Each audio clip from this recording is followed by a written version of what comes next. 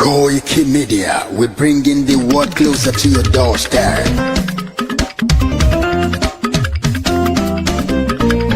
Koiki Media, Koiki Media, Koiki Media, we bringing the world closer to your doorstep.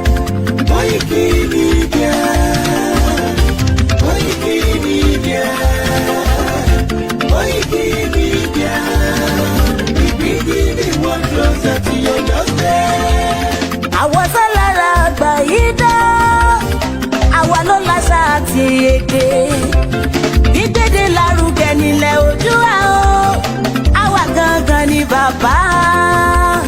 Koiki Media, Koiki Media, Koiki Media, we bring the world closer to your doorstep. They never sabi wetin we carry for her, but e dey move closer before dem go sabi. I said they never know wetin we carry for body, but e dey move closer before dem go sabi. Ọ̀kín lọ lọ́jà ẹyẹ, kìnìún ló ló lajú. Ẹyẹ tó lórí kòtò bí àdó ọ̀pẹ̀kẹ̀ lẹ́nu. Ká ṣiṣẹ́ fún ilẹ̀ bàbá wa, ká ṣiṣẹ́ fún ìlú bàbá wa, ká jùmọ̀ sowọ́pọ̀ ká lè tó dúdú àga. Òdúdú àkóbá lè gbé wá. Ọmọ Odùduwà ṣègìrì, ẹ dìde fún ẹ̀tọ́ adúláwọ̀, ká lè jọ jùmọ̀ gbé délẹ̀ ìlérí, káwa lè gba ògo ilẹ̀ wa, ká ṣiṣẹ́ ká lè jọ gbàdé, ká lè gbàdé adé adúláwọ̀, àwa ni ìmọ̀lẹ̀ tí yóò tàn káàkiri. Ọmọ Odùduwà ni wá. Koiki Media, àwa là ń gbé tó lárugẹ. Ètò tó pọ̀jù owó tí wọ́n máa ní. Kásá ẹgbẹ́ polówó ọjà wà kájé bùgbà yín jẹ. Ètò tó pọ̀jù owó tí wọ́n máa ní. À ń gbé tó lárugẹ, à ń gbàsà lárugẹ. Ètò tó pọ̀jù owó tí wọ́n máa ní. News and sports ẹ máa rí gbọ́. Ètò tó pọ̀jù owó tí wọ́n máa ní. Ọmọ Ìjẹ̀bú alárẹ̀ mi ló ní kí n máa ké tantan. Koiki Media ọ̀rọ̀ lágbájúmọ̀ mi o, má bá ṣẹ̀rẹ̀ lọ o. Ọmọ Yorùbá nìyẹn, ọmọ Yorùbá tata o. À ń gbádùn rẹ ọmọ Ìjẹ̀bú alárẹ̀ mi, ṣẹ́yìn lọ máa fi dìbò tẹ̀ mọ́lẹ̀ o. Ẹ̀yin lọ́mọ onígbò máa ń dé mádémádé, ẹ̀yin lọ́mọ onígbò máa wọ̀ o. Igbó máa wọ̀ kájòjì ò gbọ́dọ̀ wọ̀, àjòjì tó bá wọ̀ bẹ̀ á tẹ̀lé ní ẹbọra. Ẹ̀yin lọ máa náwó kóyìnbó tó dé, ìgbà tó yìnbó dé o, owó náà dẹ́ tún pọ̀ sí o. Koiki Media ṣàwa ní bàbá.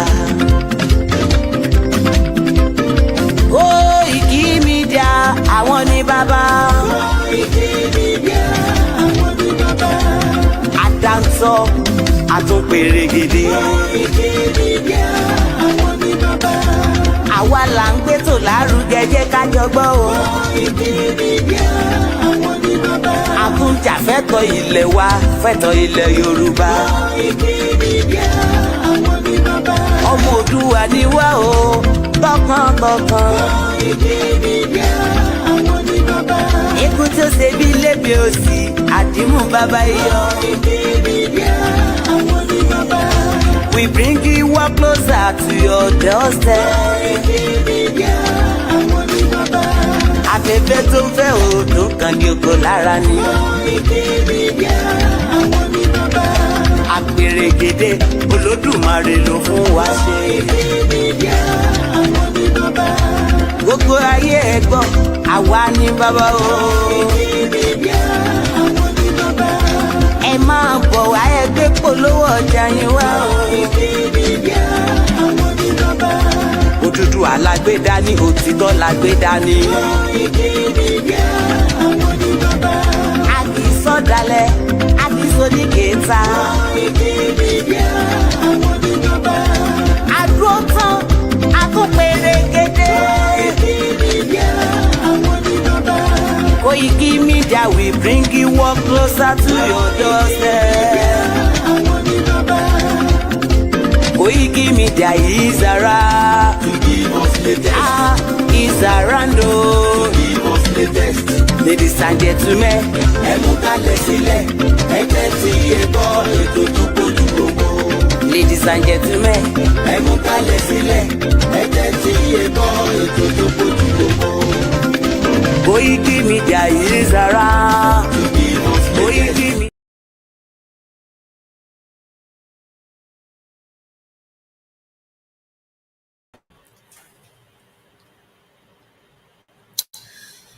And a good morning and welcome back to the Koiki Media live as quite some breaking news and development happening around the globe. Mokiwa, say good morning and welcome to the Sunday, the 22nd of June 2025. It's coming up to 6:27 a.m. in the morning on the Koiki Media network.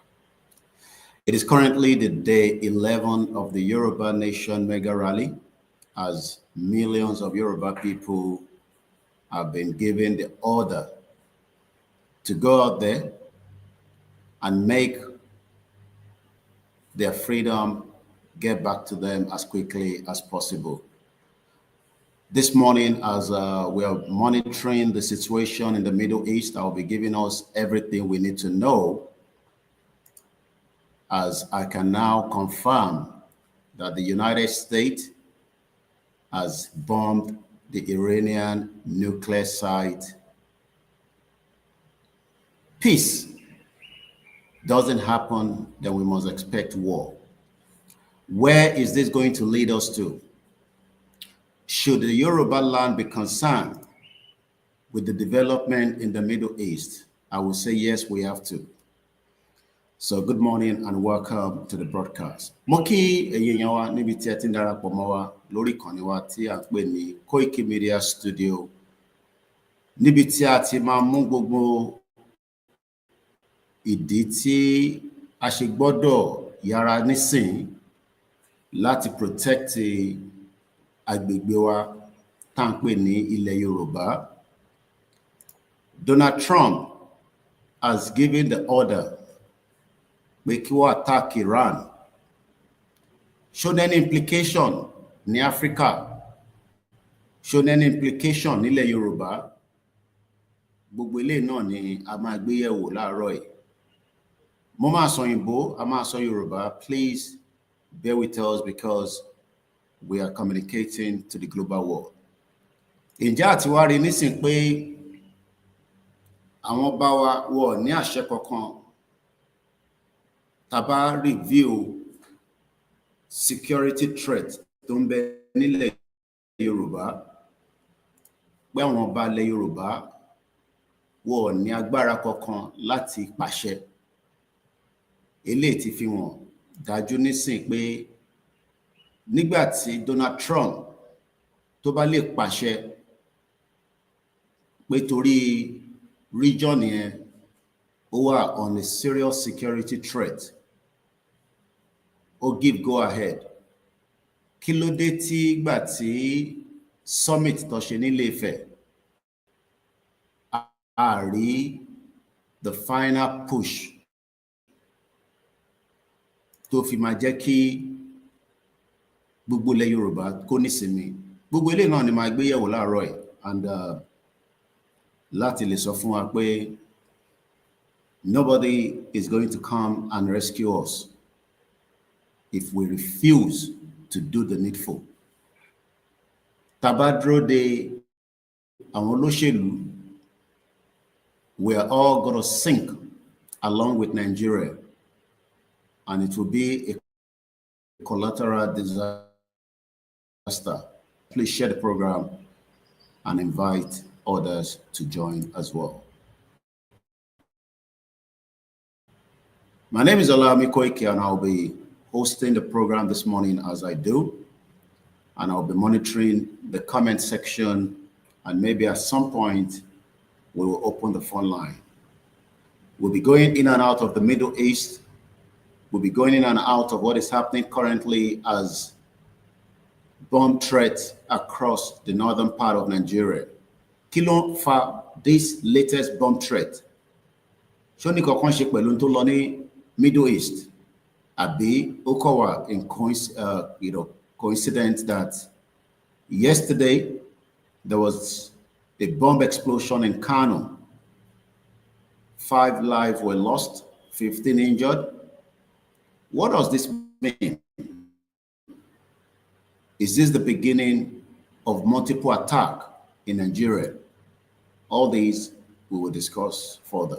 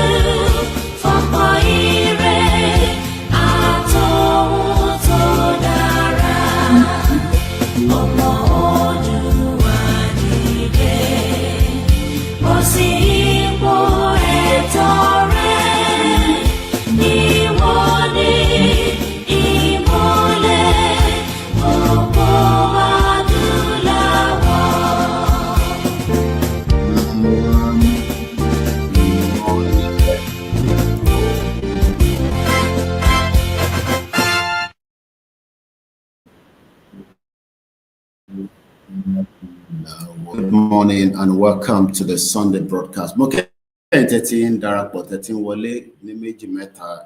sit back and let us enjoy the broadcast. And we should not have any doubt about it. Tabati decide we are going out of Nigeria as we have, under the leadership of Professor Akintoye and the rest of those. There's no need for us to be scared, and there's no need for us to be worried. The enemy should be more concerned and worried. Worried. We should not be concerned and worried. Our enemies should be the one to be concerned. Mokiwale Konsi, we're Caro, and welcome as you're joining. Please share the program and also invite the others to do so. Akojomo Moki, Lati Yorubaland, Lati Middle East, Lati Europe, Asia, China, Russia. Don't be deceived. Emma, what deceived that your kings have what it takes anymore.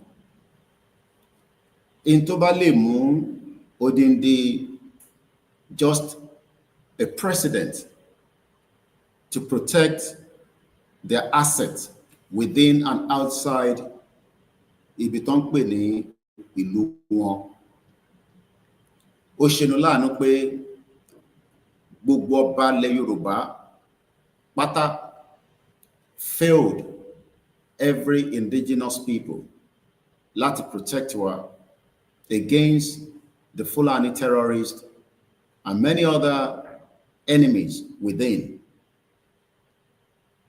We have been exposed to danger, and we are likely to face more consequences of this danger since the gbogbo of react to the sentiment see.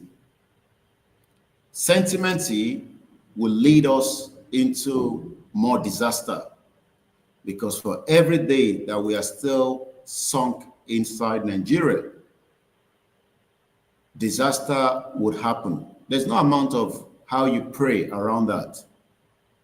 You don't pray without acting. You got to attack your enemies from wherever you think they are. But ìbẹ̀rù kidney mashele is what we have always been more concerned, rather than look at the future that will be brighter for us, the future that can give us hope, and where we can make our lives a better one. We all know that things will change. Well, how soon this will change is what we don't know. Many Yoruba people that have given up on Nigeria means that we've known the fact that should we not act now, we are likely to face the bigger consequences of it. Àtẹnitọ́nà òun dá sí, àtẹnitọ́nà òun ti ṣe òun ò ṣe mọ́, it does not matter. Every one of us will face the big obstacle. So before I make it known to you, there are going to be more terrorist attacks in Yorubaland moving forward after the attack in the Middle East. Do not believe that whether you are Christian or Muslim, it will not affect you in the southwest part of Nigeria. The enemy doesn't care whether you are Muslims, whether you are Christian. Àti wà ní more danger pẹ̀lú nǹkan tó ń lọ ní Middle East. It does not matter whether you believe or you're taking side. What matters is our own lives. Life tiwọn is being played out in the live broadcast. I can see on my screen there from Al Jazeera, and it says that Tel Aviv, as we speak right now, 11 people wounded, dozens of Iranian missiles hit the central and the northern Israel. The war has now become inevitable, just like the war, the one in Nigeria right now, is inevitable. If you think that the war will not escalate in Nigeria, you are deceiving your mind. Ogun tí ó ti wọnú Nigeria, tí àwọn ọba wa tó refuse láti act, tí àwa náà tí wọ́n ní ká jáde. I was expecting at least most of us to have visited the front gate of our royal fathers.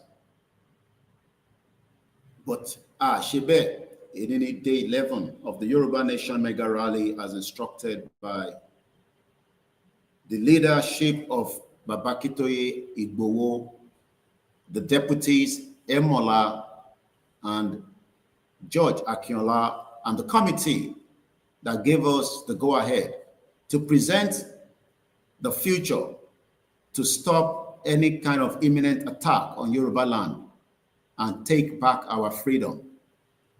But we have failed to take advantage of it. Rather, like I said last night, Bugwamon in the directions of how we have been told to kickstart the rally.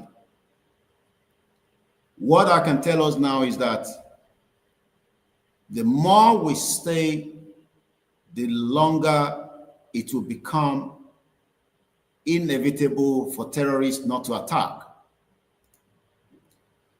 So Mokibugu we are streaming on many multiple platforms, and there's no excuse for you not to pick up my signal.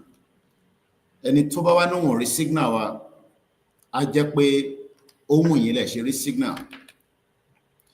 But nígbà tí ogun Nigeria bá bẹ̀rẹ̀, I will be reporting it live when it becomes a full-blown war. Torí ogun tá ń sá fún ó máa padà ṣẹlẹ̀, whether àwa fẹ́ jà àbí a fẹ́ jà. If you refuse to fight, your enemies would not wait and they will still want to fight. So better that we go all out as we have been instructed across Yorubaland to go and defend our territory through the means that we have been told to do so. But for the fact that I'm excuse that I need the full instruction, that's a lie. Like I said yesterday, we're living in denial. A máa padà sí irọ́ táwọn kábíyèsí pa fún yín, because I don't believe them anymore.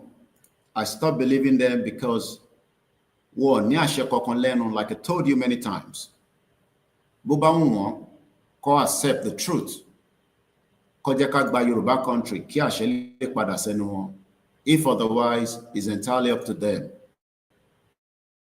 Into máa ṣe jàǹbá fún gbogbo wa, ó ti wà lẹ́yìnkùlé wa. I want us to look at the screen as I'm bringing it up. Oba Ogowusi, the Yoruba traditional rulers, deliberate on solutions to kidnapping, banditry at summit. Irọ́ ni gbogbo tó sọ yẹn. Ẹni tó bá believe in tí Ọọ̀ni of Ifẹ̀ sọ níbẹ̀ yẹn, bàbá irọ́ ló wà nínú ẹ̀. Kò sí àṣẹ kankan lẹ́nu bàbá yẹn. Àṣẹ tó yẹ kó wà lẹ́nu ẹ̀, bíi ti Donald Trump, kò sí lẹ́nu ẹ̀. And we try to wonder why it is happening for people that we have been told that we are strong, we are powerful. For more than 14,000 years, we're stronger than America, we're stronger than all the European countries, many Asian countries. But at our position, tí a ní respect, a command respect kankan mọ́ lágbàáyé nítorí àwọn ọba ò lè pàṣẹ. Àṣẹ tó yẹ kó pa gbogbo wa à ń bò mọ́ra, à ń fún wọn ní accolades, à ń respect wọn. Yet, Fulani terrorists will not respect àwọn ọmọ tí ó wà lẹ́yìn wọn àtàwọn ọba fúnra wọn, because we have seen many of the kings either being killed, attacked by the Fulani terrorists. But the current situation of Middle East right now, fún àwọn tó nímọ̀ tó lóye, ó ti show pé kí gbogbo ilẹ̀ Yorùbá pátá kó má sùn àsùnparamọ́ láti ní. Everybody knows that America will attack Iran. There's no doubt about it, whether we follow updates here or not.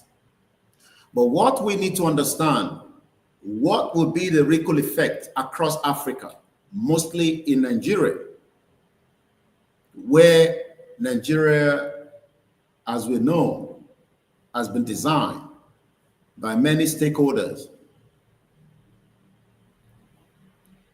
Our borders that has been let loose by many decades of our own unseriousness and selfishness for money. Torí owó ti báyé ọmọ Yorùbá jẹ́. We saw it from MK Abiola, ó fi owó, gbogbo owó tó ní náà, ilé ẹ̀ ti dahoro báyìí. We've seen it now from Tinubu, another 419 and a drug and a criminal that is pushing Yoruba people by controlling the kings. Gbogbo àwọn ọba wa dákẹ́ lọ tó until death continue to overshadow Yorubaland. You wonder why Ooni of Ife, a respected traditional ruler in the southwest part of Nigeria, in Yorubaland, cannot command millions of his people láti defend ara wọn against the enemies. Trump will need láti gbàṣẹ lọ́wọ́ United Nations or any bloody country around the globe before he attacks Iran. This is what we expect àwọn balẹ̀ Yorùbá náà kó ṣe, kó pàṣẹ káwa dé activate àṣẹ yẹn. But since tí a ti accept nísìnyí pé they are all as useless as tissue paper, They don't have any say in Yorubaland anymore. Tinubu ti fi owó báyé gbogbo wọn jẹ́ látòkè délẹ̀. Tinubu ti ra gbogbo wọn, and they have refused to speak on behalf of Yoruba people. If you accept the truth, then you will be free. But if you don't accept the truth and believe that Ooni of Ife, Aláàfin, all these obas are coming to our rescue, then Yorubaland will be destroyed by the Fulanis. Don't say Koniwa destroy lórúkọ Jésù. You're living in denial. We got to go out there and attack the enemies now. We attack the enemies without taking any order from the kings. And that is the only way forward now. You got to attack your enemies. We don't care whether the enemies in the Middle East is Israel or Iran. What we are more worried is the enemies that is already within our own territory. Don't be Nile Yoruba, Lenin. These enemies do not want to go. Why? The evidence has pointed out continuously that the enemies that are Fulanis wants to take control of the whole of Yoruba land. And the question is, how would they do so? Ọ̀nà wo ló máa gbà tó máa fi ṣe? Ọ̀nà tó máa gbà tó máa fi ṣe? We can see it happening on a daily basis. We can see it because we are not blind. Etí wa ò dẹ̀ di. Ìwọ tó ní kó dìde, tó ní kó kùn ẹ́, tó nítorí pé aṣọ funfun ló ní kó wọ̀, you are likely to be killed by the enemies. Whether the enemies from the Fulanis, whether the enemies that are Igbos, the Hausas, the Ijos, all the enemies that you can ever think of, the foreign enemies, the within enemies, all these enemies have one mission to destroy Yoruba people. And it makes me wonder, how did we conquer all these enemies in the past? Ọ̀nà wo la gbà tá fi conquer wọn? Ṣé ẹjọ́ la rò títí la fi conquer wọn, àbí awọṣà ogun la lọ fi conquer wọn? Rather than us to go out there and first conquer the politicians within the Southwest, gbogbo wa wà lay back. We are sitting lame duck until explosion would happen in Yorubaland moving forward after the attack that has now occurred in the Middle East. America, even as they have attacked Iran, is warning Iran that if it there goes further, after báwọn to attack wọn, tí Iran bá gbé ọwọ́ kọ́wọ́, even though pé America lọ attack wọn lórí sovereignty wọn, just like bí Fulani ṣe attack wa, our attack because Andrew de àwọn ọba góòlù, àwọn ọba Tinubu kọ́ wá fún wa ní àṣẹ. Andrew pé ó dìgbà tí Ìgbòho bá fún wa láṣẹ àti bàbá Kítóyè la máa jáde, even though they have done exactly everything that we requested them to do on our behalf. Let me read what Donald Trump told Iran. And this is the development, as I can see on multiple screens. Israel media, at least 16 people wounded after Iranian missile hit the central and the northern Israel. The war has gone into a different stage. Ogun tí wọ́n jà ní Middle East would have consequences in Yorubaland, and we should expect more terrorist attack. Wherever you are in Yorubaland now, you should not sleep with your eyes closed. Multiple attack will come true. But let me give you some of how we know Trump has been updating us regarding the attack that took place at the early hours of this morning by one of the most sophisticated, most expensive weapon in the world,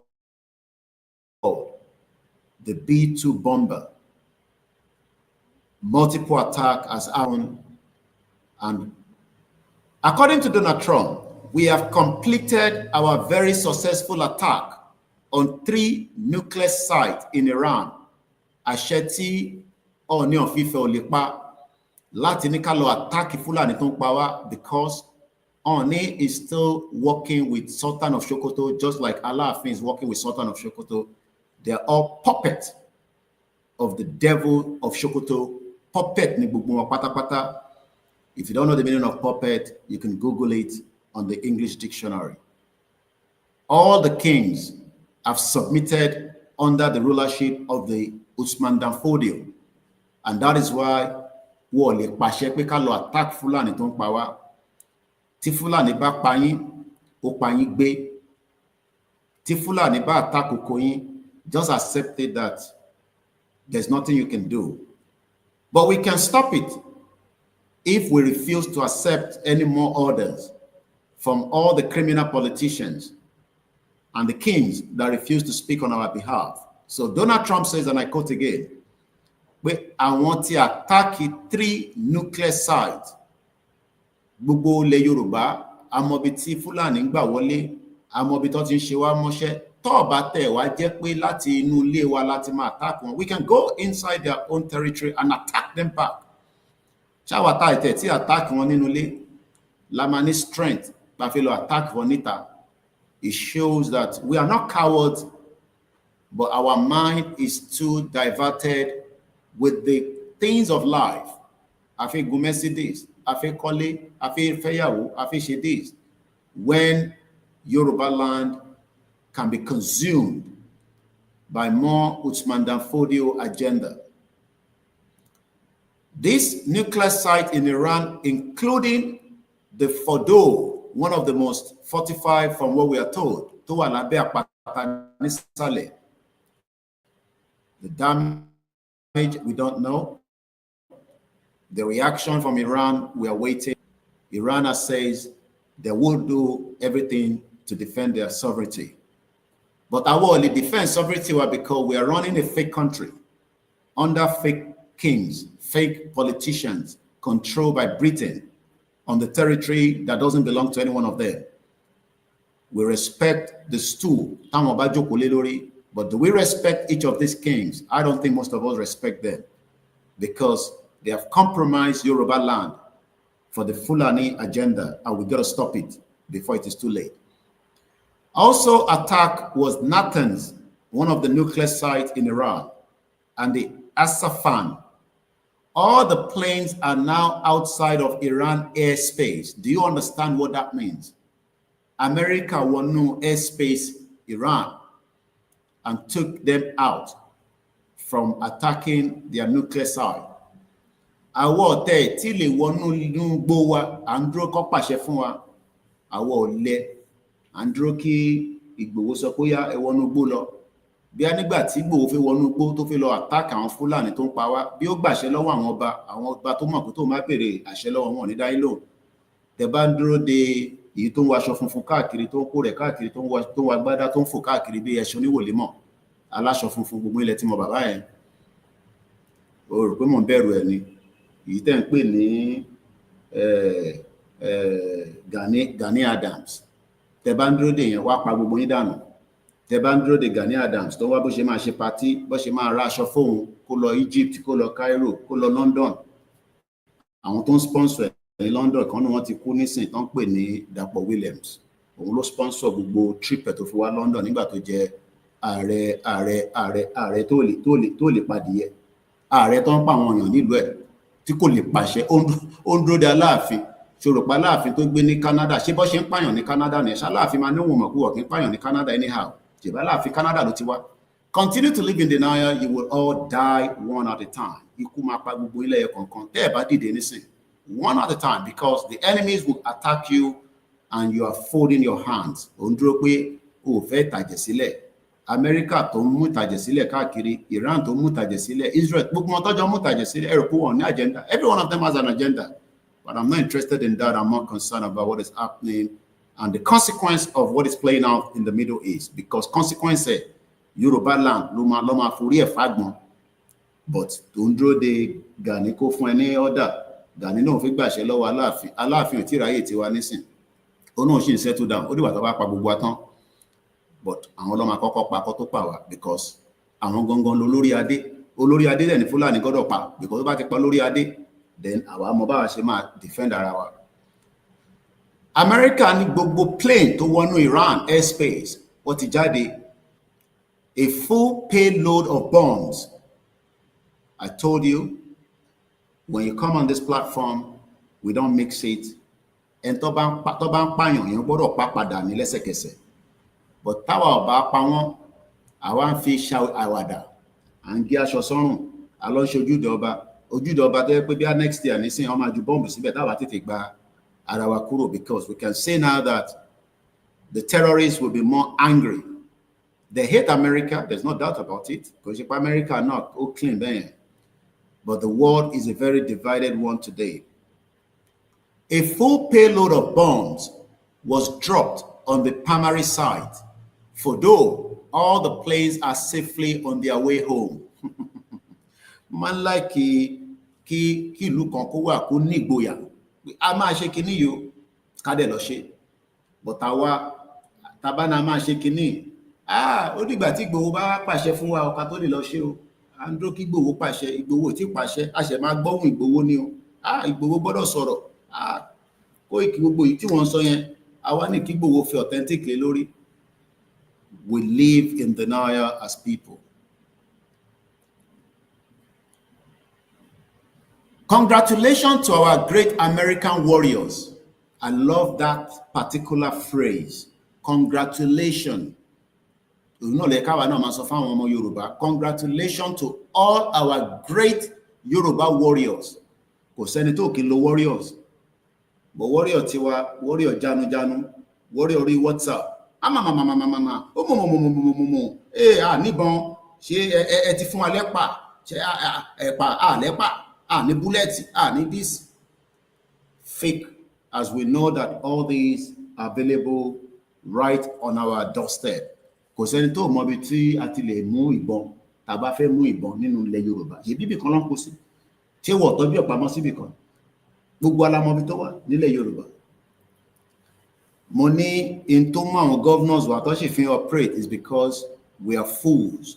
We are allowing them to operate while our lives is at risk. So America ń dúpẹ́ lọ́wọ́ àwọn warriors wọn, the great American warriors. Àwọn akọni wọn tí wọ́n lọ perform wonders. Àwọn onídọ̀ọ́ba kankan tó máa pàṣẹ fún wọn. Torí pé wọ́n mọ̀ pé táwọn bá lọ́ba ní Amẹ́ríkà, àwọn ọba yẹ̀yẹ́ ni wọ́n ní lè ṣe kankan. Ìyẹn ni France ṣe pa gbogbo àwọn ọba wọn dànù. Kàkà lọ́ba wọ́n pa gbogbo wọn dànù. Ká lè máa pàṣẹ fúnra wa. But àwọn ò fẹ́ ṣe yẹn because we are ọmọlúàbí. There is not another military in the world that could have done this. Mo máa ń like kí ìgboyà wà fún ìlú. Wọ́n ní àwọn eléyìí nísìnyí wọ́n lògùn wọ́n láyé tá o. All they have used so far is technology that they've built and able to use it very well. Àwa tẹ̀tí wá ní ìtàwọn bàbá ńlá wa fi ń jà, àfi ká máa fi para wa, ká máa fi ṣe jàǹbá, kó máa fi porí èèyàn wálé, kó fi ṣe jàǹbá. Èyí tó yẹ kó fi pa àwọn olóṣèlú yẹn, kó fi gbogbo ìtàwọn bàbá ńlá wa ní kó fi pa wọn, gbogbo àwọn babaláwo gbọ́n ti jà, wọ́n ti gbàbọ̀dé. Gbogbo wọn pátápátá ti gbàbọ̀dé. They are all corrupt and useless as tissue paper. Báni oní babaláwo kan tó ń dífá fún ọba kan, wáyé gbogbo wọn yẹ useless as tissue paper. Wọ́n lè fi ìntí bàbá ńlá wọn fi ń jà kó fi command Fúlàní kó pa gbogbo wọn dànù. Bọ̀ kó máa fi wá àwa tá à ń ṣe bí ilẹ̀ Yorùbá ṣe máa dá. Kó máa fi àtàkà wa, ìyẹn nìkan lọ́mọ̀ ṣe, wọ́n mọ̀ yẹn dáadáa. Pé kó máa fi ṣe jàǹbá yẹn, tó bá ní kó lọ ṣe jàǹbá fún ọmọ Yorùbá nísìn, wá oògùn yẹn jáde fún ẹ. But ní kó fi ṣe jàǹbá fún Yáyì tó ń pa wọ́n, kó fi ṣe jàǹbá fún Tinubu tó ń ṣe olórí burúkú tó fi ń pa yín, because Tinubu ti pa gbogbo yín tán. A máa gbọ́ ohun tí bàbá Fẹ́nifẹ́re kan sọ láìpẹ́. There is not another military in the world. I don't believe that. But America máa pọ́n rẹ̀ lé ni. Kóìkì má máa sọ̀rọ̀ bẹ́ẹ̀ yẹn. Ìjọ ó mọ bẹ̀rẹ̀ ogun ó ṣòtìrú ogun rí ẹ tó bá ever bá mi sọ nonsense yẹn láyé yín mọ́ èpè ní máa ṣẹ́ fún yín because ogun ni mò ń rí tó ń lọ lójoojúmọ́ lórí social media mo kúrò nílé mi mo dẹ̀ rí bí ogun ṣe ń lọ à ń rí live kódà àwọn tó wà lórí plane wọ́n rí bí bọ́ǹbù ṣe ń lọ useless set of people we are very useless. Tẹ bá fún wa níbọn gbẹgbẹgbẹ ta ló máa fún yín níbọn ìbọn tẹ máa lò wà nílẹ̀ Yorùbá ìṣẹ́rí kankan tó máa fún yín níbọn useless people useless. A very good morning and welcome fún gbogbo ẹ̀yin tẹ́ ń gbọ́ wa. À ń sùn àfi ká dóbò ká wọ́bìnrin ká mọtí yó kọ́dẹ̀ fún wa lówó wọ́n ti fowó báyé wa jẹ́ ìjọba bá ti fún ní $5,000 ní sí orí ẹ̀ ti dàrú kò mọ kankan mọ́ àwa bó ṣe fẹ́ àtàkì gbowó má bá yín mú ẹ ṣàfẹ́ mi lówó ṣé kò ìkí yẹn lẹ́nu yàmà òun ló máa ń dẹ́nu tàtàtàtàtàtàtà tẹ bá ṣàti mú kó ìkí ẹ mú gbòwó kò ní dá fún gbogbo yẹn ní sórí rẹ̀ ògùn lákàyè máa pa gbogbo yín látòkè délẹ̀ ni bomb bastard. The enemies are attacking us and dúró kí Ìgbòho fún wa ní ọ̀dà ká tó lọ attack wọn màmá rí wọn nínú group ẹ sọ pé kọ́ fún wa ẹni kọ́ pàṣẹ fún wa ta ló máa pàṣẹ fún yín àwọn owó ló ń bọ̀ wá pàṣẹ fún yín ta ló máa wá pàṣẹ fún yín ẹni kọ́ pàṣẹ fún wa kárànkáràn wa wọnú igbó useless set of people. Fúlàní apá ṣé mo ní ká tó délẹ̀ lè lérí mo ti sọ last year over 1 million people will die ẹ rò pé mo ń ṣeré ó ń súnmọ́ bọ̀. Look at how a government eléyìí ò ń ṣọba o president lásán àwa wá náwọn ní ọba very useless set of kings wọn mọ ọba mi ò tẹ mọ value tó jọba lé lórí very useless. Mo kẹ́yìn yan wa ẹ káàárọ̀ má bínú pé mo ti dárúkọ yín gbogbo yín náà ni mo rí mo fojú pa yín rẹ́ useless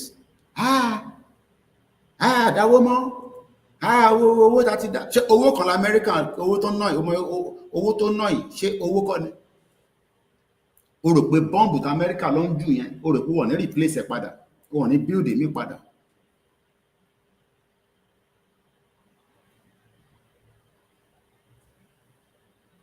Let me make it known that there is going to be more Fulani attacks going further. So yẹn ló gbọ́dọ̀ lọ múra sílẹ̀ fún dáadáa.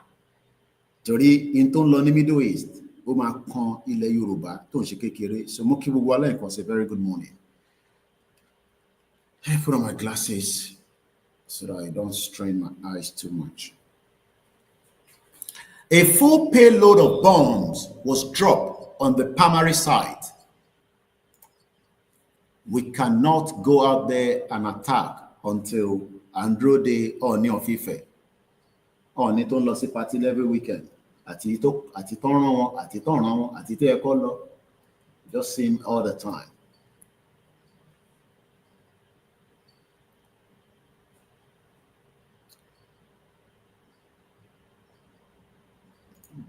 This is why you need a Yoruba country as quickly as possible. Now is the time for peace. America is funny.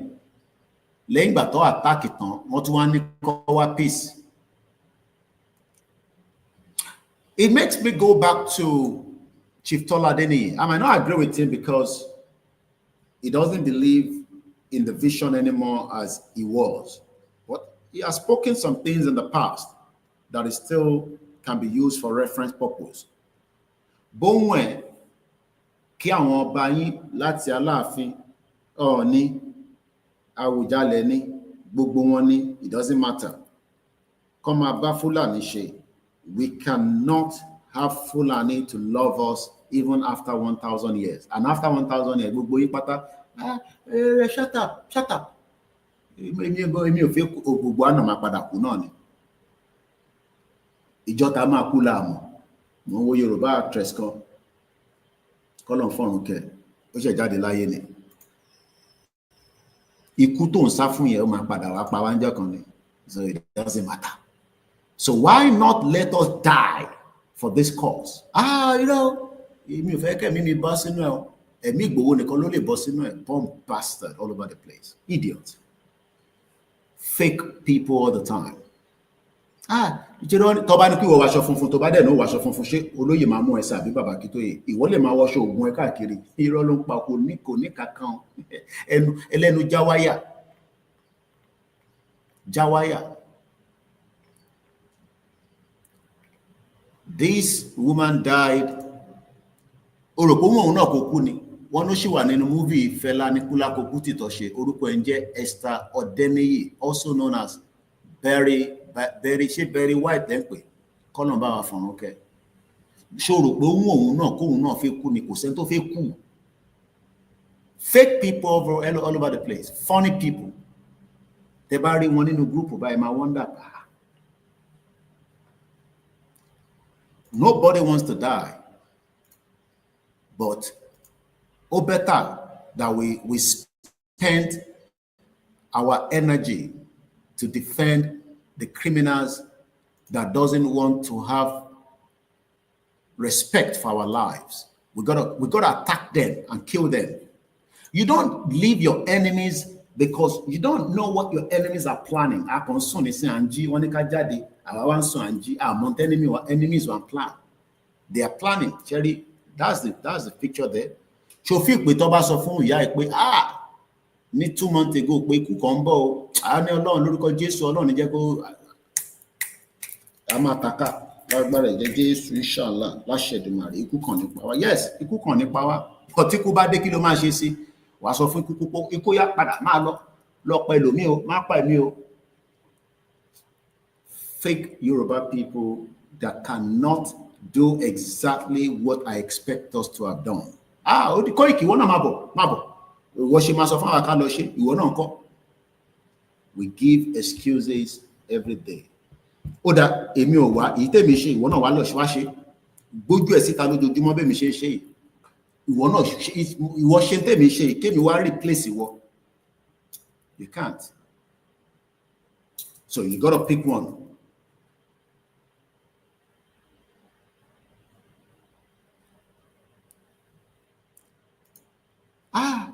Gbogbo owó tí America ná nígbà tí Trump wà níbẹ̀ ní last year tó kọ́kọ́ wá yẹn, ṣé owó yẹn náà ló ṣe ná ní sí funny people. Àti náwó tó pọ̀. Ọlọ́run ní jẹ́ ká tún náwó kankan fún yín mọ́. Owó tá máa lò mo ti sọ fún yín lánàá, tá bá serious, ilẹ̀ Yorùbá ló wà. Revenue tó ń make nílẹ̀ Yorùbá yẹn, we gotta stop it. We fucking stop that revenue from all these fuckery governors. Tọ́ni táyé wọn máa bàjẹ́ látòkè délẹ̀ mi. But any source of the income in Yorubaland is either we destroy it or àjọ máa pín owó yẹn ní half. Àwa náà lè fowó yẹn lọ fi ra bọ́n, àfi ra gbogbo tá bá need láti fi bá wọn jà. Moving forward, a gbọ́dọ̀ stop it, but a ṣe ń wá kí bàbá Akíntóyè sọ fún wa pé níbo ni revenue tó ń wọlé lẹ́kọ̀ọ́? Ibi báyìí ni revenue ti wà. Ó dá kí la máa ṣe sí revenue yẹn? They will continue to kill us because we are stupid to accept the nonsense from all these fuckery governors. And we are waiting for Ọba Ògúnwùsì, Adéyẹyè, Kábíyèsí, àwa máa lu ṣẹ̀kẹ̀rẹ̀ káàkiri. Ìgbògbògbò. Tó bá fẹ́ dìde nísìn, wọ́n á fagbádá bò. Fake people all over the place. You think that Fulanis are your friends. Who is the next person? Who is the next victim? Abiodun George. Let me give you the reaction on the social media. Torí gbogbo bí 13 wo yàtọ̀. Tó bá wà nínú comment section nìkan ló máa rí, ẹ̀yin tẹ́ kó ẹ̀ ní. So let me just read it and appreciate those of you that have joined. Koiki bí wo ṣe máa ń sọ̀rọ̀ yẹn kó bá ẹlòmíì á tún máa pè mí pé bó ṣe ń sọ̀rọ̀ yẹn ò bá máa ṣe sọ fún Amẹ́ríkà kó má lọ attack Iran nísìn. Ẹ ṣe gbàdúrà fọ́lọ́run pé Amẹ́ríkà má lọ attack o. Ìbí Amẹ́ríkà lẹ́yìn gbé. Ẹ̀yin ò ṣe sọ fún president yìí kó má lọ attack, even pẹ̀lú consequence, even though with the consequence. America sọ fún Iran.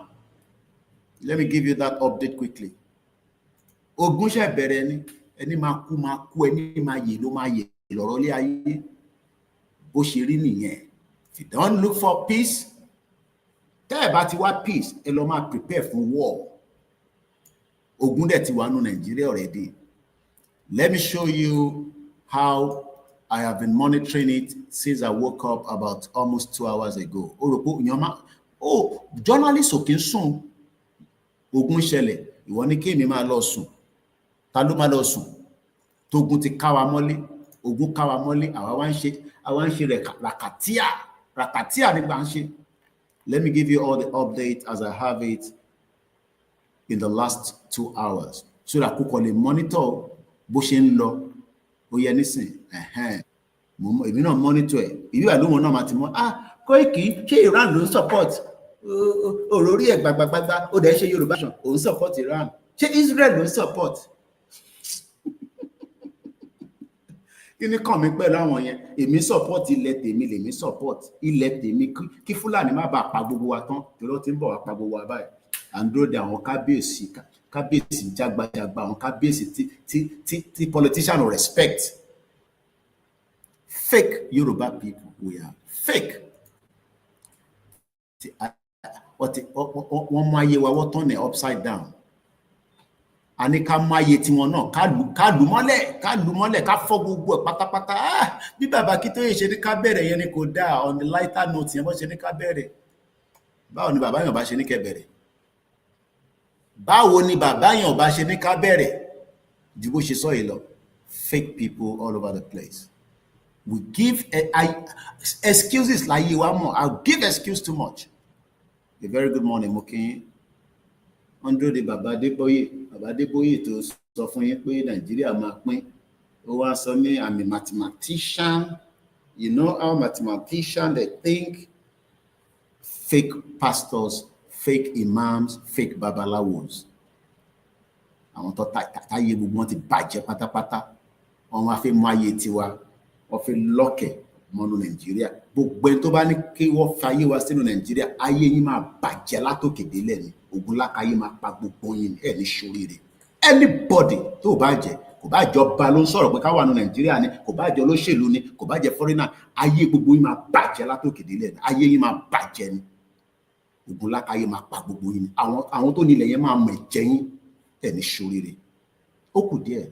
But nígbà tá a bá ní ó kù díẹ̀, àwọn tá à ń sọ fún gan náà, Irán ni gbogbo wọn pa, they're not ready. Ìgbòho lọ dúró dè.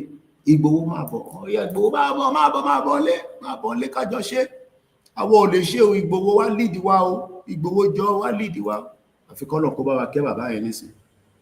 Jẹ̀yìn mo tí rẹ̀ ẹni tó lè jáde nísìn tó fẹ́ lead wa. George Akínọlá jáde, èrò tẹ̀lé. Ẹmọ̀lá pariwo, ọ̀ jáde. Koiki pariwo, world media pariwo. Irọ́, kájọkọ̀ á ní àwọn ra data. Kí ló ra data? Má ra data mọ́. Fake people. Gbogbo ẹnikẹ́ni tó bá jẹ́ church ẹ lọ ti pariwo Nàìjíríà ní Europe ni, ayé church yàn ní, ayé ẹ̀ máa bàjẹ́ látòkè délẹ̀ ni. Anybody ní gbogbo àgbáyé ní church yín tẹ̀ ń lọ tó bá sọ pé Nàìjíríà máa dà, ayé church yẹn máa bàjẹ́ ni. Ayé pastor yẹn máa bàjẹ́ ni. Ayé máàmù yẹn tó bá ń sọ nínú àsàlá tó pé kó pray fún Nàìjíríà, ayé yín máa bàjẹ́ ni. Ẹ̀ ní ṣoríire. Lórí burúkú látòkè délẹ̀. Pump bastard all over the place. Fake Yoruba people. Deceiving millions of Yoruba people that their life has been washed into a pit of hell. Mokinye Karo. Let me take you to how the update is coming on my social media this morning. I've been updating you. Koiki, stop that. Mo tẹ́ mọ̀ pé ibi tó fi sí nìyẹn, Iran ló support. Yeah, Israel ló support. Ọmọ àlè, bomb bastard. That ẹlòmíì ò tẹ̀ mọ̀ mí ní journalist. Wọ́n ti bà ayé wọn jẹ́ débi pé wọ́n lè ṣáwọn yẹn la máa dúró dè, àwọn tó lè think, they can't think for themselves. Let me first take you through the timeline. Onogun onide, ogun ti wà lẹ́yìn ìkólé ẹ̀.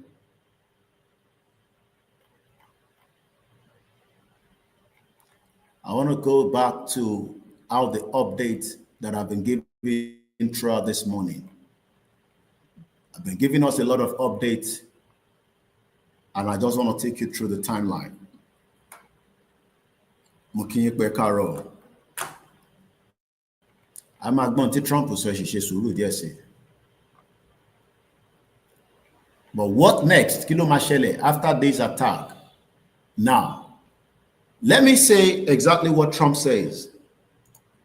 Trump ó sọ fún Iran, retaliate and face greater force. Fúlàní pa wá, àtẹ̀tí retaliate débi pa máa sọ fún wọn pé tẹ́ bá tún dánwò gbogbo abayín tó ń bẹ nílẹ̀ Yorùbá máa wipe it off. Irọ́ wọn dúró kí Ìgbòho wá sọ tó máa ṣe fún wọn àti táwa máa ṣe fún wọn. By now, gbogbo àwọn Fúlàní tó ń bẹ nílẹ̀ Yorùbá pátá, there should have been attack látòkè délẹ̀. Gbogbo bí tó ti ń tẹran yẹn, àsọ fún wọn, no, ẹ lè tẹran kankan mọ́ níbí báyìí, ẹ ní ṣoríire. Ẹ ti ọjà yín, tó bá bí gómìnà kan dá kó wá sọ fún wa níta fi ṣe níbí báyìí. Ẹ ti gbogbo fucking ọjà yín, kò sọ́jà kọ́ ẹ̀ ta màálù kankan níbí báyìí mọ́, gbogbo màálù yẹn kó jáde, ẹ̀ ta màálù kankan, a lè ṣe ẹnu la níbi àjàkàrà.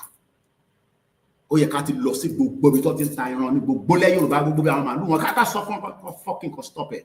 Ẹ lè ta màálù kankan níbí báyìí mọ́, torí àwọn tó wà ní gbó yín, ẹ̀yin lẹ́ ń fọ́ǹdì wọn. Tẹ́ fi ń rówó ra màálù òṣì tẹ́ ń kó wá sílẹ̀ Yorùbá. That should have been what we should have told them. But we can't because we don't have what it takes. But we're fake. Kò ṣe pé a ní audacity yẹn, but à ń dó kí Ọọ̀ni of Ifẹ̀ sọ fún wa pé ká lọ sọ fún wọn ní gbogbo ibi tó ti ń ta màálù. By now, gbogbo ibi tó ti ń ta màálù pátá nílẹ̀ Yorùbá. Kí ló máa ń pa àwọn ibi tó ti ń ta màálù yẹn bá mi sọ nínú comment section. Every one of them, we should have stopped them from selling any cows. Any ta màálù kan. Ṣèbí jọra àwọn èèyàn rí màálù jẹ ni. Ó dá ẹni ta màálù níbí báyìí. Mo kí ẹ̀tẹ̀ kọ́kọ́ dìjà.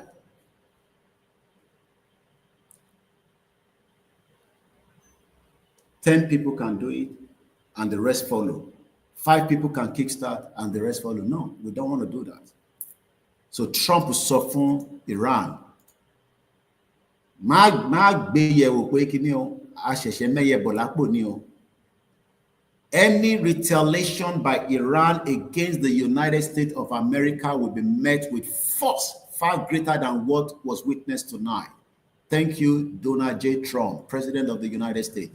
Into a key Ọọ̀ni of Ifẹ̀ ṣe lélẹ̀, Ọọ̀ni of Ifẹ̀ ò lè ṣe. Kára, gbogbo kára yẹn pátá. Ó yẹ ká lọ síbẹ̀ láàárọ̀, ká sọ pé shut kára yìí down. Tó bá wá bí governor kan dá, torí ibi tí governor náà ti make revenue nìyẹn, kí governor wá sọ fún wa pé kí ló dé ta ṣe ní kó lọ shut kára down. Àwa sọ fún governor yẹn pé orí àwọn tó bí òní wọn ní ṣoríire. Torí pé ó rí nígbà tí Fúlàní pa wá lójoojúmọ́, gbogbo kára yẹn ló yẹ ká shut down pátá. Kò jẹ́ kí kára kankan kó operate. Bọ́ irọ́, odò ẹran ẹ ṣé gan ni. But now, I feel stop kára láti orí social media. I feel stop kára. Wọ́n ti wá gbé ìjà wá bá wa, àwa náà máa gbé ìjà lọ bá wọn láti inú kára wọn. Shut it down. Ẹ lè operate níbí báyìí mọ́. Because they are the enemies within. They are the enemies that the governors are hiding and they will continue to operate. So Trump will sọ fún Iran. Ṣorí pati wọnú airspace ṣé o mọ̀ kó tẹ̀ mọ̀ bàtà wọlé because stealth fighter jet àbí stealth B2 bomber ní ọ̀tọ̀ ṣe fighter jet. B2 bomber ni wọ́n ti dé sí Guam lánàá. Àwọn pilot wọ́n ti sinmi, wọ́n ti jẹun. Kí làwa máa jẹ fáwọn warriors ló ń jẹ. Oúnjẹ wà níbi tó ti lè lọ bust gbogbo tó ń jẹ wà. Fucking bust all the food, all the tó bá kó oúnjẹ sí kẹ bust gbogbo ẹ̀ kẹ dá oúnjẹ sí gbogbo títí káwọn èèyàn máa jẹun. Irọ́ wọ́n wá kí diaspora wá send owó. Wọ́n wá ká send owó tá a máa fi feed wọn. Oúnjẹ wà ní gbogbo ibo làwọn governors ti róúnjẹ. Ibi tí governor yẹn bá ti róúnjẹ ibẹ̀ náà làgbọ́dọ̀ náà ti róúnjẹ.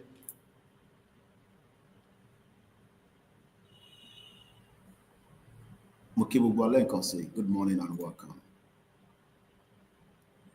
The situation in the Middle East is going to go much more than what we are seeing right now. It's just the beginning. There was a bomb attack yesterday in Kano. Could it be in preparedness for the US attack?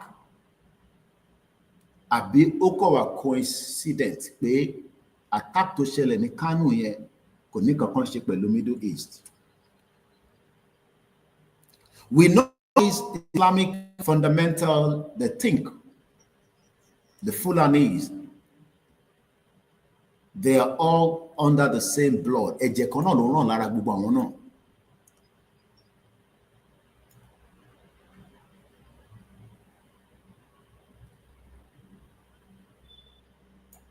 Every time I saw come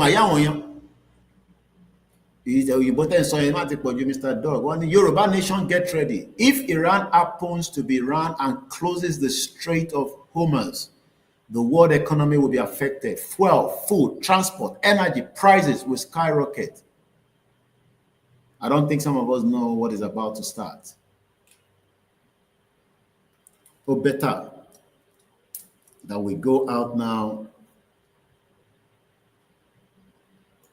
and do what is needed to stop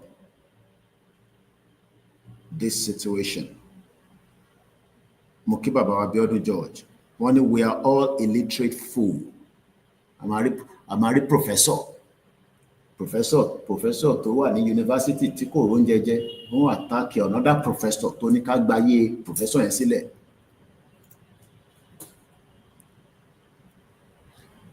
Mr. Teolorun Paul, Mr. Koiki, you are saying the truth, sir. Around yesterday evening, one of our men here was attacked while on his farm by two Fulanis. He was almost killed with cutlass. I left the hospital where I took him around 9:20 p.m. I will send you the photos later. And make it up. I'm not send picture and see me. Lano, Fulani attack you. Our one jeki kara she ma operate. Ori wa otikwe bubuwa atemino. Ori bubuwa otikwe. Àtèmi yàtọ̀ sí bàbá kí tó yà ti gbogbo wa pátá orí wọ̀ tí pé torí wa bá pé ni à lọ sí kára yẹn à sọ fún wa pé kó shut this motherfucker market down. Ẹ shut it down. Àwọn èèyàn yín pa wá ẹ̀yin operate lórí ilẹ̀ wa níbẹ̀ kò possible. Ẹ shut it down. But Androki Igboho ṣe sọ fún wa pé ẹ lọ sí kára ẹ lọ shut market yẹn down. Tá bá shut market yẹn down àti dájà sílẹ̀ láàrin àwa àtàwọn governors nìyẹn. Governor ọba bíbà bẹ́ẹ̀ dá kó sọ fún wa pé tá à ń ṣe yẹn ó rọrùn. Àwa bẹ̀rẹ̀ sí mú lẹ́yẹ kankan. Wọ́n nínú ilé láti máa kọ́kọ́ nọra wa káràtà kó rí bá nọra wa.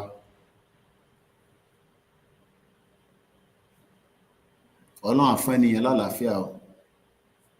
Òun tẹ̀ survive mélòó la mọ̀ tí Fúlàní ti padànù sí. Ẹlòmíì ti di màníọ̀ sínú igbó tó ti padànù.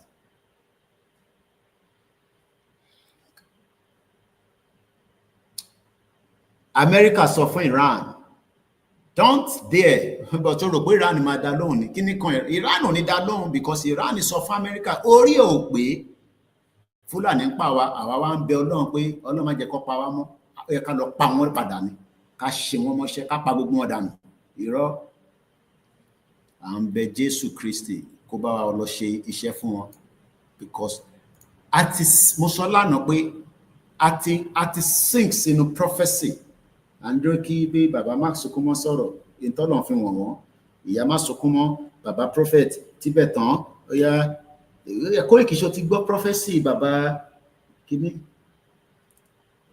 kò sí ìtòkàn America pẹ̀lú prophecy wọ́n fẹ́ pa wọn èèyàn and whatever the reason America fi dìde wọ́n lọ attack sípò wọ́n dẹ̀ tó fi wọ́n ní sí pé tó bá bíbà bẹ́ẹ̀ dá bí ṣe máa ń sọ òyìnbó làwọn fi ń sọ tí wọ́n ní tó bá ní kọ́ bá ṣe àyàn gbé fún America sọ ẹ̀ kò yàtọ̀ sí gbogbo tí mo ti ń sọ láti 5 years pé tó bá bíbà bá anybody dá tẹ bá attack wa máa attack yín padà ní ìbí kan ti máa ń sọ nìyẹn bọ̀ Yorùbá lè mi fi ń sọ òyìnbó lọ America fi sọ tiẹ̀ ní sí pé tó bá bí Iran dá lẹ́niwẹ̀ ẹ attack wa kẹwàá mọ́ta máa ṣe fún yín mo ní tó bá attack yín tẹ ti ń ṣe freedom fight yín a máa attack wọn padà ní. Koiki máa sọ̀rọ̀ bẹ́ẹ̀ o kò dá kó sọ̀rọ̀ bẹ́ẹ̀ lórí social media o mo tẹ̀ rántí àwọn kan pè mí níjọ́ kan ẹ̀ka ṣégè inú ìwé mi ṣe wọ́n ní bàbá kan láti Amẹ́ríkà ẹ sọ fún Koiki yẹn bó ṣe máa ń sọ bàbá yẹn wà lamẹ́ríkà nísìnyí kò sọ fún Trump nísìnyí pé kó lọ attack Iran kó má attack Iran o àwọn bàbá yẹn nísìn wọn ò sọ fún Trump pé má lọ attack Iran, tó bá attack Iran our American citizen á máa wà in trouble o, má ṣe bẹ́ẹ̀ o. Fake people that lives in those countries. Wọ́n ní bàbá yẹn ní kó lọ sọ fún Koiki pé bẹ́ẹ̀ mi ṣe ń sọ̀rọ̀ ẹ bá mi sẹ́ndẹ̀ wá tó bá jẹ́ pé kan tí mo lè ṣe òní. Mo tẹ̀tí gbé WhatsApp mi wá sórí laptop because mo rí pé fóònù mi nígbà tẹ́ kúkú ra fóònù gidi fún wa, so mo ti connect fóònù mi mọ́ laptop.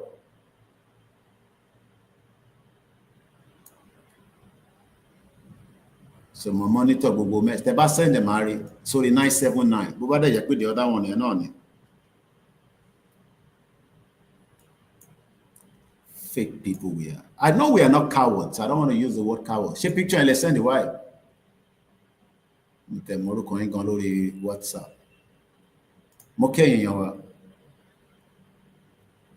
Okay, intermo send náà nìyẹn forwarding. Oh Lord, I place this now weak in your gracious hand. Oh Lord, forwarding.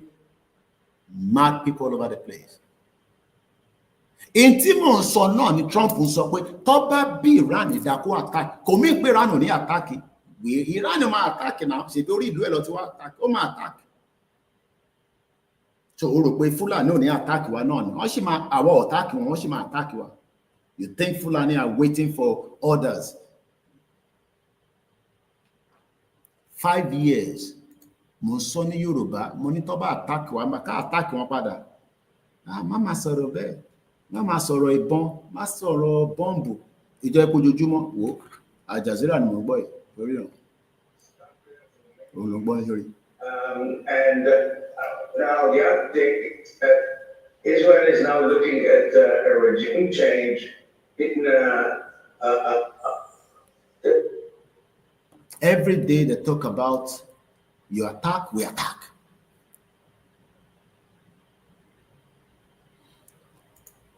Àfikà mọ̀ tí yóò ó yá Pàṣọ máa kọrin fún wa kájó Pàṣọ ó yá ọmọ atawẹ́wẹ́ ibi tẹ́ tí jó atawẹ́wẹ́ wá kọ̀ ju bọ́ǹbù síbẹ̀ ní àfi gbà ọ́.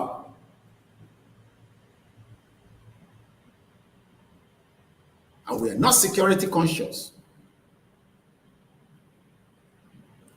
Ó yá Tiwa Savage gbọ́yàn síta kọrin fún wa kájó.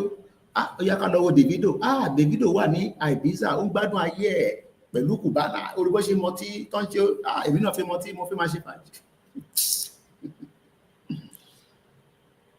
We play with our lives.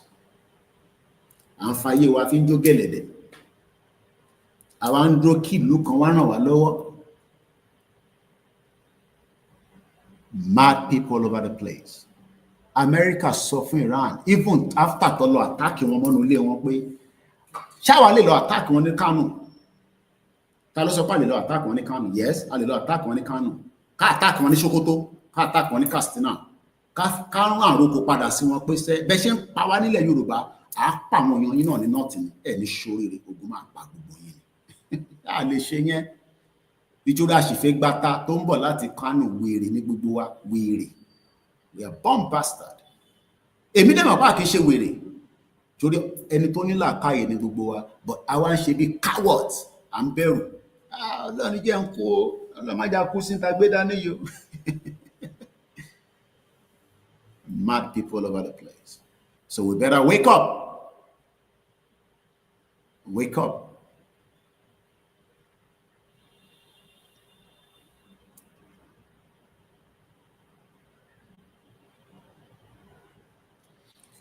Mo kí gbogbo alẹ́ nǹkan ṣe good morning. Good morning, sir. Ó ní mo gbóyìnbó. Let's hear what Trump says. Ó address America lánàá. Àwọn America nísàn sọ fún mi ní ọ̀sán nísìn pé Kóìkì bó ṣe ń sọ̀rọ̀ yẹn. President wọn ti sọ̀rọ̀ nísìn yẹn. Wọ́n condemn president wọn àbí wọ́n sọ pé kó stop bọ́tẹ̀ sọ kó stop ṣe tẹ̀ máa dá wọn lóhùn ni.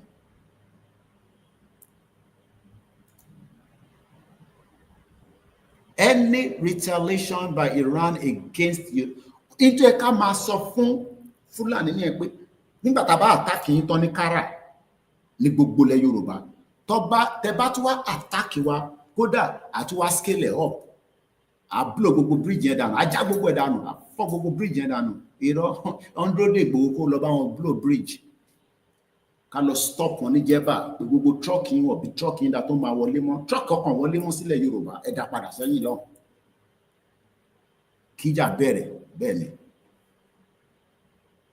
Bọ̀ mùmú wa ti pọ̀ jù. Àfi kọ́ wá attack Koiki. Yeah, Koiki ló ń gbowó lórí social media. Àwọn tó ń gbowó tó fẹ́ fi ṣe renovation ní sìn wọ́n lọ báyẹn. Ṣèyí Mákindé ó ní 1 year left, ó ní kó fún òun ní 68 billion. Do you know what 68 billion is? Ìyàwó mi ní kó tẹ̀ pump owó yẹn sínú UCH lásán, kó tẹ̀ bá yín gbówó yẹn pé kó tẹ̀ wá kó jẹ wá sì lò bí i 30 billion wá fi ṣe nǹkan kan sínú UCH. Á tẹ̀ sí rí changes díẹ̀ bí ẹ̀ tẹ̀ rí ná ẹ̀rọ ògùn ọmọ tó ní malaria wá lè treat ẹ̀ bó tẹ̀ jẹ́ fọ́dún kan lọ́ bá treat tówó yẹn tẹ̀ tí wá gbẹ.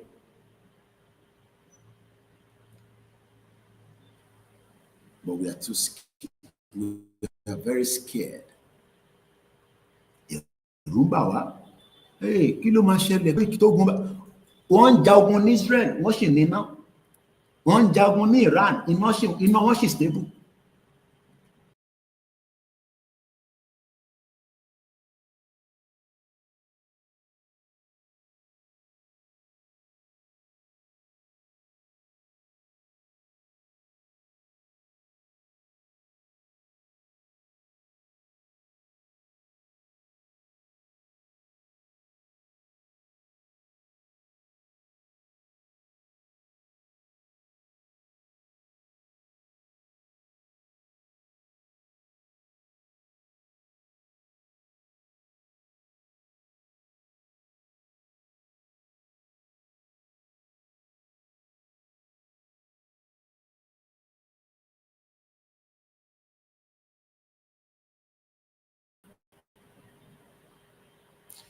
The system crashed.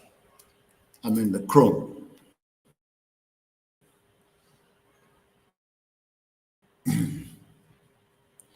To me, say the other laptop, me. This laptop has tried for the weeks I've been in Africa, but kò lè dàbí machine wẹ̀ láíláí. Wọ́n pè ní B2 bomber yẹn, o ti rí fídíò yẹn rí, jẹ́ fi wọn kọ́ mọ bó ṣe ń rí. Tó bá ń lọ ò lè mọ̀ pó ń bọ̀, ó dàbí àǹjọ̀nú, ọ̀rọ̀ tó àǹjọ̀nú bá ń bọ̀, á máa lọ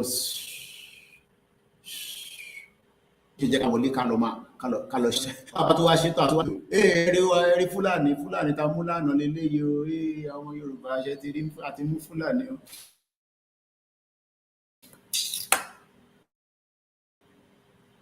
P2 kíkọ fíìmù ẹ kó owó bó ṣe rí àǹjọ̀nú ní kinní yẹn tó bá ń fly by wọ́n ní láyé tó máa fi lọ tó máa fi bọ̀ ẹ lè mọ̀ pé ó wà nínú airspace yín báwo ló ṣe fi rí àǹjọ̀nú ní the B2 bomber. Mo kí gbogbo èèyàn wa ẹ káàárọ̀ bẹ́ẹ̀ ni Ògúnmọ́lá Kara market kò ṣe ẹlòmíì ò tẹ̀ kúkú mọ tó jẹ́ màá fi wọn nísìnyí ṣe sùúrù. Mo sọ fún ẹ pé bíbẹ̀ ló ti máa gbọ́ international news má lọ bí kankan má káàkiri má stress ara ẹ ṣàjókòó sí bíbà gbogbo tó ń fẹ́ mọ̀ nípa tó ń lọ lágbàáyé ìbíbà ló ti máa mọ̀ má dààmú ara ẹ lọ sẹ́niwẹ̀ ìwọ ṣàjókòó pẹ̀lú èmi ní bíbà èmi á máa ṣàlàyé fún ẹ máa sọ fún ẹ bó ṣe ń lọ mo ń bọ̀ mo fi lọ gbé the B2 bomber yẹn wá kó lè mọ bó ṣe ń lọ. Yoruba Nation Day 11 mega rally. Ṣé bá ṣe ń ṣe mega rally náà lẹ́ ń ṣe yìí? Ṣé Koiki ṣe bá ṣe ń ṣe mega rally lẹ́ ń ṣe?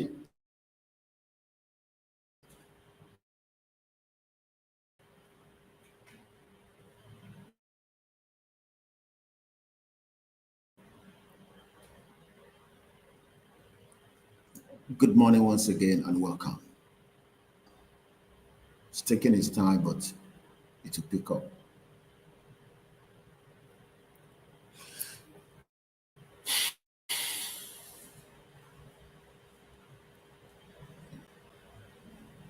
America has now attacked Iran. That you should know. God will punish him. From Yoruba, only God will punish Donald Trump. God will punish it. God will punish it. Go punish it. For you to fi wá jẹ. Àwọn olè politicians, criminal politicians. Àwọn tí kò jẹ́ ká jẹ́ kó oorun wà lójú wọn. Ó jẹ́ kí oorun kó má sí lójú àwọn governors wa the last 11 days. But a ṣe fún wọn sílẹ̀ kó máa sùn kó máa jí. Donald Trump, a weak and dangerous, reckless president on the path to war in the Middle East. Many different Chris Murphy, ló sọ bẹ́ẹ̀. She's the Trump into máa ṣe ó ti ṣe. Ó dẹ̀ tuntun ti fóun sílẹ̀. Tó bá bí Iran ìdá ìwọ ṣe báyìí. Wàá mọ tá máa ṣe fún ẹ. That's the message that come and pass the enemy. Intaba ṣe fún yín ṣe gbé. Tó bá wá tó wá bí yín dá, tó bá bí yín dá, ẹ̀yẹn tó wá try nonsense. Whatever we have done with àti ṣe gbé náà nìyẹn.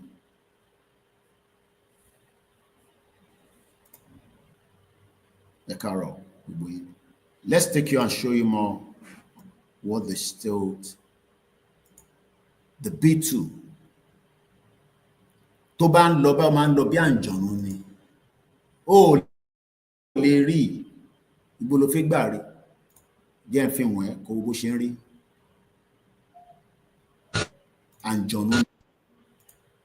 àǹjọ̀nú burúkú tó bá gbéra lórí òun ló ń lọ yẹn àǹjọ̀nú ni.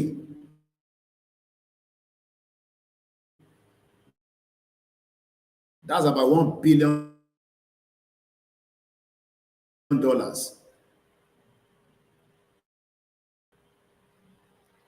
Can you see it?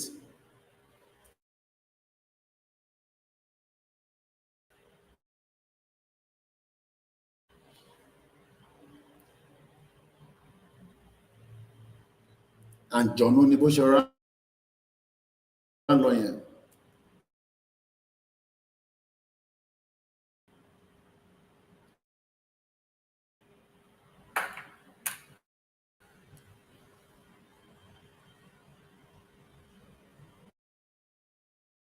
Ìtòrọ̀rárí tó lọ yẹn nísìn àǹjọ̀nú ni. Fúlàní pa them. Bomb kankan tó gbé dání is about 30 kg.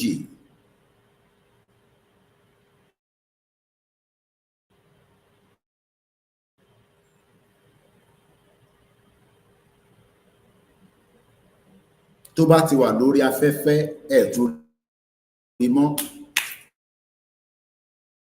títí tó máa fi parí mission ẹ̀ á tún padà sílé.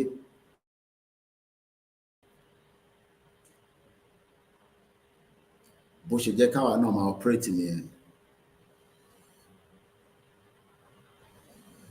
Bó ṣe jẹ́ kí a máa ṣe kí ni ká máa operate.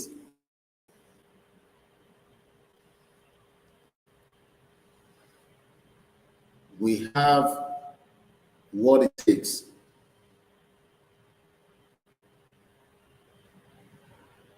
Hello? Oh. Ètò ni ẹ. Àwọn yẹn wọn mọ rírì tí olóyè tó ti ṣe fún ọdún yẹn. Táàrí ní Benue táàrí.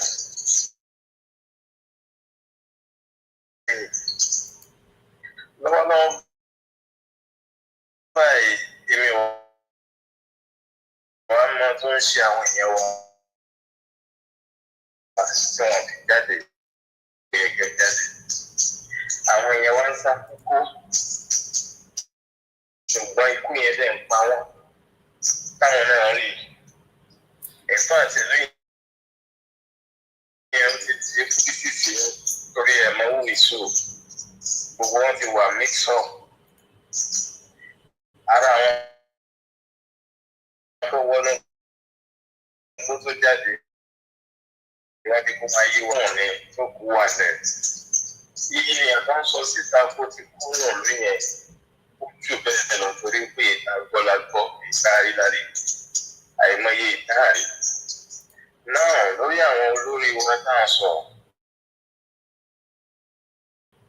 sínú fúnfún rẹ̀ gan lè máa wò wá kó máa tó wá rẹ́rìn ní sáwọn ilé ìṣọ́nrí ti ṣàtàmọ́ tó ń ṣiṣà wọ́n bá yẹn ń wò náà sọ̀rọ̀ security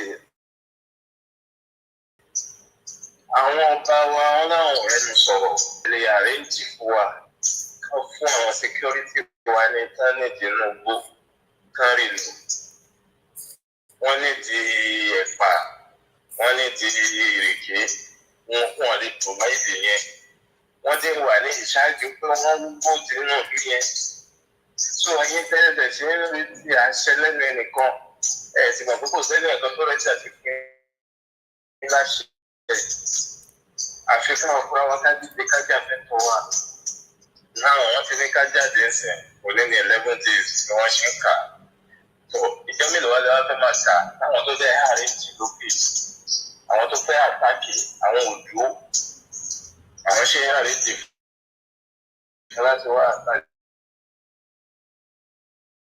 ẹni wíyẹ àmọ́ bí tó kàn ń sẹ́wà ẹ̀ tó ẹ̀jẹ̀ ara tètè ṣe action àbáyé ti ṣiṣẹ́ lórí ìdábàbẹ̀ ṣe gẹ́gẹ́ bí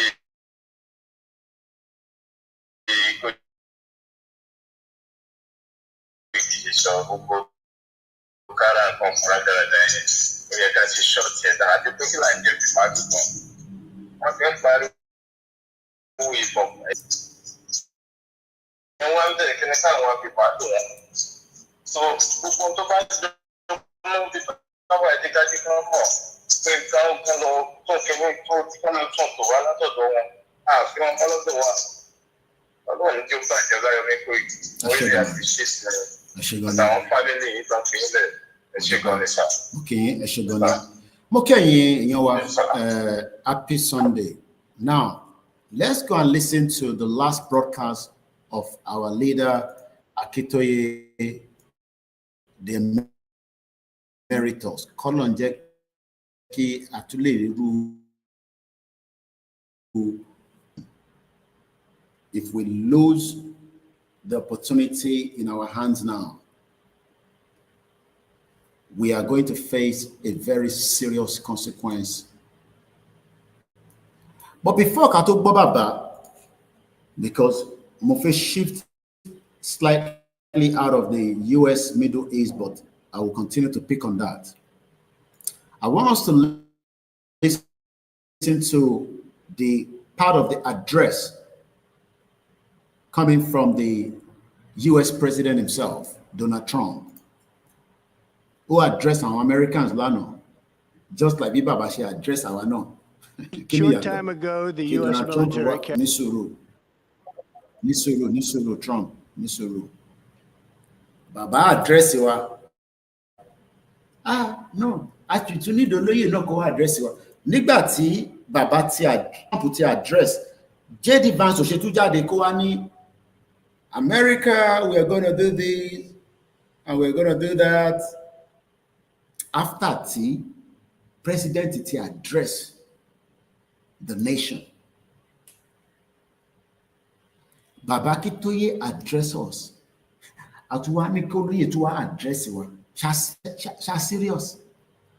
She amontan she. Baba Akitoye ti address wa. Ashetuwani no. No, afeye. No. Oh. Baba Akitoye. We are funny people. Àwa mú yẹn bí ìyẹn la wá dì mú. Until tí Ìgbòho náà bá address wa, la máa tó lọ charge. I now ask myself, why is that? Tí kò bá ń ṣe pé whispering ti pọ̀ jù.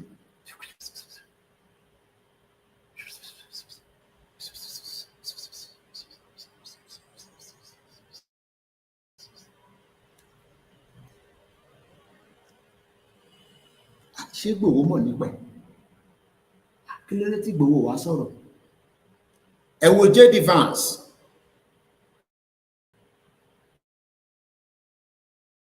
Ẹ wo Ruben Trump.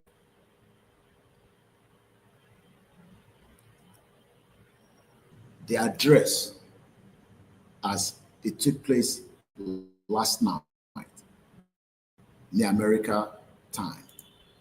Carried out massive precision strikes on the 3 key nuclear facilities in the Iranian regime, Fordow, Natanz, and Esfahan. Everybody heard those names? Years they probably destroyed. Their objective was the destruction of Iran's nuclear enrichment capacity and a stop to the nuclear threat posed by the world's #1 state sponsor of terror. Tonight, I can report to the world that the strikes were a spectacular military success. Iran's key nuclear enrichment facilities have been completely and totally obliterated. Iran, the bully at least, must have peace. If they do, future attacks would be far greater and a lot easier. For 40 years, Iran has been saying death to America, death to Israel. They've been killing our people. The system itself is struggling.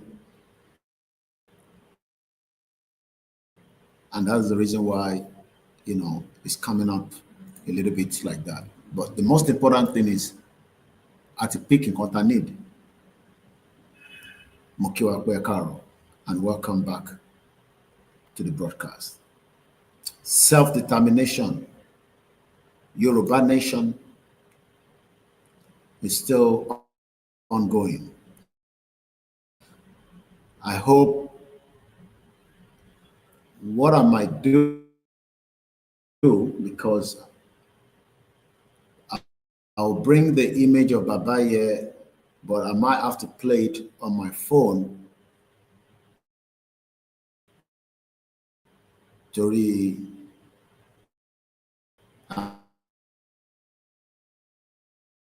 I'm not sure what's going on this morning with the system. 27 in the morning, closer to your doorsteps. Yoruba Nation campaign of our identity.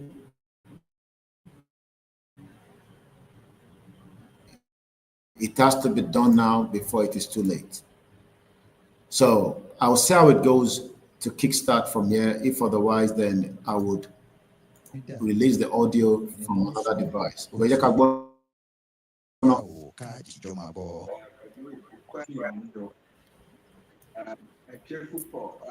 Yoruba Nation á san fún yín, Ọlọ́run fún ara á san fún yín. Dúpẹ́ lọ́wọ́ yín gan ni.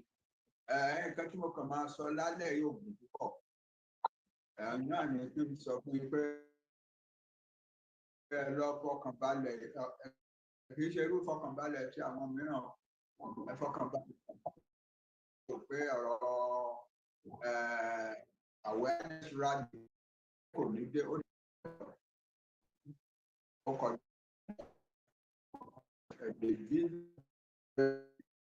and they will teach fọkàn ní gbogbo wọn yẹn. The real is coming.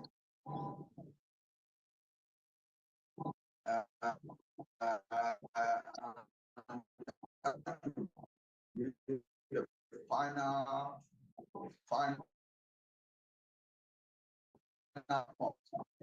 ní àbúrò ní Sunday Igboho ọmọ mi nìyẹn gidi dá tó fún mi nìyẹn bí o lè jẹ́ kó wá dé jáde báyìí ní fúnra mi ní àjọ ìjókòó tí àjọ rò wípé kó sì dúró ẹ má jẹ́ kí n sọ púpọ̀ ọmọ máa dúró dé bàbá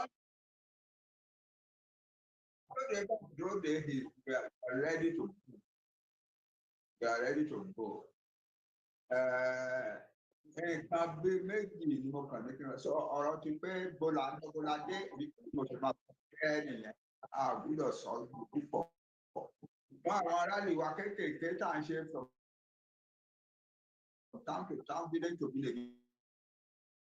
Jẹ́ ká máa ṣe. Ṣé wà níjọ́ kan tá a jókòó sílé tó bá ti jókòó yìí ẹ̀ka fún bọ́sì máa ṣe. Ó bá dé mọ̀ pẹ̀lú àìlà lára o. Ó ṣe pàtàkì.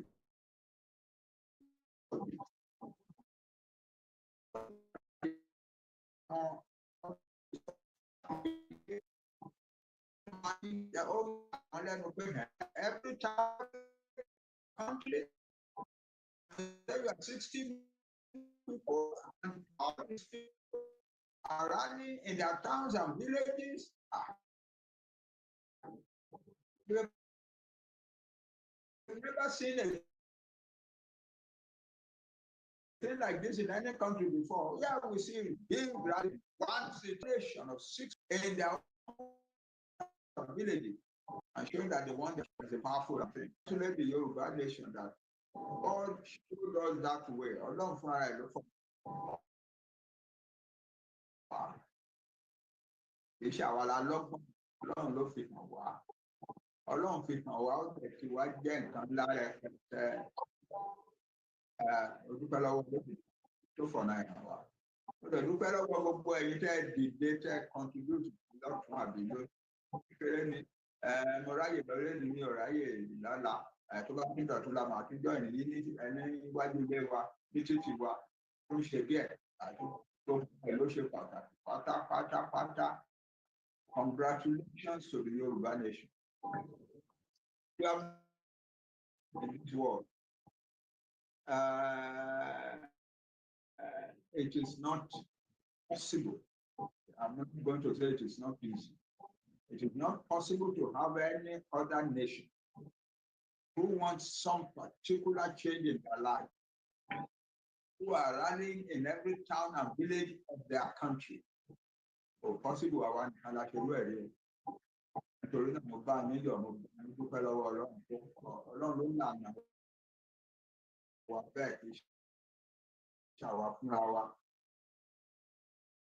Àwa ò mọ̀ pé tó máa tóbi rẹpẹtẹ tó lè ní oṣù kẹjá di tààrọ.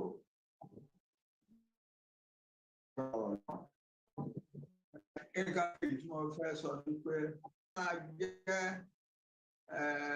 ìgbẹ́gbò ẹ̀yìn. Àwọn tó bá kóra jọ ní ìlú kan ní ẹ̀yà kan tó bá ní àwọn fẹ́rù kan tá à ń fẹ́ yìí ọmọ tí ò ní ya ni wọn o kò yẹ ká máa gbégbó ẹ̀yìn. Kí ni ó dẹ̀ pè ní egbò ẹ̀yìn? Nítorí kíní kan disagreement kékeré kan ṣẹlẹ̀ níbi tẹ́ ti ṣèpàdé ìpàdé ní gift ẹ̀bùn ká mọ núrò ká mọ nǹkan papọ̀ ká mọ yí padà ká mọ rò padà. Àwa Yorùbá Ọlọ́run fún wa ní ẹ̀bùn yẹn. Ọlọ́run dẹ̀ tún wá fún wa ní ẹ̀bùn pé ká mọ ọ̀rọ̀ sọ ká mọ especially tó bá jẹ́ èdè ara wa là ń sọ yẹn irú wa ṣọ̀wọ́n láyé o. One professor of language, only the Yoruba language is one of the most sophisticated languages on earth. The way the Yoruba use their language of the world doesn't have any other language like that. Yeah. So tó bá jọ̀rọ̀ Yorùbá là ń sọ yẹn, àmọ́ ń sọ púpọ̀. Ẹ má jẹ́ ká lo gbogbo nǹkan tá a ní láti máa ṣó àwọn tí ò fẹ́ràn wa pé àbí disagreement wà láàrin wọn ni àbí ìjà wà láàrin wọn ni àbí mi ò bínú sẹ́nìkẹ́ni o àgbọ́dọ̀ bínú sẹ́nìkankan lára wa. Gbogbo yín ni mo dúpẹ́ lọ́wọ́ ní bẹ́ẹ̀ ṣe every little thing tí kálukú bá ṣe ló contribute to the struggle. So I thank all of you. Gbogbo ẹni tẹ́ ẹ̀ ń ṣe bíbí àpátápátá mo dúpẹ́ lọ́wọ́ yín rẹ̀.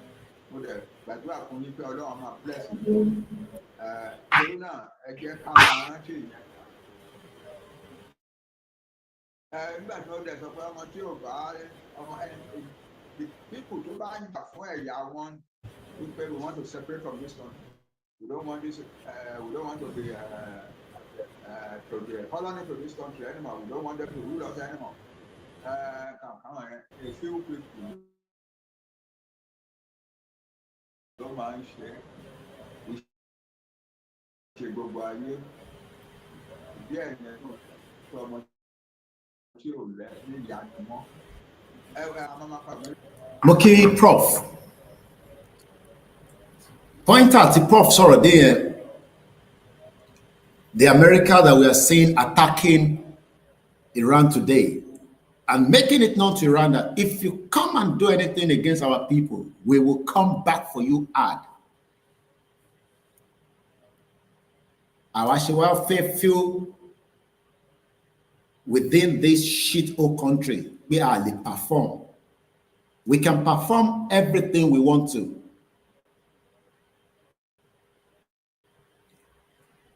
By now, ká ti shut down gbogbo kára market tó ń bẹ nílẹ̀ Yorùbá ká sọ fún pé no lè pàtẹ màálù mọ́ níbi bíkọ́ màálù yẹn ló lọ ń jọko náà màálù tó ń tà fún yín ní kára yẹn àwọn náà lọ fi náà pààyàn nínú gbó tó bá pààyàn tán nínú gbó wá sínú ọjà kò ṣe pé màálù kan lọ́sẹ̀ lọ ń kó dé èyí tó fi ń pa yín nínú gbó yẹn òun náà lọ máa end up sí kára market. So what we should be doing this morning is shut down every kára market in Yorubaland. Ọ̀pọ̀ náà lè operate kára market. Pé àwa Yorùbá nation a ní lè operate kára market mọ́ lórí ilẹ̀ wa. Ẹ sọ the same thing fáwọn èèyàn wa náà tó wà ní north. Tá a bá tẹ̀ ní ta máa fi já bridge a lè lọ stop wọn ní kára market. Èèyàn need anything now. A lọ síbẹ̀. Ẹ̀yin tẹ̀tẹ̀ ní ẹni Ògùn kí ló dé tẹ̀ lọ sí kára market kẹ́ lọ sọ fún àwọn tó ń rán ọjà yẹn tó jẹ́ àwọn sẹ́ríkì yẹn pé this market shut it down. Kọ́ wá pé gómìnà wa kọ́ pé ọlọ́pàá wa ká wá sọ fún ọlọ́pàá yẹn pé until àwọn tó ń pààyàn nínú igbó yẹn ẹ flush wọn away kára market ti máa wà open even if we kickstart that alone. This market will be suspended until the death tó ń ṣẹlẹ̀ nínú igbó.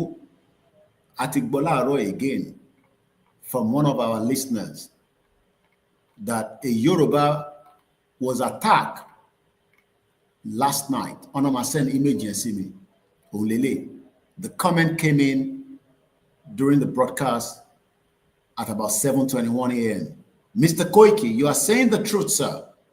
Around yesterday, in year 21st of June 2025, ní ìrọ̀lẹ́, ìkan náà àwọn èèyàn wa, àwọn Fulani terrorists, they are not bandits. Olórí burúkú di Tinubu tó ní kọ́ máa pọ̀ ní bandit, bomb bastard di Tinubu kò ní da fún yàrá yẹ, bomb bastard ọmọ àlè Yorùbá. Àmọ́ bí a Fulani lòun náà. But ó ní fídíò kan tí máa play fún yín. Wọ́n ní ẹni tó àtàkì orí oko ẹ̀ ló wà, kò ṣe pé ó lọ Sókótó. Ẹ̀yin wọ́n jẹ́ kó tún máa tajà ní kára market. Ẹ wá ní ẹni ọmọ Yorùbá ni wá, kì í ṣe ọmọ Yorùbá. Ó yẹ ká ti shut down kára market within the last 11 days. Ó yẹ ká ti shut it down. You know, lè operate ọjà yìí níbí báyìí for now. Ẹni sìn wọ́n ti gbé lọ hospital. Wọ́n ní this all happened about 9:20 p.m. Lánàá lílé yìí wọ́n máa send àwòrán sí mi, mò ń dúró dé àwòrán yẹn. Ìwọ wá ń sọ pé nǹkan kan ṣẹlẹ̀. Mo kí wa lẹ́ẹ̀kan sí happy Sunday. Bàbá ní èèyàn péréke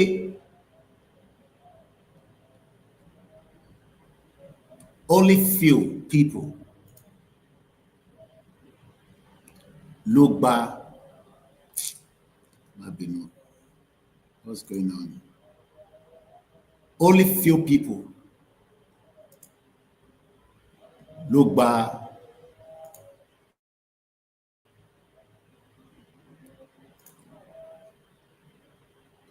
America la. Ṣé mo kò mo ṣe sọ lánàá during the broadcast tí mo ṣe lánàá.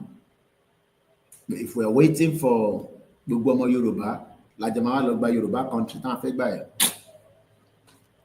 it might be too late.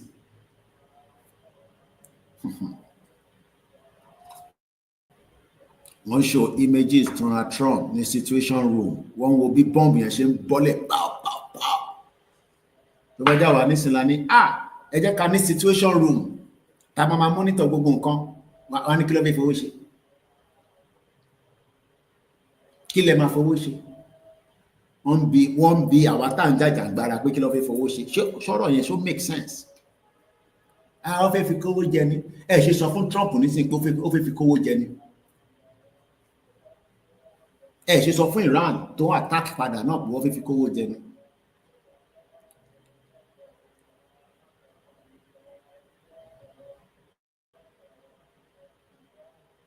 Àwa fẹ́ fi Jésù nìkan fẹ́ fi lọ́jà, a fẹ́ fi ànábì nìkan fẹ́ fi jà.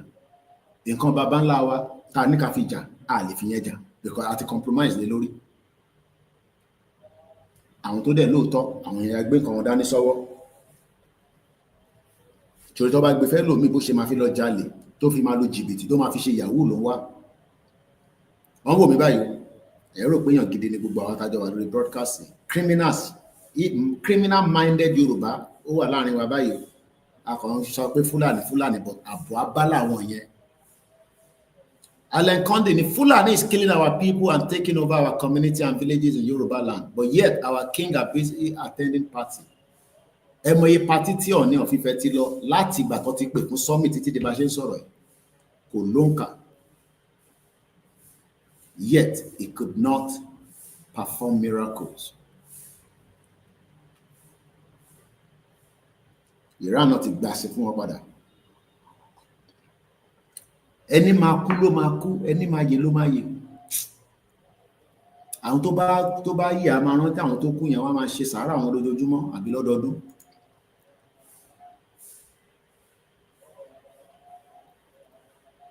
So we are grateful for Professor Adebanji Akintoye.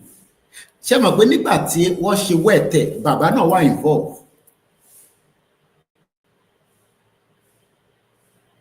Nígbà ayé wẹ́ẹ̀tẹ̀, máa ń gbọ́ wẹ́ẹ̀tẹ̀, bàbá yìí náà sọ pé àwọn náà wà involved, actively involved. Nígbà tí gbogbo ìjà ń lọ yẹn, àwọn náà wà actively involved. So ṣé bàbá yìí ni ká gbé jáde nísìn kó wá lead wa nígbà tí a ti mọ tí bàbá yìí ní ká lọ ṣe? No, bàbá ṣe ní ká wọ white, bàbá ṣe ní ká dúró síwájú ilé wa. Ìwọ tó lè dúró síwájú ilé ẹ̀ tó dẹ̀rù pé ó ní àyà lọ sí Kara market kó lọ short market yẹn dáhùn láàárọ̀ ẹ̀ fún wa. Tẹ̀ lọ síwájú market yẹn kó lọ display. Irọ́ ni o, ó lè ní òun lẹ́pà, òun ò ní gúgúrú, òun ò ní ìbọn. Èmi ọmọ orí tẹ́ ń pè lẹ́pà. Ìbọn nìbọn jẹ́ láyé gbogbo anywhere in the world, ìbọn lọ́ máa fi ń jà. À ń pè lẹ́pà, à ń pè ní gúgúrú, ẹ má ẹ̀kọ́ mọ́ tán sọ. Ṣàwọn tẹ́ ń sọ yẹn rò pé wọ́n mọ́ mí ní nǹkan tẹ́yìn sọ ni. Èyí lè máa sọ yẹn fúnra yín o. I am a journalist, I don't live in denial. Explosion, bọ́ǹbù ń lọ káàkiri gbogbo, ìbọn para wọn nísìn. Explosion reported across several Israel after Iran launches new wave of missiles. But ìrèké, ìbọn tó bá ní ìbọn wà nílé Yorùbá ń bẹ̀. Àwọn governors ṣe àtọ́jú ìbọn pamọ́. Ẹ mọ bí tó tọ́jú ẹ̀ sí náà, ẹ lọ bust ibẹ̀ kẹ́ gbàbọ́ lọ́wọ́ wọn náà. Intelligent ẹ̀kẹ́ máa wá nìyẹn, gbogbo bí tó tọ́jú ìbọn yẹn sí. Kẹ́yìn lọ kẹ́ bust ẹ̀ dànù, kẹ́ gbàbọ́ lọ́wọ́ wọn, kẹ́ kó pamọ́ sínú ilé. Irọ́ ẹ̀ wá kíkó ìkí wá tẹ̀lé yín lọ mọ́ bọ̀.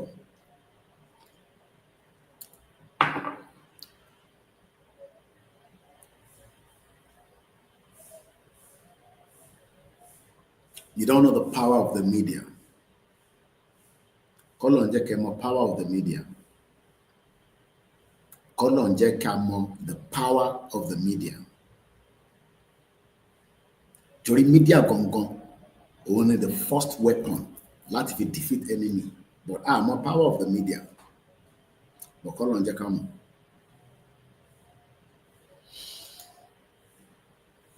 1774. Bá ṣe gbọ́ 1774, U.S. independent, Hawaii.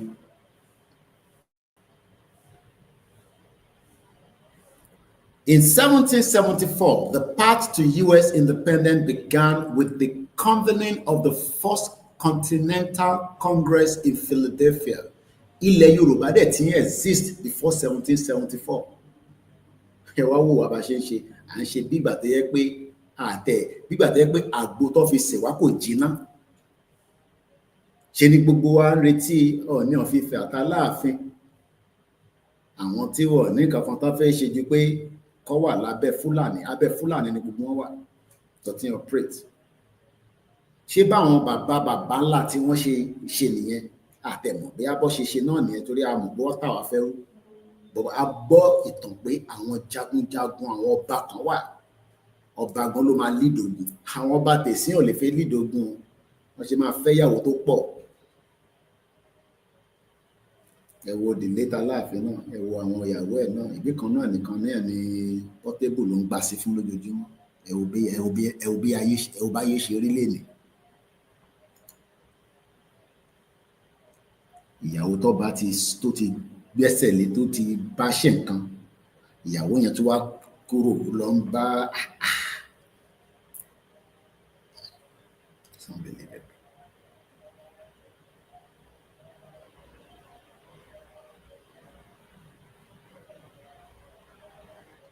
we have been suppressed. Ṣe la wá ń ṣe bí bàbá Koiki kò sí ìrọ̀lẹ́ pa. Owó tá máa fi jagun yìí ó wà nílẹ̀ Yorùbá. Tá bá jẹ́ pé a fẹ́ jagun yẹn lóòótọ́, owó tá fẹ́ lò inú ilẹ̀ Yorùbá ló wà. Níbo làwọn governors ẹ̀ ti ń rówó ogun sọ́là náà? We bust every one of them. Revenue tó ti ń rówó yẹn must be divided to two. Tá bá fẹ́ jagun yìí, tá lè fi jàjà yìí. A máa jọ máa pín revenue yẹn ni. Ìsídà káwọn tó wà ní Kara market kọ́ máa san revenue fáwa ní san fún governor mọ́. If otherwise ẹ shut it down, shut gbogbo ẹ̀ down, kó má dà fún governor yìí, kó má dà fún deputy, kó má dà fún àwọn senator yìí, wọ́n ní sóríire látòkè lólè gún lákàyè máa pa gbogbo wọn ni.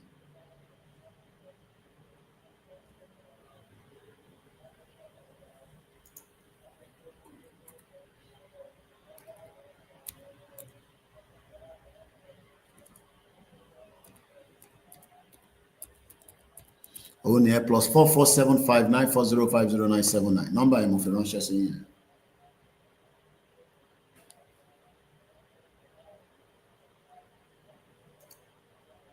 Irọ́ ẹ jẹ́ ká lọ wá àwọn ajagun ta tó máa wá bá wa jà.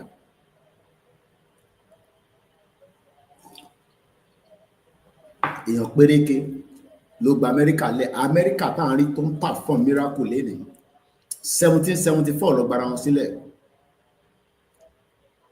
Níjọ́ wo làwọn náà fi gbara wa sílẹ̀? Ṣé orí social media láti máa gbara wa sílẹ̀? Iṣẹ́ mídíà ọ̀tọ̀, iṣẹ́ tẹ̀yìn kan máa ṣe ọ̀tọ̀. A very good morning and welcome. A share broadcasting.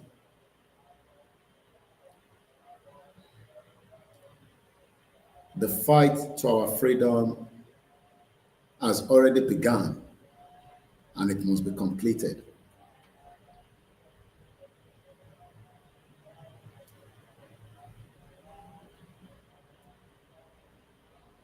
So we're grateful for Professor Akintoye for leading a very fantastic, meticulous, strategic movement. But the followers have refused to do what is the needed. Torí Androde Igboho. Nígbà tí Igboho máa ń lọ Ìgàngàn, kò report fẹ́ni kankan. Ó gbéra fún rẹ̀. Ó lọ ìlú Ìgàngàn. Ó lọ sọ fún Sẹ́ríkí pé ọjọ́ méje ni mo fún ẹ palẹ̀mọ́ gbogbo ẹrù ẹ. Ẹ̀yin náà ẹ lọ fún gbogbo àwọn tó ń bẹ ní Kara lọ́jọ́ méje from today. Pé tó bá máa di next week Sunday tá bá bá yín níbí báyìí. Wàhálà máa ṣẹlẹ̀. Anybody tá bá bá nínú mákẹ́ẹ̀tì yìí, wàhálà máa ṣẹlẹ̀. Ẹ ti ọjà yìí pa. Àbí kẹ́ fún wọn ní straight immediate enforcement. Ẹ ti ọjà yìí. káwa máa bí pé ta lẹ́yìn kò ní dá fún yín lórí ilẹ̀ wa ẹ̀ ní ṣoríire ẹ̀ ń bí àwa ọmọ nílẹ̀ pé ta ní àtàlà wa ta lẹ́yìn ta ní ìgboyà yẹn à ní torí à ń bẹ̀rù olórí burúkú Sanwó-Olú à ń bẹ̀rù Ṣèyí Mákindé à ń bẹ̀rù Dàpọ̀ Abíọ́dún ayé tó ní dá tiwọn à ń bẹ̀rù olórí burúkú Adélékè ẹ̀rí kò lè dá dúró mọ́ ó ti ń lo ọ̀pá ẹ wo bàbá Akíntóyè lo ọ̀pá ìyẹn ó ti dàbí bàálùn tó fẹ́ bẹ́ sómi ayé tiẹ̀ pátí ló wá ṣe látàyé tiẹ̀ pẹ̀lú àwọn ọmọ ẹ̀ àtàwọn ọmọ ẹ̀ àwọn bọ́n bastard àwọn olórí burúkú látòkè délẹ̀ ó fẹ́ fi tàwọn tí Adélékè ó fẹ́ fi ṣe àríkọ́gbọ́n àwọn bọ́n bastard àwọn olùṣí olè àwọn jàgùdà bàbá Davido olè tó yẹ pé Abacha ló bá ṣe láyé ẹ̀. Hello. Ẹ káàárọ̀. Ẹ káàárọ̀ Mr. Koiki. Ẹ káàárọ̀ Ọlọ́run máa fún iṣẹ́ pépè. I'm just waking up now, so I'm just listening to the program now. Jerry, ẹ̀sọ́ ọ̀hún sí. Ṣẹ́rá àwọn Yorùbá kì í ṣe pé wọ́n bẹ̀rẹ̀ ọ̀bẹ̀. Jerry ọ̀dọ̀ yìí. Èmi kẹ̀mẹ́ kì í ṣe pé bóyá I'm very sorry to say this o. Mo fẹ́ máa gbọ́ pàásìkò ní Lagos State yẹn gbọ́ngàn bó ṣe ọkọ̀ bẹ̀rẹ̀ bẹ́ẹ̀. Gbogbo wọn tó sá lọ sí under Lagos State. Náà bìrì kù pé bóyá kò sí ọ̀rọ̀ tó fẹ́ ṣẹlẹ̀. Ẹ máa wo bí Yorùbá ṣe kì í. Gbogbo tó ṣẹlẹ̀ wọ́n àtàkì gẹ́gẹ́. Ṣé wọn mọ̀ pé part of ìran Yorubaland gbọ̀ngàn ti àtàkì ẹ̀? Ṣé gbogbo yẹn kò yẹ kó jẹ́ signal fún wọn pé wọ́n bọ̀ díẹ̀ ìsàlẹ̀ kọ̀ọ̀kan? Wọ́n ti àtàkì bébì kò pẹ́ kó jìnnà wọ́n máa àtàkì ilẹ̀ Ìgbò. Wọ́n dẹ̀ fọwọ́ lẹ́rú lábí máa kọ̀ wọ social media máa kọ̀ máa rí wọn òṣìṣẹ́ wọn máa ṣe lórí TikTok òṣìṣẹ́ wọn máa ṣe ní gbogbo bí àwọn tó ẹ̀kọ́ pariwo síta. Gbogbo àwọn orí ọmọ ọ̀gá àtàwọn tó tún kù bíi títí wọn lè fọwọ́ lẹ́rú bí pé bóyá kò tiẹ̀ sí nǹkan kan tó ń bọ̀. Ó kàn ṣe bí pé bí gbà á pè é bó tiẹ̀ sí kọ́kọ́ bí ẹ̀rẹ̀ bóyá láwọn stéètì kankan nílẹ̀ Yorùbá ẹ̀kọ́ ní mọ̀ pé nǹkan ti ẹ̀jẹ̀ fọwọ́ lẹ́rú ẹ̀jẹ̀ bí pé bóyá kò tiẹ̀ sí nǹkan ó ti yẹ kí nǹkan kan máa dáhùn lẹ́kọ́ bí ẹ káwọn yẹn kọ́ ti kọ̀ wọ́n lára kọ́ ti máa ṣẹ́ẹ̀kì wọn kọ́ lè mọ̀ pé yes ó ti dojú ẹ̀. Just keep quiet. Oh my goodness. Nígbà nígbà tí ẹ̀kọ́ aṣọ ẹ̀ wọ́n retí olóyè tó máa jáde tó máa dìde wọn. Ṣé àwọn tó ń lágbára olóyè lọ́rọ̀ wọn ọ̀pọ̀ nílẹ̀ Yorùbá ni? Àwọn jàǹkó ara wọn kan àwọn òye kì í máa wọ́n lè pè ní àwọn wèé wọ́n kọ́ sí social media àwọn pa ẹni 200 àwọn disappear kìíní kan àwọn ṣe kìíní kan àwọn wèé wọ́n invite àwọn ọlọ́dẹ náà tó wọ́n sọ oríṣiríṣi òkú lórí social media. What you are in Yorubaland, what are you doing there? We are not benefiting anything from you. You say you have this, you have that, and they are coming to strike your land, and they are striking your land already. You keep quiet there, and you say you have this. Elashiri come, actually I'm about. We don't show interview for or not. If you don't show interview, how much it does to small or not? I'm going to ask you. But you need to explain it. If you want to explain it. Ẹ máa kí ni ká wà focus torí ibi tó bá ti ń bí nìyẹn wọn fẹ́ ká wà focus ni ká dẹ̀ encourage àwọn ọmọ wa bẹ́ẹ̀ ṣe sọ lóòótọ́ ni àti Lagos o àti Ogun State o we shut down the. Àwa gba kámú kí la máa ṣe sí àti gba kámú fọ́nà. But you are doing, do you know my annoyance now? I can see the way you are doing the work among all others. Ẹ jẹ́ ká máa fi ẹ jẹ́ ká fi wọ́n lẹ̀ máa ẹ̀ka máa sàn ẹ jẹ́ ká olùkálukú bá máa ṣe kọ́nà san gbogbo alẹ́ sàn dáadáa ẹ jẹ́ ká fi lẹ̀ bẹ́ẹ̀. No way kò ń ṣe àwọn kan ń ṣe kò ń ṣe àwọn media dey reflect as in mo kàn fi instant pé as you are doing the work among all others àwọn èèyàn àwọn èèyàn fẹ́ jẹ́ kí iṣẹ́ yẹn wọ̀n. Àwọn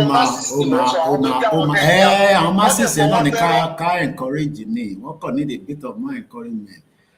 Wọ́n bẹ̀rù Tinubu tó yẹ pé ẹ̀mí kan ló wà lára rẹ̀. ọ̀tẹ̀ ló ń ṣe wọ́n wọ́n ń gbowó ní that is not afraid wọ́n bẹ̀rù Yorùbá ò bẹ̀rù kankan wọ́n kàn ń ṣe pé Yorùbá máa ń ṣe ọ̀tẹ̀ kan ọ̀tẹ̀ pé tí Yorùbá bá rí fámìlì ẹ̀ tó ń ṣe nǹkan tí ò dà kò ní ó máa fọwọ́ dàbò ni ó lè fọwọ́ dàbò for 100 years 200 years bó ṣe máa ń ṣe ìyẹn that is what is affecting them for this reason èmi lẹ́yìn káwọn àwọn kiri burúkú yìí kájẹ gbọ́ báàsù lórí àwọn tó já wọn àtàwọn ọba ńláńlá yẹn ọ̀tọ́ pẹ̀lú àwọn àti àwòrán mẹ́jọ ni àtàwọn tó já ọba ńláńlá yẹn kọ́ máa ti ṣáàkì wọn bí gbàgbó gbogbo tó ti rún àwọn fámìlì wọn tó ti pa àwọn ìrànwọ́ gan àbí tó já àwọn gangan fúnra wọn ó ṣẹ̀ṣẹ̀ bẹ̀rẹ̀ ni that is what me I'm expecting o I swear to God ẹ máa bẹ́ẹ̀ tó lọ àárọ̀ máa pa gbogbo wọn. àṣẹ o ẹ ṣé gan ni ẹ ṣé gan ni. There is bitterness in our body. In tó dẹ̀ jẹ́ ká wà bitter kò jẹ́ pé what does it take pé kí gbogbo wa ká pull structure yẹn ọba politicians ká dẹ̀ move out of Nigeria. Táwọn bá dẹ̀ náà wọ̀n fẹ́ then ká fún wọn ní internet. Bí brother mi ṣe sọ gbàásgbòs gbogbo bí tó bá ti make revenue wọn ká shut it down. Nǹkan kan ló ń fún wọn ní revenue tó ṣe ń pera wọn ní governor tó ṣe ń pera wọn ní state governor. We shut it down. We make big impact on their revenue. Big impact on the revenue that they are making. I'm going to make big impact on that revenue.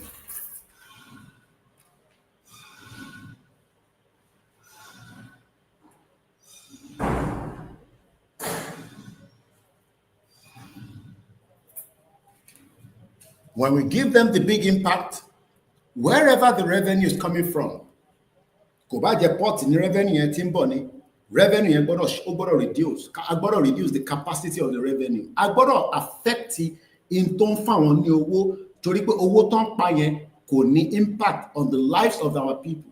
Ta ló ń gbádùn owó tó ń pa lẹ́kọ̀ọ́ nísìn? Nawọ́ sókè kó sọ fún mi pé owó tí Sanwó-Olú ń gbà lẹ́kọ̀ọ́ èmi náà ń gbádùn ẹ̀ gẹ́gẹ́ bí ọmọ Lagos State indigene. Owó tí Dàpọ̀ Abíọ́dún ń gbà ní Ogun State o èmi gẹ́gẹ́ bí indigene ọmọ Ogun State o mò ń jàǹfààní ẹ̀. Owó tí Ṣèyí Mákindé ń pa ní Ọ̀yọ́ State èmi gẹ́gẹ́ bí ọmọ Ọ̀yọ́ mò ń jàǹfààní ẹ̀.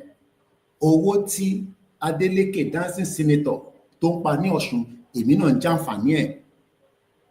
Owó tí wọ́n ń pa ní Ondo, Kwara, Kogi, Èkìtì èmi náà ń gbádùn ẹ̀. So why then are we living in denial?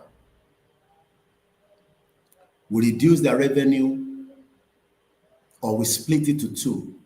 Àwọn amúkan, àwa náà amúkan. Because owó tó ń pa yẹn, òun ló fi intimidate àwa. But ẹ̀sìn wa bá ṣe máa ṣàlàyé fún yín bẹ́ ṣe máa lọ ṣe.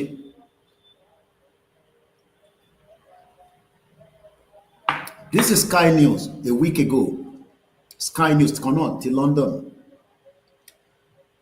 When serious matter kickstart, kò tí serious ni wọ́n ṣe tí sọ̀rọ̀ kankan nípa wa. Kí ló fẹ́ sọ nípa yín? Òkè kí lẹ fẹ́ kí Sky News sọ nísìn? Wọ́n ní ká jáde, jáde, ṣe tó yẹ ká lọ ṣe torí pé à ń give excuse pé bí bàbá ṣe ní ká ṣe yẹn kọ́ ló yẹ ká ṣe. Táwa bá lọ ṣe bó ṣe jẹ́ káwa ṣe, Sky News máa ti sọ nípẹ̀ fún wa. Nigeria, at least 100 killed in gun attack in Benue State village. Amnesty International claims. Sky News.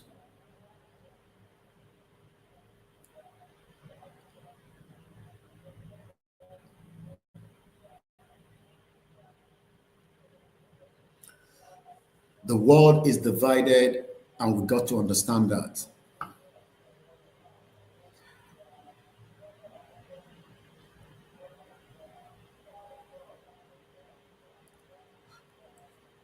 There are many things that we can be doing that we should have done from the 11th day.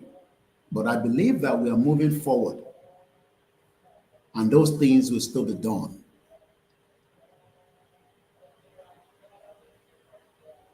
Kàyéfì bẹ̀rù sí.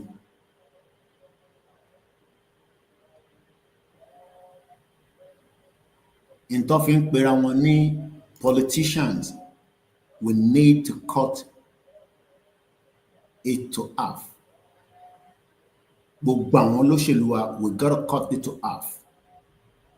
Ká gbèsè méjì, káwọn dì kan mú, kí kan má ráyè exist, whatever it is. I said it last week, if I'm right, in one of my broadcasts. The Baranti. We remove the structure, they collapse. But we have left the structure running. That's why they're still there telling us jack shit, Nepal, Nigeria. Nítorí structure yẹn, we have left it running.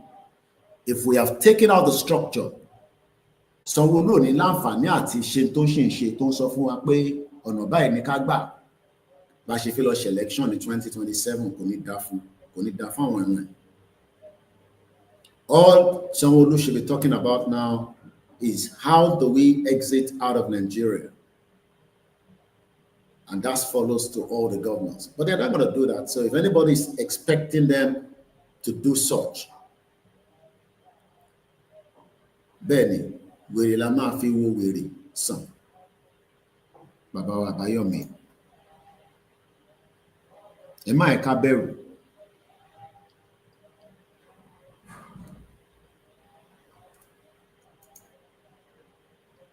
Mo kí Professor Akintoye lẹ́ẹ̀kan sí, bẹ́ẹ̀ là ń kí Olóyè Ọmọ Adéyẹmọ.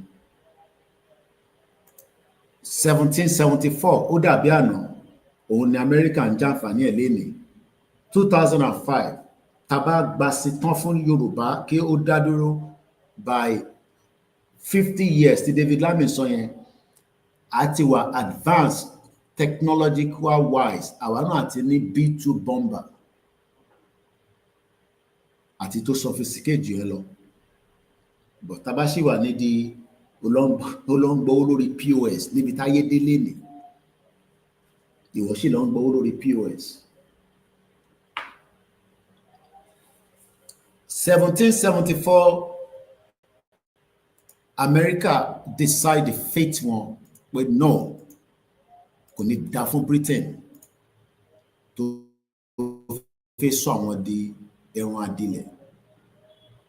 And what happened?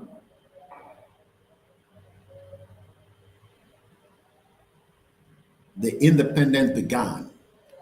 The path to Yoruba independence là ń tẹ̀lé lọ báyìí. Because interfegba kò ń ṣe rally, independent la fẹ́ gbà. Ọ̀nà tá dẹ̀ fi gbà òun la ti ń tọ̀ lọ yìí. Kò dẹ̀ sí ọ̀nà tó bàjẹ́ débi tá dé.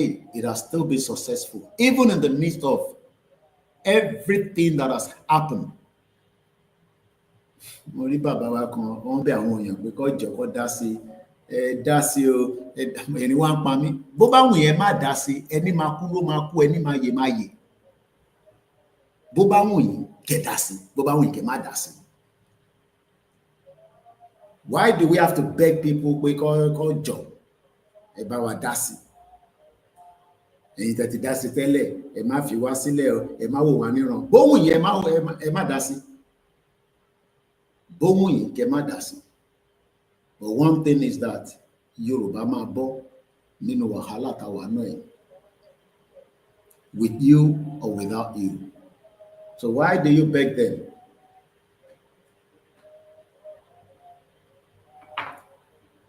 Amadele lérí, but kò ń ṣe tẹnu. Ìyẹn ló cheap jù láti sọ. Yorùbá nation, ìyẹn ló cheap jù láti sọ. Mo kí gbogbo yín láìfẹ́ nìkankan ṣàwàdà. Gbogbo yín ni stakeholders. Ẹ má wọ̀rẹ́ yín tí ó wù yín pé ẹ nìkan tẹ́ fẹ́ fi dá sí, èyí tẹ́ ń ṣe lọ́wọ́lọ́wọ́ yìí ó sàn ju ẹni tí ó nóhun ní òun ní dá sí, ẹ fi sílẹ̀. Àwọn là ń sọ àwọn olórí burúkú Tinubu pẹ̀lú gbogbo àwọn tó jẹ́ olóṣèlú tí ayé wọn máa rún jẹ́gẹ́jẹ́gẹ́. In tó máa mú wọn dá sí, mo ti sọ fún wọn, come make sure wọn ní trainers nínú yàrá wọn. But ẹ̀yin lẹ jẹ́ kó rí trainers yẹn lò, ó yẹ kí mi nu wọn ti máa jog. A kò máa jog láti Èkó á jọ́ọ̀gì wọnú Benin Republic láti Benin tó bá ní kó dúró á nínú òun ò lè dúró sì súnmọ́ á máa jọ́ọ̀gì lọ sọ́nà Togo tó máa fi dé Ghana tó máa ìmí ó dìgbà tó bá dé Libya tẹwà yẹn ìmí máa láǹdì débẹ̀ kò ní mọ̀ pé òun ti wọ Libya nígbà tó bá bẹ̀rẹ̀ sí jọ́ọ̀gì ẹ̀wọ̀n pé èèyàn lè bẹ̀rẹ̀ sí sáré.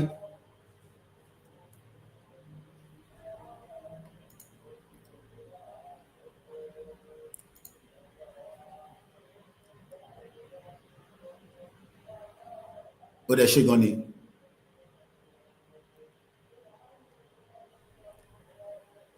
but àìtí jẹ́ kí wọ́n rí trainers wọn wọ̀ wọ́n sì ń wọkọ̀ ṣù lọ sí Èkó hotel tí kò ní da fún gbogbo wọn tó bá jẹ́ pé àjẹ́ kọ́ráyé wọnú Èkó hotel ta ṣe kìíní ẹ̀ fún gbogbo wọn torí Èkó hotel yóò dà pé yẹn gangan ni Sunshine hotel tí gbogbo wọn máa ń lò by now tó bá yẹ pa ti ṣe kìíní ẹ̀ fún gbogbo wọn wọn ní ráyè lọ sí hotel láti náà lọ sí event tó máa fi ya fọ́tò tí Délé Momodu máa wá post ẹ̀ because a ṣe fún wọn láyè láti breathe wá àtàn pàwá díẹ̀díẹ̀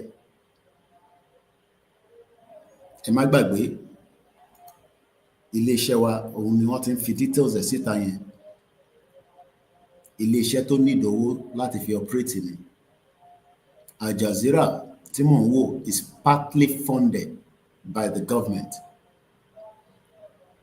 We are not funded by the Yoruba nation self-determination who are funding me. We are not funded by the government of Tinubu. Neither am I funded by PDP, Atiku, or LUP, Peter Obi, or the British government. They are not funding me.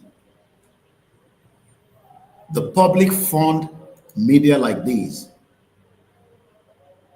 But it's unfortunate that many people don't understand what it entails to fund a media. Media lè gbé ogun dé, ó dẹ̀ lè dissolve ogun. That is the job of a media.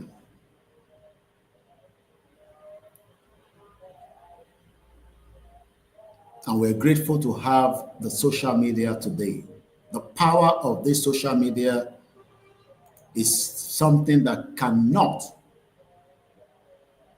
and will never be taken away from us, even in the midst of everything. Don't try láti ṣe, especially the attack on this particular channel. They're doing everything láti fi attack iléeṣẹ́ yìí. Torí wọ́n mọ̀ pé iléeṣẹ́ yìí wà, Tinubu mọ̀ pé Koiki Media wà lára tó fi gbà yín lẹ̀. Take it to anywhere. Ó mọ̀, because he's doing everything to stop you from hearing Koiki Media. Ó mọ̀ pé the more tẹ́ bá ń gbọ́ Koiki Media, ẹ̀dá yìí kódà spirit ẹ̀ bá lọ́lẹ̀ á padà sókè. Torí mo jẹ́ kó mọ̀ pé kò ní dá fún níbikíbi tó bá wà.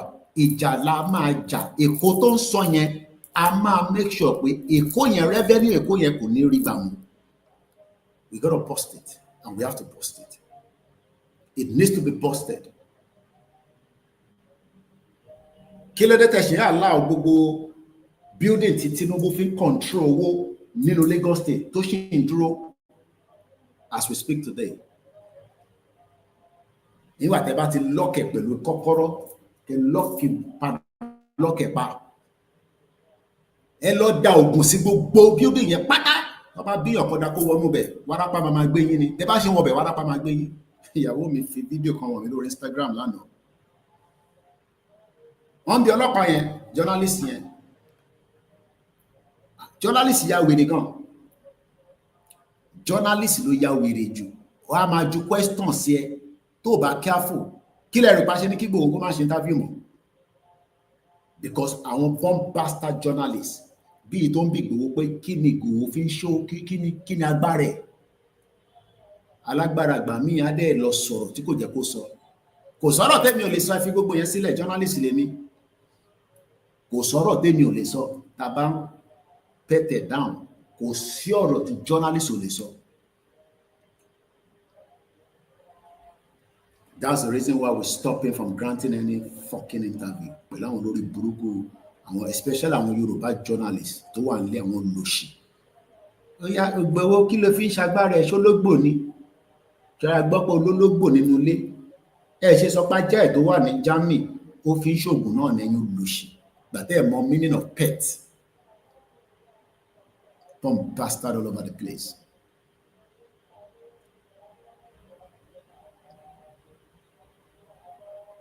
The power of the media cannot be emphasized. The power of the media kò sẹ́ni tó lè stop it. And that is what we have done pẹ̀lú ọ̀rọ̀ Tinubu. Tòró ti rí nísìn pé àwọn ọmọ Yorùbá yóò ní gbọ́ wọn nígbà. Tinubu mọ̀ pé àní gbọ́ àní gbà bọ̀ àwa là ń bẹ̀rù. Ẹ dá gbogbo wèrè pè sí gbogbo building tí Tinubu fi ń gba owó ní Lagos State, ẹ dá wèrè pè sínú ẹ̀. Ẹ tó bá wá bí da kó náà lọ síbi iṣẹ́. Journalist yẹn wá ń bi ọlọ́pàá yẹn onóòkú ló wà nílẹ̀. Ẹni tó pa òkú yìí ẹníyàwó ẹ̀ mọ́pulẹ̀ àbí bọ́ ìyàwó yẹn wá ń kọ́ wọ́n náwọn tí lè wọnú ilé nítorí pé ilẹ̀ yẹn sì tutù ó sì wà wet àwọn ọ̀dẹ̀ mọ́rú nǹkan tó wà lórí ilẹ̀ yẹn torí in tó wà lórí ilẹ̀ yẹn ló pọ̀kọ́ ẹ̀.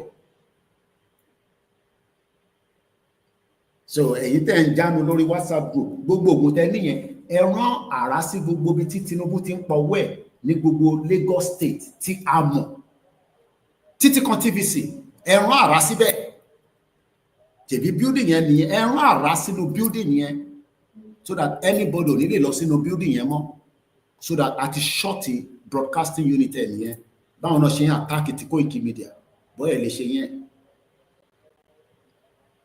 ṣé Ìgbòho náà ló tún máa sọ fún yín kẹ́ lọ ṣe yẹn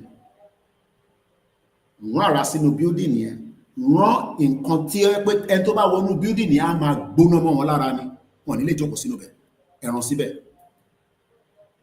ẹ ní agbára yẹn ẹ lè lọ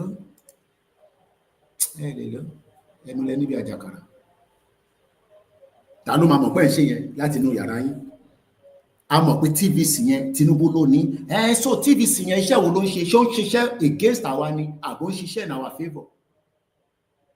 Yes, àwọn ọmọ Yorùbá wà ńbẹ̀ nígbà bá sọ fún ọ pé ọmọ Yorùbá tó bá máa fi dàárọ̀ ọ̀la máa lọ bí iṣẹ́ lọ́la o sórí building yẹn àrá máa sọ́pa building yẹn. ń gbọ́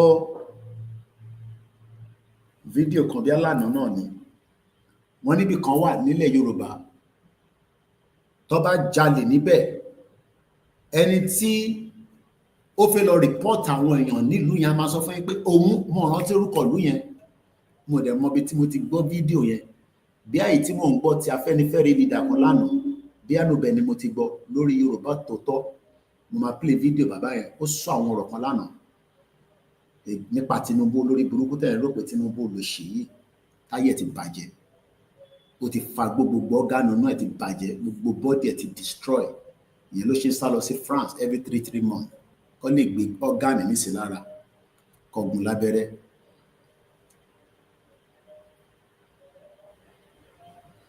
The fight is with our blood but ẹ fi jà pẹ̀lú blood yìí a fi lọ jà pẹ̀lú blood Jesus Christ àti blood Muhammad èyí tó yẹ ká sọ fún àwọn alálẹ̀ ẹ̀kọ́ dìde ká fi bá wọn jà fake people we are.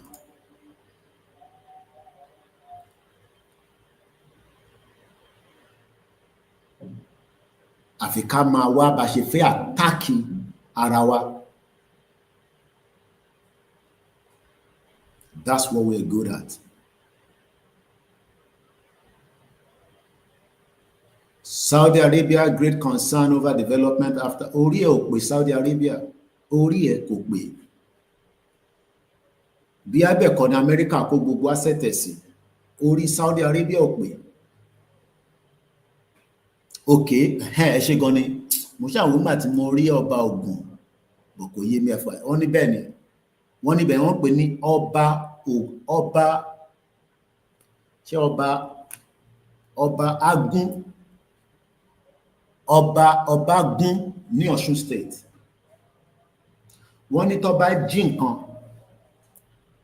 tó bá ti sọ fún ẹ pé ẹni tó mú airport Koiki ẹ mú sílẹ̀ tó bá ti dáhùn mò ń lọ sí ọba Agun láti lọ fẹjọ́ sùn ọ̀bí ẹ̀dá wọ́n tó bá dé ibẹ̀ yẹn wọ́n náà wá jí góòlù ìyá kan nǹkan bẹ nílẹ̀ Yorùbá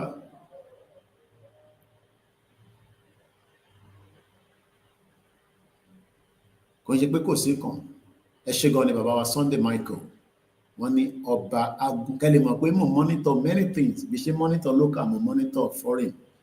It takes a lot to consume a lot of information gangan ni the power tábà ti ní information lọ́wọ́ ká fi destroy àwọn tó fi destroy because àwọn tẹ́ ẹ̀ ní ká má destroy yẹn wọ́n máa padà destroy yẹn o because tẹ́ bá lọ gbọ́ TVC nísìn gbogbo tí TVC ṣe láyà tó máa fi di another 1 year gbogbo tí TVC máa ṣe nísìn ni pé ó máa campaign fún Tinubu kí ló dé tá àrùn àrà sínú building yẹn kó kúrò láàrin wa torí pé kò ní iṣẹ́ kankan tó ń ṣe fún wa ó wà against wa ni àdèmẹ́ni tó ní TVC Tinubu ló ní TVC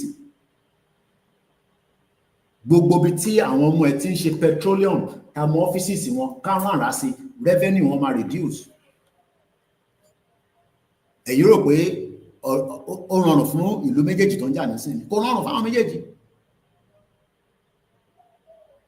kò rọrùn fún ìlú méjèèjì because ó máa take Israel ní years to build back báwo ọ̀tẹ̀ ní bọ́ǹbù tá a fi lọ yìn sí anywhere a dẹ̀ sọ pé a ní àwọn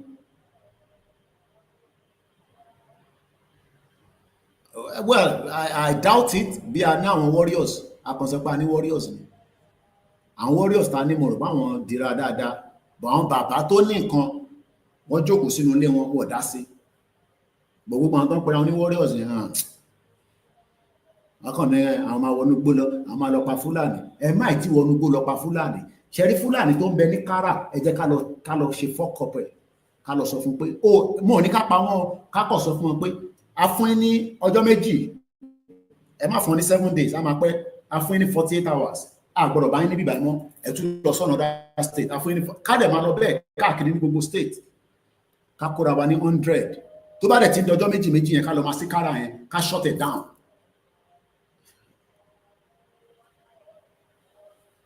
That is what we should have done in 11 days. But rather, the body one in WhatsApp group. Papa, papa, papa, popo, popo, popo. Marujo. Mo kí gbogbo alẹ́ kan sí happy Sunday.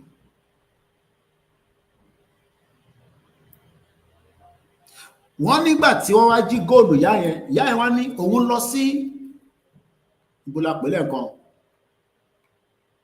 ẹ̀ṣẹ́ gan ni bàbá wa tó fún mi ní ibẹ̀ wọ́n ní Ọ̀ṣun state ló wà wọ́n pè bẹ̀ ní ọba Agun kò sí nǹkan tó ní tó bá ń wá nǹkan tó bá débẹ̀ o nǹkan yẹn máa jáde o àṣé èkúté tó wà nínú ilé ló fa góòlù ìyá wọnú ìwọ ẹ̀ wọ́n ní kíní yẹn gbé èkúté yẹn jáde padà pẹ̀lú góòlù yẹn kò yẹ pé àwọn kíní yìí ò sí àfún lóúnjẹ tó yẹ kó jẹ ni bọ̀tá bá lọ sí church láàárọ̀ yìí nísìn àgbàdúrà àdáwó tó bá lọ sí celestial àwọn agbẹ́gẹ̀dẹ̀ jáde wá gbé apple jáde wá gbé fruit jáde wá ṣẹbọ tó bá lọ sọ́dọ̀ àwọn mùsùlùmí àsàlátù kan náà ṣe níbẹ̀ yẹn nísìn bí a tó bá parí àsàlátù yẹn a lè rẹni tó máa gbé ẹran tútù wá fi ṣe sàárà bọ̀ lọ́dọ̀ tiwa tó jẹ́ tìṣẹ̀ṣe ẹ má tẹpo sóògùn ẹ má rúbọ àwa wá jẹ́ kó gbà yẹn kúrò lọ́wọ́ àwa who is fooling who mo kí gbogbo ẹni tí ẹ̀ ń darapọ̀ mọ́ wa ẹ ṣé gan ni ẹ̀yin tẹ́ wò mí ní Europe mídíà ẹ tó bá ń ṣiṣẹ́ mídíà ó gbọ́dọ̀ lè fi gbogbo ẹ̀mí ẹ̀ pé tó bá já sí bó dẹ̀ já sí náà the fight to rescue our people start with the media but ẹ ti rí mídíà bí mídíà tẹ̀bí ń pa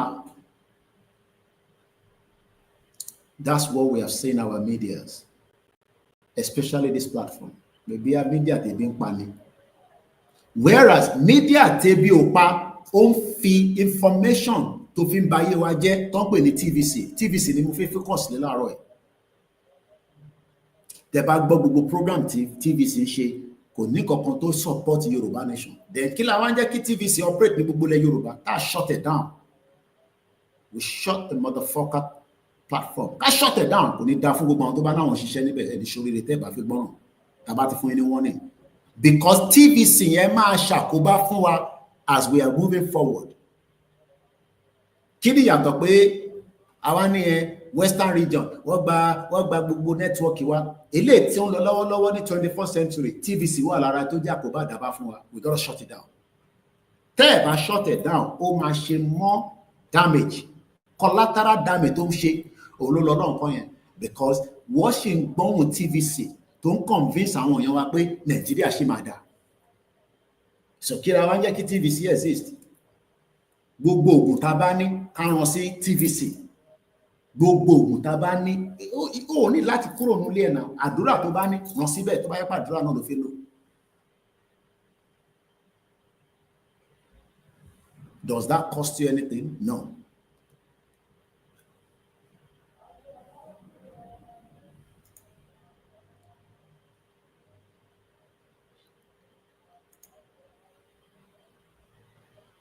If we're truly going to achieve our independence within 1 year, we have got to marry feelings after Kotenika jáde fún rally. But mo wá rí pé bí ṣe sọ lánàá, and drop pé ó dìgbà tí Ìgbòho bá jáde la tó lè ṣe anything. Ọlọ́run á dẹ̀ jẹ́ kí olóyè àfúnmi strength.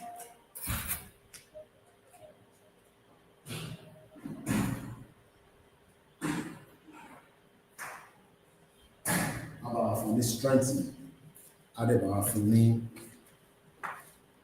money tó lè fi bá wa coordinate because etí bàbá ní kẹ́ coordinate ẹ ti fail ẹ lè coordinate. We have a lot of coordinators that I believe in them.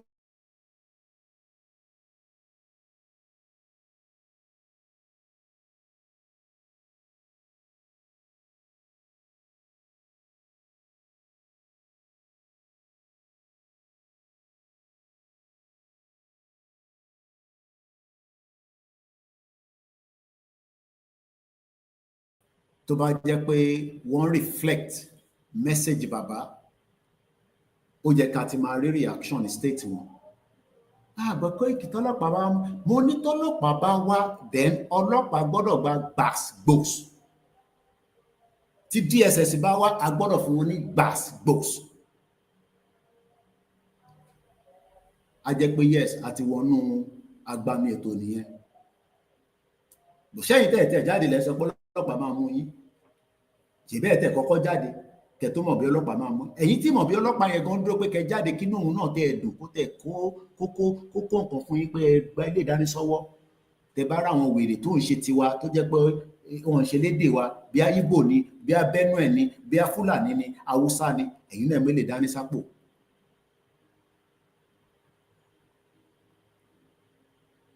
Agbára tẹ́ náà níyẹn ẹ jẹ́ ká kọ́kọ́ lò fún TVC gbogbo ẹni mo fi sọ ká lò fún TVC.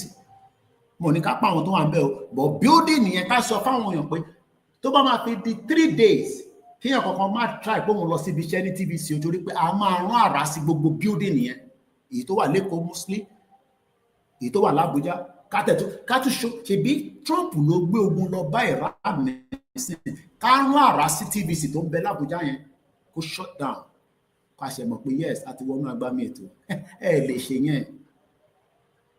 Símbọ́lì agbára náà wà.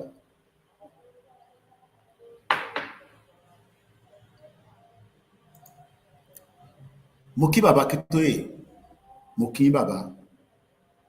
Mo sọ fún yín pé ẹ fọkàn yín balẹ̀.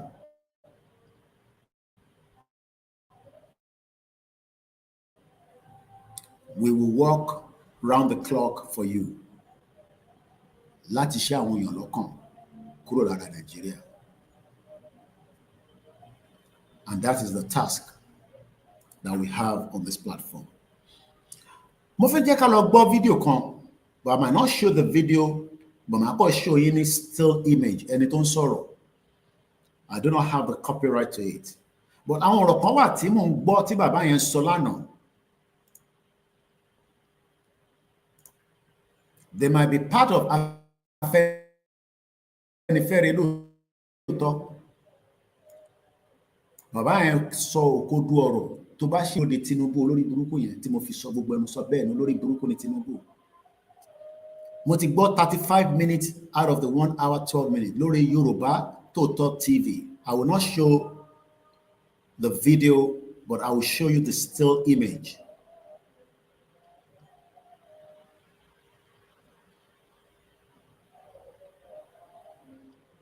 I want us to see the still image, then I will play the video at the background.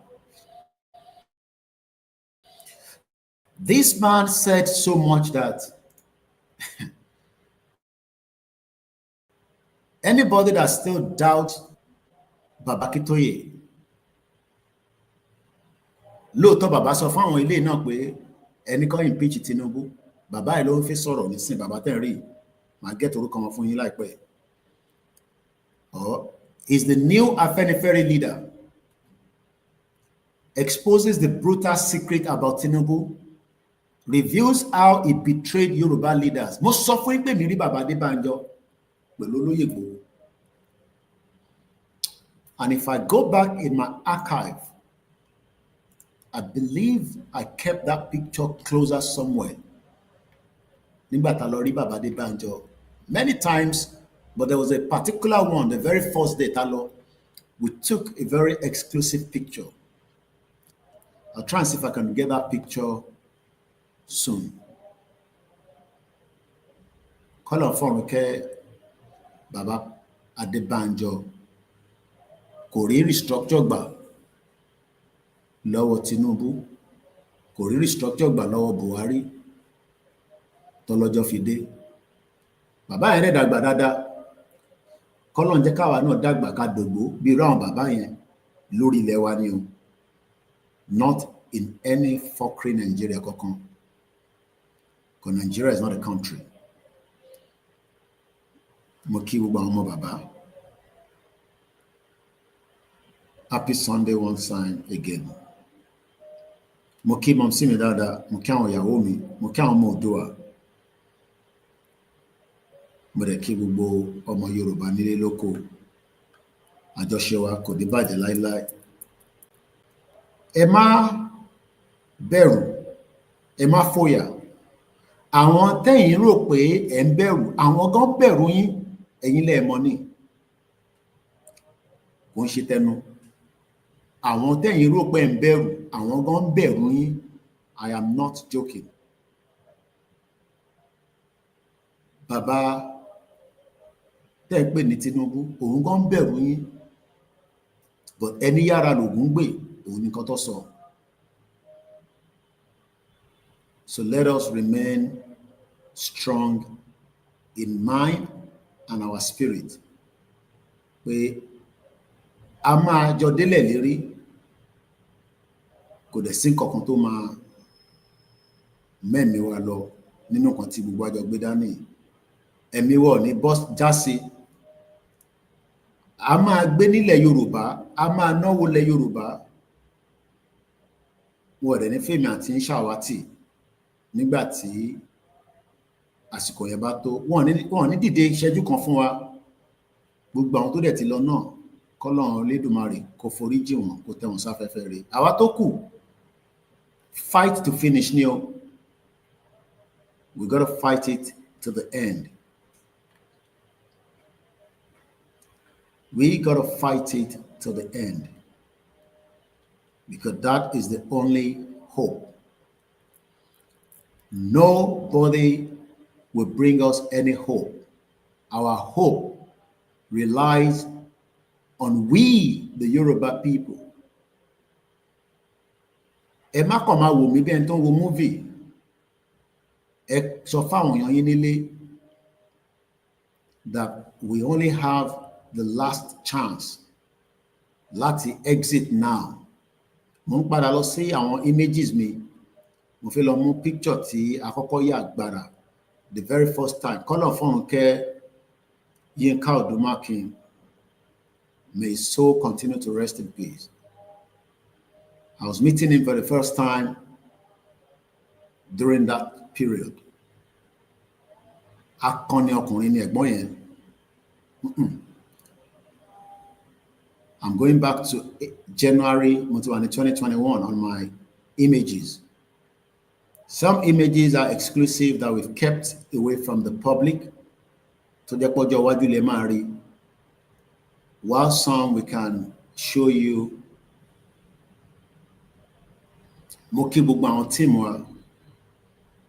This was when I went with Igbowo to Igangan. All these images you're looking at there, massive images. That was when I went to Nigeria in 2021.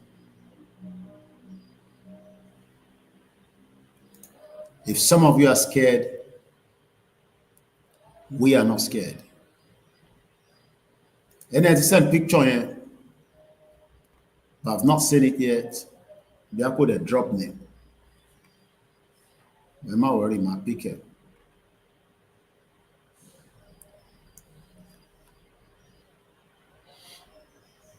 I remember myself and Igbowo. This was Igbowo Baratade Igagan.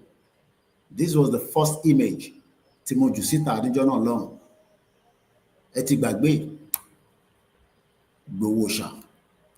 Kódà ó sọ fún mi time tá débẹ̀ 1400 hours, 22nd of January 2021. Ó dàbí àná. Ọjọ́ ńlá lọ́jọ́ yẹn. Kò sẹ́ni tó lè sọ pé nǹkan báyìí ló máa ṣẹlẹ̀, but àwọn alálẹ̀ ní ẹ máa lọ àwọn tí yín lẹ́yìn. Gbogbo nǹkan tó bá fẹ́ ṣẹlẹ̀, ibi tó bá rì mọ́lẹ̀ pé torí Ìgbòho ń bọ̀, ibi yẹn ló máa pa gbogbo wọn. Sẹ́ríkì sá lọ, wọ́n bídà kò dúró dè wá, ó sá lọ. Mo ti rí picture yẹn.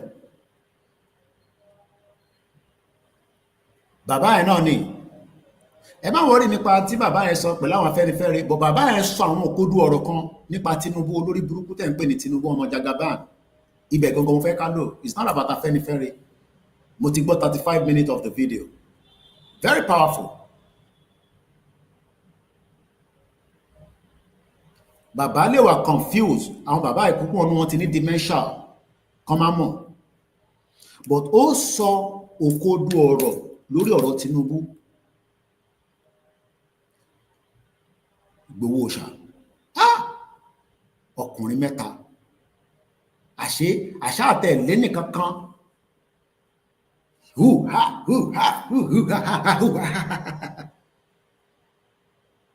Èmi àti ẹ̀ la lead gbogbo mọ́tò tó gbéra láti Ìbàdàn dé Ìgàngàn.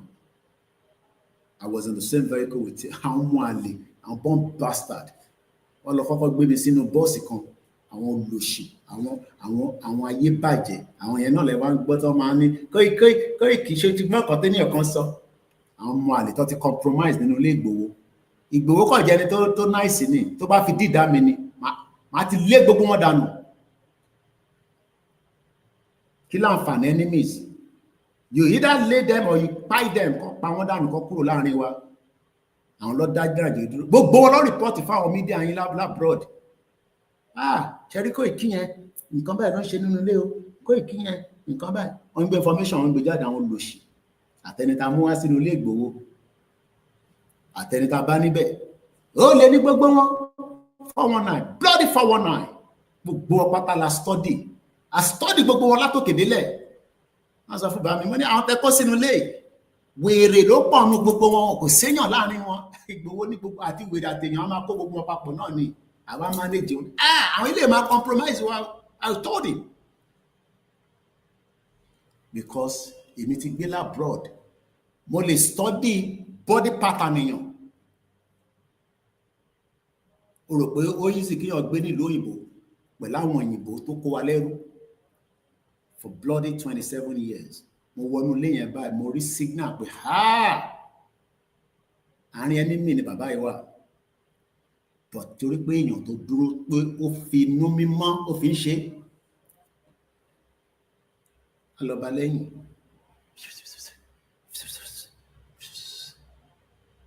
Á wà nú yàrá mi báyìí, wá máa pè é.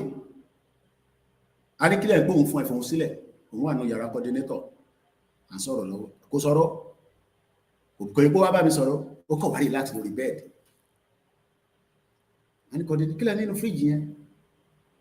Bá mi, pé mi ò kí mọtí, ẹ̀yin náà rẹ̀ mọtí, àjọ mọtí, mo ní fruit juice.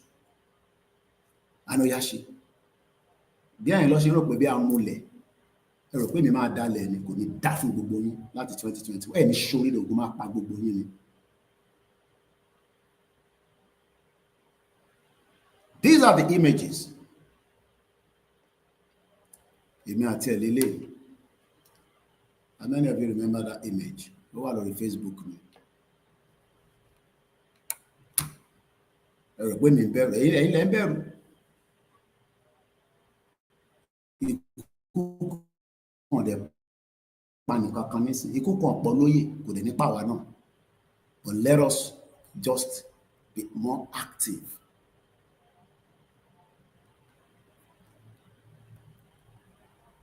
Ilé ẹ̀ dàbí Mẹ́kà ni, ó dàbí ẹni tó ń lọ Jerusalem.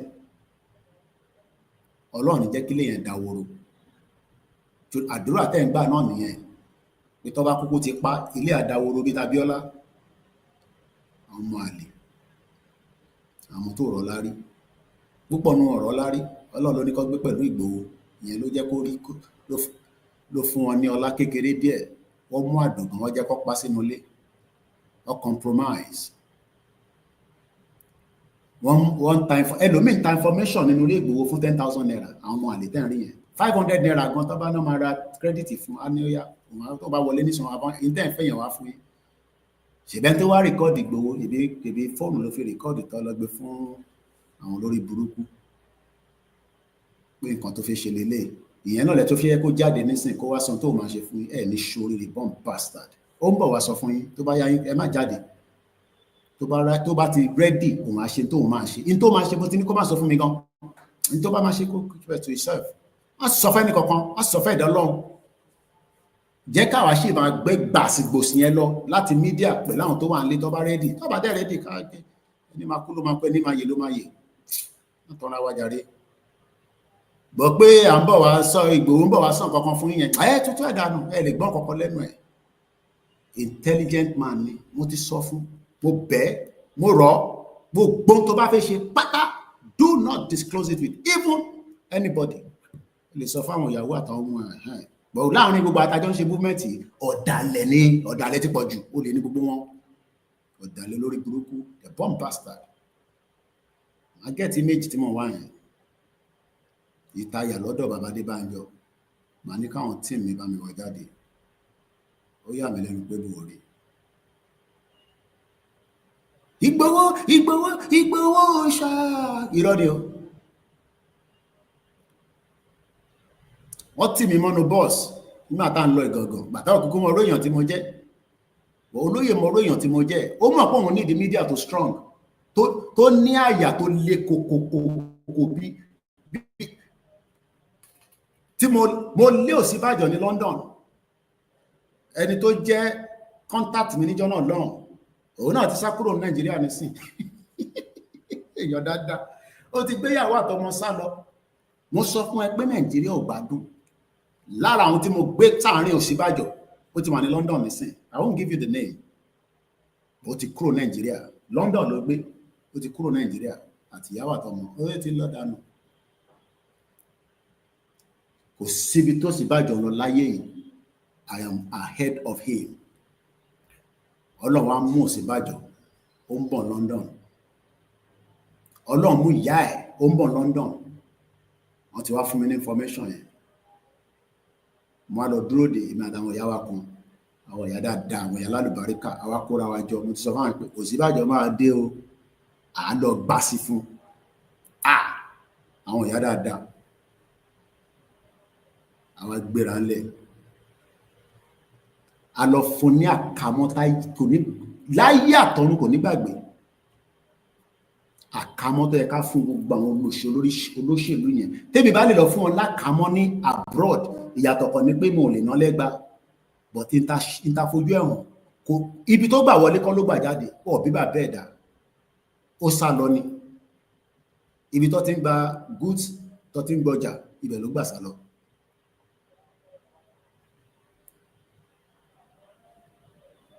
mo sọ fún yín mo ní wọ́n fẹ́ compromise ìrìn àjò tá a gbé dání ìyẹn ló ṣe fi mọ ìgbésẹ̀ tó kù tó lóye fi ṣe ló ṣe ní àwọn ọ̀gbọ́n kí ló dé àgbọ̀n wọn lóye kí ló dé àgbọ̀lóye ti gbọ́ wọ́n láwọ́ Tinubu ni Koiki kí ló dé tá àgbọ̀n wọn lóye gbólóye kan ká gbọ́n wọn lóye ẹ̀ bọ̀ àmọ́ olóyè ń bọ̀ wá bá yín sọ̀rọ̀ ẹ jókòó síbẹ̀ olóyè ń bọ̀ wá bá gbogbo wa sọ̀rọ̀ ẹ jókòó síbẹ̀ ká má jáde bí àgbà tèmi ń bọ̀ ń lé ní 2021 mo sọ fún yín pé mò ń bọ̀ ń lé ṣèbémi náà wálé ni bó ṣe láti rí nìyẹn àwa náà máa lọ ṣe ta máa ṣe tolóyè máa fi rí wa pé yes dansaki fún gbogbo ẹ̀yàn ọmọ Yorùbá àìtí ṣe yẹn àní kólóyè máa bọ̀ kó wá jáde ṣèbá sọ pé akọni ọmọkùnrin gbogbo wa sọ kí la wá ń bẹ̀rù fún why are we scared kí ló ń bà wá lẹ́rù janobi lórí social media nígbà wọn kọ délé olóyè lélẹ̀ gbowó ọ̀ṣà ojú oorun ló wà tó lọ sọ fún pé Koiki ti wà ń sàlẹ̀ ó bọ́lẹ̀ bẹ́ẹ̀ lẹ́sẹ̀kẹsẹ̀ ni mo ní mo sọ fún yín bá mi mo ní máa kàn yín lára tán kẹ́ tó lọ ìgọ̀gàn yẹn máa kàn yín lára ó ní dá lọ ìgọ̀gàn ó nídìí mídíà tó dúró dáadáa má dúró de gbogbo àwọn 419 gbogbo ọlọ́pàá dalẹ̀ gbogbo àwọn tó ń pera wọn ní mídíà tó ń náà ṣe mídíà gbowó ìfowó ló ń ṣe mídíà fún ló ń ṣe gbogbo wọn lọ padà sell out mo sọ fún mo náà máa da lẹ́yìn bá mi ó ní ìyàn rẹ̀ sílẹ̀ wọ́n padà dálẹ̀ náà ni àti Sunday àárọ̀ àti kò àárọ̀ gbogbo wọn pátápátá bloody useless people ó kù díẹ̀ ẹ jẹ́ ká gba Yorùbá nation kan ó gbọ́dọ̀ máa wá ìwé mi tí bá ti kọ́ láàrin gbogbo àwọn tá à ń ṣe mídíà ó gbọ́dọ̀ make sure pé tí Koiki o the first series tó bá jáde ó gbọ́dọ̀ rà ó máa fọ owó gidi lẹ máa fi rà kò ṣọ̀fẹ́ àwọn olóṣì lórí gbogbo wọn náà lélẹ̀ Sunday àárọ̀ yẹn lélẹ̀ olórí kórí mọ reason tí ẹ kí Ìgbòho ti lé dànù tipẹ́tipẹ́ kó ti lé dànù lọ sórí mídíà ń sọ kábàkàbà ṣọkùnrin lélẹ̀ sọ kóbókóbó àwọn wèrè gbogbo àwọn tó mú ní àjò yẹn tó compromise ẹ̀ náà nìyẹn gbogbo wọn lólóyè fún lówó wọn picture ẹ̀ lélẹ̀ Ìgbòho ṣá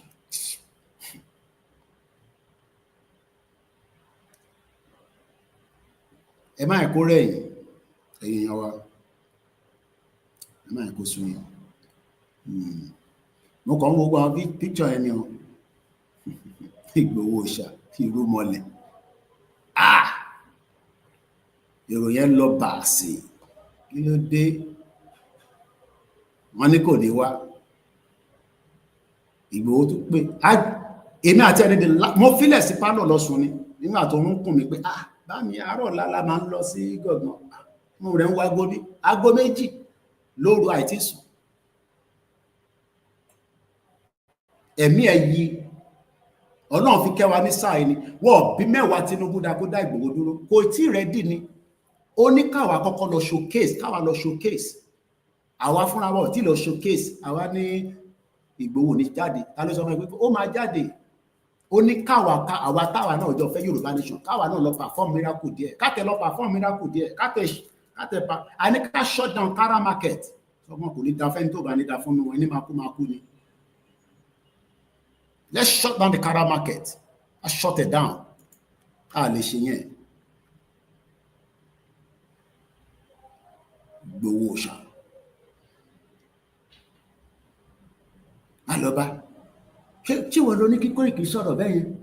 Tí wọ́n lọ ránṣẹ́? Tí wọ́n lọ tètè? Gbogbo wọn dà lẹ́nu nísìn. The compromise torí ìbọ̀lẹ̀ àtẹ̀pà tó fi jẹ. Tọ́mà ìtìrí kankan bá ojú wọn máa rùn. èwo ló tún gbé wá o wọ́n ṣàrí pé gbogbo ẹ̀ ń wọlé sínú ilé Ìgbòho arákùnrin kí ló dé tó jẹ́ pé wọ́n nìkan pàdé pa àwọn diaspora náà wọ́n deceive wọn gbogbo àná láàrin bó ṣe ń lọ yìí so owó ta ná ní 2021 yẹn òun náà la ṣe máa ná títí di 2025 à ń bọ̀ owó ta ná ní 2021 bí tẹ̀ ṣe ń ṣó picture Ìgbòho ká máa ṣó bá ṣe ń sọ̀rọ̀ ká ṣe fi ti bàbá ilẹ̀ ìyẹn lọ wá picture lóye dáadáa Ìgbòho ṣá there's nobody like him ọlọ́run wà ọ̀bọ̀ tẹ́ lẹ́yìn ọlọ́run ṣé mo rí ànábì rí ni ṣé mo rí Jésù rí ni Ìgbòho ṣá ọmọ aládìkú mo ní bá mi àárọ̀ abẹ́ làwọn diaspora ń pè Ìgbòho má lọ ẹ̀gọ̀gọ̀ àmọ́ tó sẹ́tẹ̀ fúnfẹ́ ó ní bọ́ fi chain dòun mọ́lẹ̀ kábíyèsí Elédùmarè àṣọ sì máa fi chain yẹn wọ́n máa fi dè mọ́lẹ̀ lóòótọ́ láìláìlọ́lá wọ́n bá fi chain dè mọ́lẹ̀ ó náà wá já ó ní coordinator a máa débẹ̀ lọ́la bọ́dé mi kọ́ mo ní ètò rẹ̀ mi ṣe wálé ẹ̀rọ kí mi wá ṣeré ni torí ẹ nídìí mídíà tó máa tẹ̀lé yín débẹ̀ torí pé n ta fi lọ ṣe kò lòdì sófin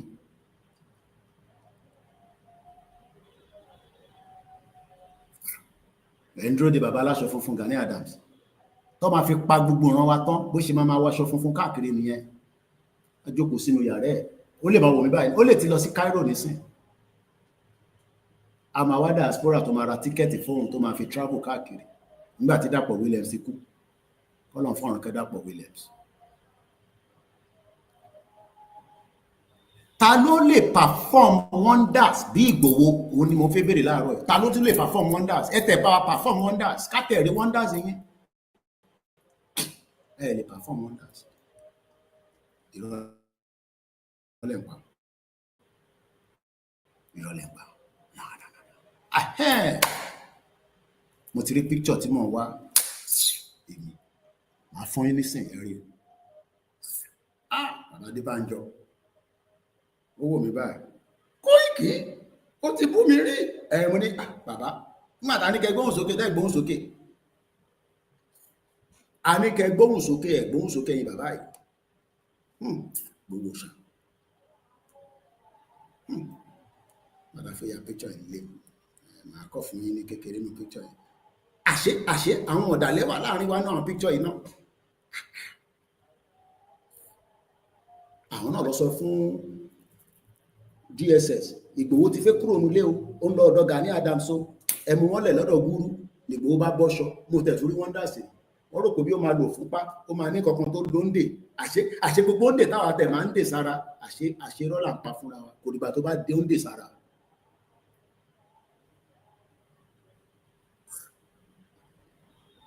Ìgbòho ṣá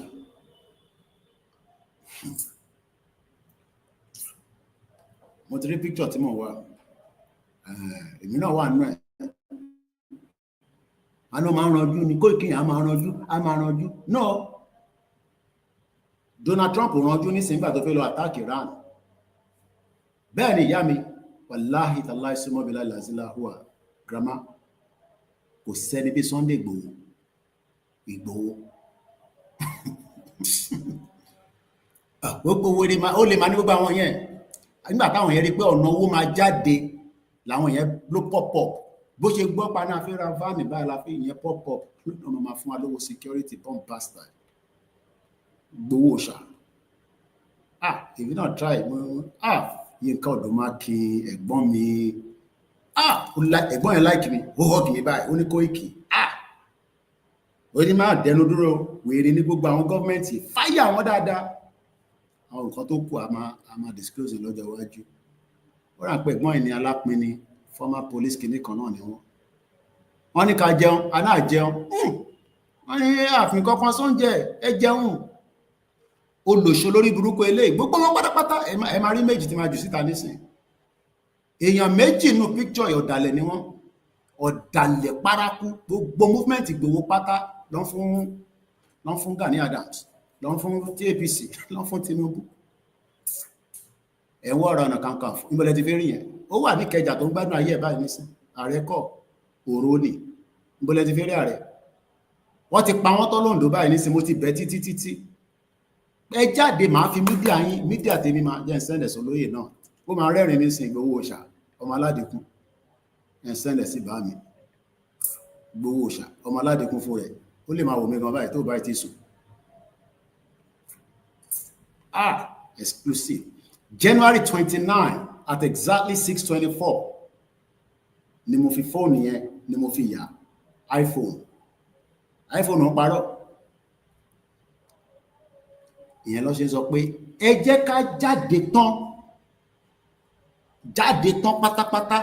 Koiki bàbá ti ní ká kọ̀ rọra máa ṣe díẹ̀díẹ̀. Kí lẹ fẹ́ kí bàbá yẹn sọ?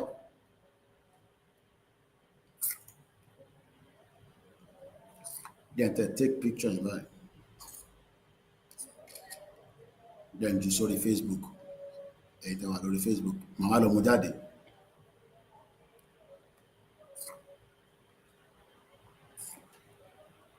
Kọ́lọ̀ fọ́run kẹ́ bàbá Adébánjọ. Bàbá yẹn fọ́ ní gan báyìí. Ààrẹ Ọ̀nà Kakanfò dúró de Aláàfin tó máa ní kó lọ ṣe tó yẹ kó ṣe. Ìgbòho fún wa ní backup pé ká jáde, but àwa la fẹ́ take advantage ẹ̀. Kí ni mo sọ? Ìgbòho Òòṣà ó salute ọmọ Aládìkún fún rẹ̀, àbó ti sùn ní, ó ti reply, ọkọ̀ jọwọ́ báyìí pé coordinator ó mọ̀ pé kò sí picture tóun bá ń wá mo ní lọ́wọ́, láti máa wọ́n náà gbogbo tí lọ fa ilé jáde láàárọ̀ ẹ̀. Ẹ jẹ́ fún ní picture yẹn, mo ti gbé jáde lórí social media, kó lọ wo kó lè rí pé yes. Ẹ má ẹ̀ka wà coward, à ń ṣe coward. Àwọn olóṣèlú ò tó ń tán pera wọn tá a bá ti dalẹ̀ ara wa, bọ̀ nítorí pé a fẹ́ dalẹ̀ ara wa, a fẹ́ sọ nǹkan tá a máa ṣe, téèyàn márùn bá dúró bíbà nísìnyí tá a bá ní nǹkan báyìí la máa lọ ṣe, méjì máa compromise ẹ̀, problem tá a ní nìyẹn.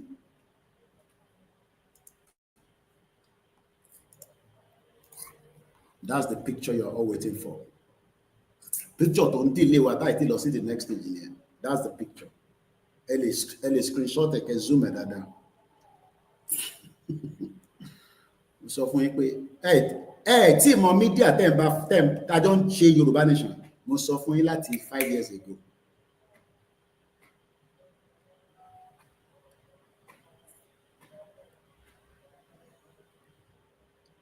Kọ́lọ̀ fọ́run kẹ́ bàbá Adébánjọ. The only thing tó bí mi nú pẹ̀lú bàbá yẹn pé adọ̀bálẹ̀ abẹ bàbá yẹn láàrin mi àti Ìgbòho nìkan, a lọ sí Ìjẹ̀bú Igbó, take too many risk. Ìgbà míì lóru, many times lọ́sàn-án náà. Bàbá ó dà tó bá pẹ̀ ń bẹ̀rù ni ẹ máa bọ̀ ká gbé wá sí Ìbàdàn, kẹ́ wá máa gbé ní Ìbàdàn. Wọ́n bí bàbá anybody dá kó wá bá yín nínú Ìbàdàn, nínú ilé Ìgbòho, nínú ilé Ọ̀ká, wà wọnú ilé Ọ̀ká, ó máa fẹ́ jẹ wẹ̀ ni. Ìgbòho ò lè attack Nigerian government nígbà tó wá, àwa ti mọ géèmù tí Tinubu fi gbá. Freedom tí Ìgbòho nílé ní kò bá má ní freedom yẹn. Olórí burúkú tẹ́ ń pè ní Tinubu yẹn, ó mọ tó ń ṣe. Ẹ rò pé Tinubu mọ̀ pé ṣe wá attack Ìgbòho, ó mọ̀ náà. Àti Ṣèyí Mákindé àti Buhari wọ́n mọ̀, ó mọ̀, ọ̀dájú èèyàn. Kọ́lọ̀ bá wa dúró tì. Tẹ́ bá wo picture yẹn, ẹ rí pé ó ní more screenshot nísàlẹ̀. Àwọn other pictures ìbọn yẹn wà bọ̀ ìtẹ́lẹ̀ tí mo jù síta ẹ̀. Ẹ̀rí Sunday àárọ̀ àti kejì ẹ̀ gbogbo wọn ní ṣe jẹ́rùkọ Ìgbòho la máa ń pè ní gbogbo ìgbà, wọ́n kàn ń jẹ́ lọ́sẹ̀. Ṣèyí coordinator ẹ níṣẹ́ gan-an, week ta fẹ́ mú yìí ẹ níṣẹ́ tó pọ̀ gan-an tẹ́ fẹ́ ṣe. iṣẹ́ pọ̀ lọ́wọ́ yín gbogbo yín coordinators wa Ọlọ́run á fún yín ṣe. Ẹ wò gbà tí Ìgbòho ti sọ̀rọ̀ ní 2021 ó dàbí àná àìtẹ́ tí mọ̀kàn máa pa 250 ní Benue àìtí mọ̀kàn máa pa 230 or whatever ní Ọ̀wọ̀ Enugu ìṣẹ̀lẹ̀ yẹn dẹ̀ ṣe kò tí stop ó sì ń lọ bẹ́ẹ̀ kó máa lọ bẹ́ẹ̀. So ẹ wá ní kò ṣe màláìkà Ọlọ́run á bá wa dúró tì. So a ti fún yín ní tí mo fẹ́ sọ nípa yẹn. Now let's come back quickly. Mo kí gbogbo ẹ̀ tẹ́ ń darapọ̀ mọ́ wa. Ẹ ká padà sọ́dọ̀ bàbá yìí. Mo fẹ́ wárúkọ bàbá yẹn. So a máa gbọ́ ọ́díò kìíní yìí ni mo lè show fídíò yẹn fún yín. Ṣé ẹ ká orúkọ think ẹ jẹ́ kí n tẹ screenshot báyìí. Eléyìí ni màá tẹ wá screenshot so that orúkọ bàbá yẹn á jáde. The audio that we are using àkọlọ ni copyright Yorùbá Tòótọ́ òun ló ní. Ṣé àwọn pé Yorùbá Tòótọ́ yìí náà ló lọ gbé ìyá olórí burúkú tó ń pè rẹ̀ ní 2x2. Ẹ mọ̀ pé interview tó ṣe lórí bíbà bóyá wọ́n plan ẹ̀ ni bóyá we don't know how media were very very sensitive gan. Ó ti mọ tóun fi ṣe ó kọ́kọ́ gbàbí kan wọlé torí mo rántí pé inú ilé Ìgbòho mo àtàwọn kan ní ṣó ti rí ìyá yìí ṣó ti rí kinní kan all that nonsense kó tó di pé ó ṣe rápárápárá ó wọlé sí wa lára. Tó bá bí ọmọ Yorùbá ní sani lórí àwọn eléyìí pé kí n lọ sórí Google kí Google sọ fún mi pé a ti gba Yorùbá country àwọn wèrè àtàsínwín àwọn bomb bastard. So mo ti rí ibi ṣe fẹ́ lù báyìí à lè mọ ẹni tó ń sọ̀rọ̀ ṣẹjẹ́ ń change image yẹn. A máa gbọ́ àwọn kan ti lè lọ gbọ́rọ̀ tí bàbá yẹn sọ but ó ní àwọn pointer kan tí bàbá yẹn sọ̀rọ̀ lé lórí ọ̀rọ̀ Tinubu pé bẹ́ẹ̀ bá ń dúró de Tinubu yìí bàbá criminal ayé àtọ̀run kò mọ̀ nípa kankan. Bẹ́ẹ̀ ni bàbá wa Michael intention wọn ni pé Ìgbòho máa jà á pa àwọn sójà kalẹ̀ freedom tó nílé ní kò bá má lè ní because nítorí máa present fàgbáyé ni pé nígbà táwọn lọ fẹ́ arrest ẹ ṣe ló kọ̀ kó bọ́n jáde ló pa gbogbo àwọn sójà but wọ́n ti gbàgbé pé Ìgbòho wà pẹ̀lú àwọn professor bíi Akíntóyè tó ní làákàyè tó dẹ̀ ti sọ pé anytime tí government bá wá bẹ́ẹ̀ lé o ní láti pa wọ́n in tó máa pa government òun ló ń lọ lọ́wọ́lọ́wọ́ yẹn in tó dẹ̀ fi pa government Tinubu òun ló ń lọ lọ́wọ́ yẹn. So bàbá tí a fi sọ̀rọ̀ wọn tẹ́ fi gbọ́n wọn yìí wọ́n náà wọ́n ní the new leader Afẹ́nifẹ́re kò ń ṣe ti Tinubu faction náà kọfí ti tutù pa. Bàbá yẹn náà pè ní Ọba Ọládipúpọ̀ Ọláìtàn. Ẹ jẹ́ kí n jẹ́ kí Instagram yìí kó lọ ká tó bẹ̀rẹ̀ sí play video yẹn but audio lẹ máa gbọ́. I cannot show you the video but a máa gbọ́ audio yẹn màá dẹ̀ máa ṣe ọ̀rọ̀ láàrin méjì ẹ̀ so that YouTube kọ́ máa rí pé a lò fún educational purpose. But tó bá ṣe ń darapọ̀ tó bá mọ tó ń lọ lágbàáyé Amẹ́ríkà ti attack Iran o gbọ́dọ̀ mọ̀ yẹn nísìn. Mo dẹ̀ sọ fún wa pé ká máa expect Fúlàní terrorist tó fẹ́ attack ilẹ̀ Yorùbá because wọ́n align pẹ̀lú terrorism tí a mọ̀ pé Iran ń fund torí Iran ń fund many of these terrorists around the globe. Israel fúnra rẹ̀ commit genocide so àwọn méjèèjì kò sí tó gbádùn nínú wọn so máa wà jókòó síbẹ̀ kò ní shut up torí wọ́n ti fẹ̀sìn báyé yín jẹ́ wọ́n fẹ̀sìn báyé tèmi jẹ́ tẹ́lẹ̀ ni mo wà gullible but nísìn a ti wà much more understanding pé ẹ̀sìn ẹ problem private business ẹni o mọ̀ pé tíwà tìyàwó ẹ̀ bá wà nù yàrá kò sẹ́ni kankan tó ní láti mọ tẹ́ ń ṣe bó bá wùn yín ọ̀nà báyìí ní kẹ́ gbà kẹ́ fi ṣe bó ṣe rí nìyẹn. So ẹ̀sìn ẹ gbọ́dọ̀ jẹ́ nǹkan tó jẹ́ personal sórí tèmi ń bẹ jà pé ká gbà ní freedom ká bá wọn jà gidi kó di iṣu atayanyan ẹni tó bá máa kú ní kú. Àwọn èèyàn ti kú ní Iran àti Israel ayé ò parẹ́ má máa yẹ kí wọn sọ pé ayé máa parẹ́ ìgbó ló ti ń parẹ́ grandma mi ní ayé kankan parẹ́ àwọn èèyàn inú ẹ̀ ló máa lọ because tẹ́ ẹ̀ bá ti find the peace and the UN said and I quote fáwọn tó ṣe ń wọlé nítorí ẹlòmíì ṣe jí ni ó lè má gbọ́ pé US wọn níná ó lè má ì tí gbọ́ òun ló ti ń gbọ́ lórí ìkànnì yìí pé Amẹ́ríkà ti gbà sí fún Iran wọ́n ti lo ìtàn pè ní B2 bomber wọn $1 billion ní kíní plane yẹn ẹyọ kan àti dáwọ́ àdámọ́ ẹ má dá ìbí ẹni tó bá máa pa lọ́ máa pa ó ti pẹ̀ ẹ̀ tẹ́ bá dúró sórí ilé ó dàbí pé lè má fún wa ní long one ìyá wa grandma ẹ má lọ sí Koiki yẹn ìyẹn 1 hour ní ilé tẹ́ dúró sí Ọláyọmí yẹn ìyẹn máa fún wa ní 4 hours mo kẹ́ ń tẹ́ wà lórí mixella gbogbo náà ni mo kí UN ti sọ fún Amẹ́ríkà pé ẹ find the peace Amẹ́ríkà ní kò sí Amẹ́ríkà náà wọ́n wá peace Amẹ́ríkà náà wọ́n wá peace mo kí gbogbo ẹ̀yin tẹ́ ń darapọ̀ mọ́ wa bí ìtẹ̀ tí dárúkọ yín gbogbo yín ni mò ń kí báwo ológun ẹ ṣe máa lọ ọ̀nà wo ló máa gbà ìyẹn ìtò important ni pé ọ̀nà wo làwa fi gbà tètè sá lọ torí ogun ti ká wa mọ́lé tó bá dẹ̀ òun lè lé nísìn Anthony Guterres I am gravely alarmed by the use of force by the United States against Iran today. Oh no, we are gravely alarmed. This is a dangerous escalation in a region already on the edge and a direct threat to international peace and security. Kò ní sí peace ní Nàìjíríà àfi tí Nàìjíríà bá pín. Wàláhì tàláhì súnmọ́ bí láì. Because Fúlàní ò ní fún yín ní peace. Tàbádẹ̀ sọ Fúlàní, máma sọ pé Fúlàní ní gbogbo Dangote Fúlàní gidi ni, Rabiu Samad Fúlàní gidi ni, El-Rufai Fúlàní gidi ni, Atiku Fúlàní gidi ni, gbogbo wọn Ganduje Fúlàní, tàbá tó wá ní Devil of Sokoto, táwọn ọba wa lọ ń dọ̀bálẹ̀ tán kí lẹ́ẹ̀mẹ́wàá àmọ́ tán lọ bára wọn sọ́nbẹ̀. So, only there is a growing risk that this conflict could rapidly get out of control with catastrophic, tó bá mọ mí nínú òyìnbó tó ń pè ní catastrophic consequences for civilians, the region and the world. The world tó sọ yẹn ilẹ̀ Yorùbá wà nínú ẹ̀ ìyẹn lèmi wà concern about kólúkálukú secure ilẹ̀ tiẹ̀ tó bá sún àsopara bọ́ǹbù tó ṣẹlẹ̀ ní Kánò ó ń bọ̀ lẹ́kọ̀ọ́ ṣẹ́rí gbogbo ẹ̀yin tí ẹ máa ń lọ káàkiri bí ẹṣọ níwòlímọ̀ Iran Israel sọ fún àwọn ọmọ wọn nísìn ó lè jáde ó máa wà lábẹ́ bọ́ǹkà.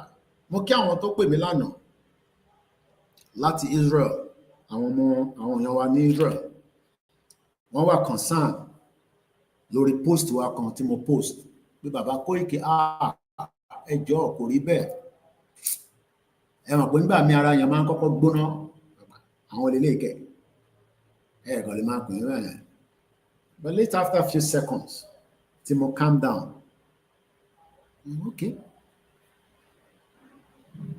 In war, èèyàn máa ń protect civilians, but civilians ni ló máa ń pay the price of war.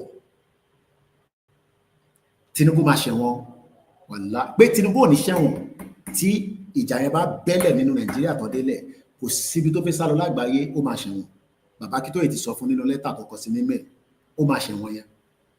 So ẹ má pìtì ẹ̀ ó wà lára tá a máa gbọ́ tí bàbá ẹ̀ máa sọ nísìnyí má pìtì Tinubu má bá ṣàánú Tinubu fowó kò ní dá fún níbi tó bá wà tó ń fìyà jẹ gbogbo yín nínú Nàìjíríà lénìí selfish interest bomb bastard òun bẹ̀rù Tinubu ẹ̀mí kan ló wà lára ẹ̀ kò dẹ̀ lè pa gbogbo wa tán délẹ̀ kò possible tá a bá bẹ̀rẹ̀ wàhálà ní Lagos State Tinubu ò lè pa gbogbo wa ẹ̀mí tiẹ̀ náà máa bọ́ sí ẹ̀mí tí ẹ máa bọ́ sí ti ṣèyí Tinubu máa bọ́ sí a máa yọ ẹ̀mí tí ẹ̀hún náà kúrò torí olórí burúkú ni òun ló sọ gbogbo àwọn ọba wa di handicap kí irú Ọọ̀ni of Ifẹ̀ má lè sọ̀rọ̀ bí Donald Trump ṣe ń sọ̀rọ̀ ṣé Donald Trump ó ní agbára tó Ọọ̀ni of Ifẹ̀ ni tàbá ní ká gbé ní scale tàbá ní ká gbé ní òṣùwọ̀n lénìí ṣé Donald Trump lágbára tó Ọọ̀ni of Ifẹ̀ ni ṣèdá ní àwa láti exist Amẹ́ríkà máa gba independent gbogbo àdè lámú tó ń pè lamẹ́ríkà torí àwọn Indian àbí kinní kan lọ́nà ní gbogbo alámọ̀tán yẹn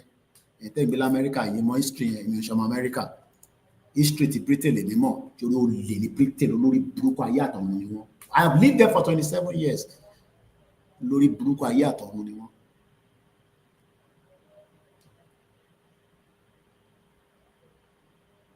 Ẹ wá wọ Ọọ̀ni ẹ ṣe conference Tinubu wá ní tó bá tún sọ̀rọ̀ pé Ìgbòho níbẹ̀ yẹn kábíyèsí màá ní kó yọ yín lóyè. Ọọ̀ni adákẹ́ lọ lóò àgbá kankan mọ́. Ẹ lọ wo fídíò tí Ọọ̀ni fi lọ bá Tinubu lẹ́kọ̀ọ́ lélẹ̀ tó wá láìpẹ́ ẹ kàn máa wọ́ndà pé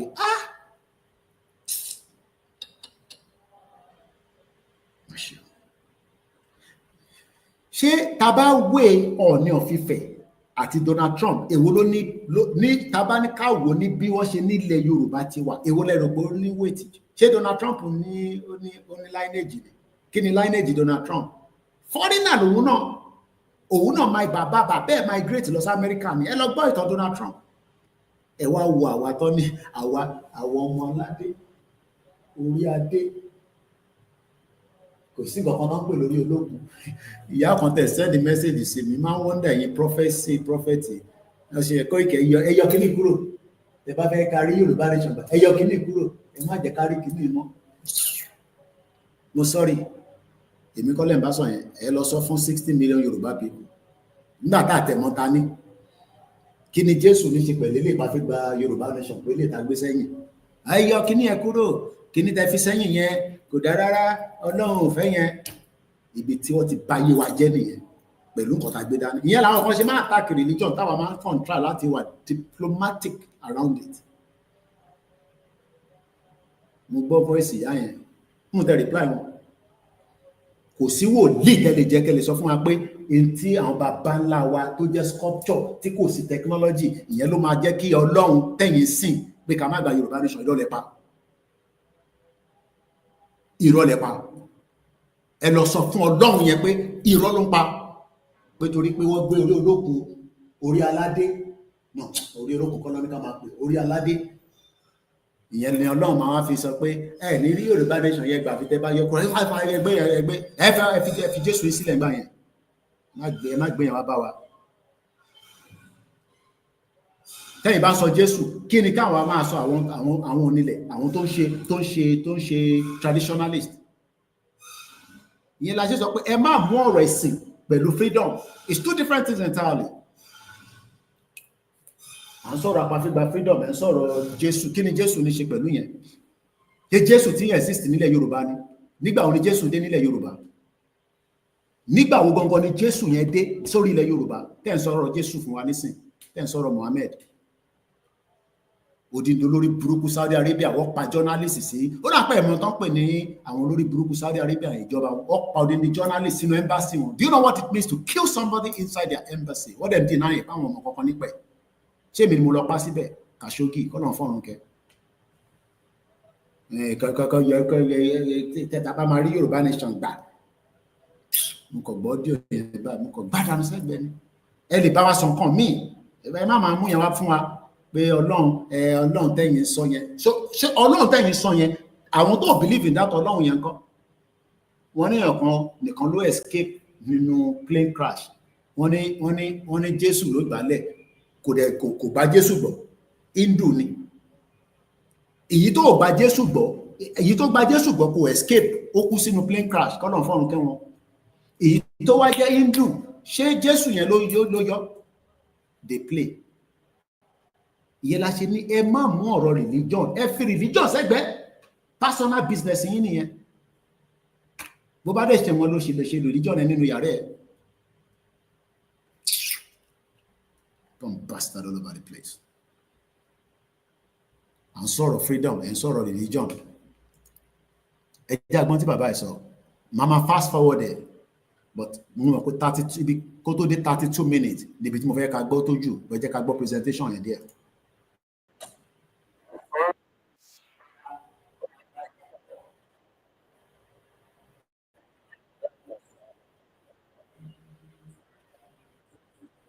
Àtẹ̀dúpẹ́ pé wọ́n sọ pé fún gbogbo ọmọ Yorùbá because wọ́n mọ̀ pé kò sọmọ Yorùbá kankan tó gba Afẹ́nifẹ́re fún Afẹ́nifẹ́re kọ́ Afẹ́nifẹ́re bí ni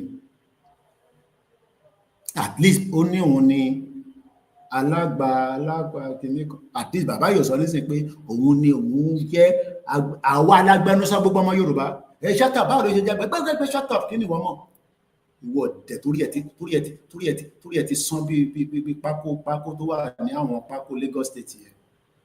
We can't speak on behalf of Yoruba people. We have the right to speak for ourselves. Really, speak on yourself. Lọ sọ tẹ́bi sọ ìnísìn kí Tinubu kó má fa ẹkùn ẹ wọ́n bí Tinubu dà kò sí tó lè fèmí ṣe wọ́n bí bá bẹ́ẹ̀ dá tó bá yẹ bàbá ẹ̀ ṣì wà láyé olórí burúkú tó ní fámìlì ẹ̀ kú kò lè lọ lé kó lọ sin fámìlì ẹ̀ tó ń kílèmù ṣé Tinubu ní ìran ẹ̀ jẹ́ jìbá mọ́bí tó rúkọ Tinubu ti jáde drug dealer olè Koiki máa bu ọmọ Yorùbá ní wàá gbọ́n tí bàbá ẹ̀ máa sọ nísìn ọmọ Yorùbá kọ́ ọmọ Yorùbá ní ẹgbọ́n sókè bàbá.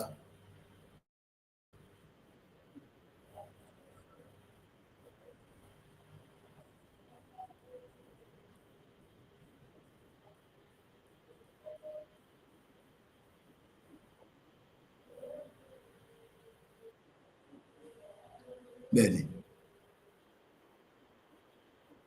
that is it. So kí la wá ń bẹ̀rù fún?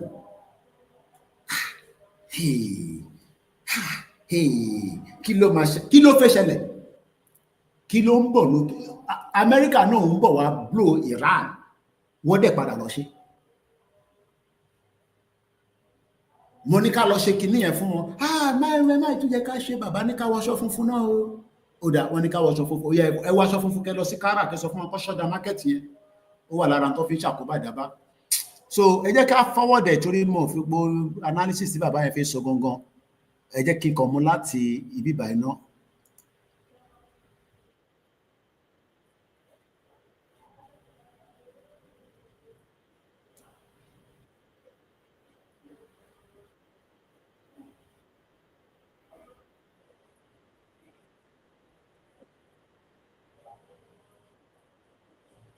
Wọ́n sọ̀rọ̀ nípa bàbá Awólọ́wọ̀ ẹ lè ever rí anybody láàrin gbogbo àwọn tẹ́ ń pè ní 419 olóṣèlú tó máa lọ in the direction of bàbá Awólọ́wọ̀ láyé àfi bàbá Professor Adébánjí Akíntóyè nìkan ló ṣì ní template yẹn lọ́wọ́ template yẹn ló fẹ́ gbélé àwa lọ́wọ́ nísìnyí pé ká ló máa fi ṣayé wa tó ní pé òfẹ́ wà nínú òfò nínú àdánù nínú òṣì ó wá ń lọ sí church ó ń lọ mọ́ṣáláṣí ó ní kí òfò àtàdánù kó kúrò láyé ẹ̀ báwo ló ṣe fẹ́ kúrò láyé ẹ̀ ṣé òfò àtàdánù ló máa kúrò láyé ẹ̀ nígbà tí o mọ̀ pé olóṣèlú wọ́n ti jókòó lé yín lórí ta ló olóṣèlú yẹn olórí burúkú Tinubu ni òun ni number one olórí burúkú ayé àtọ̀run come bastard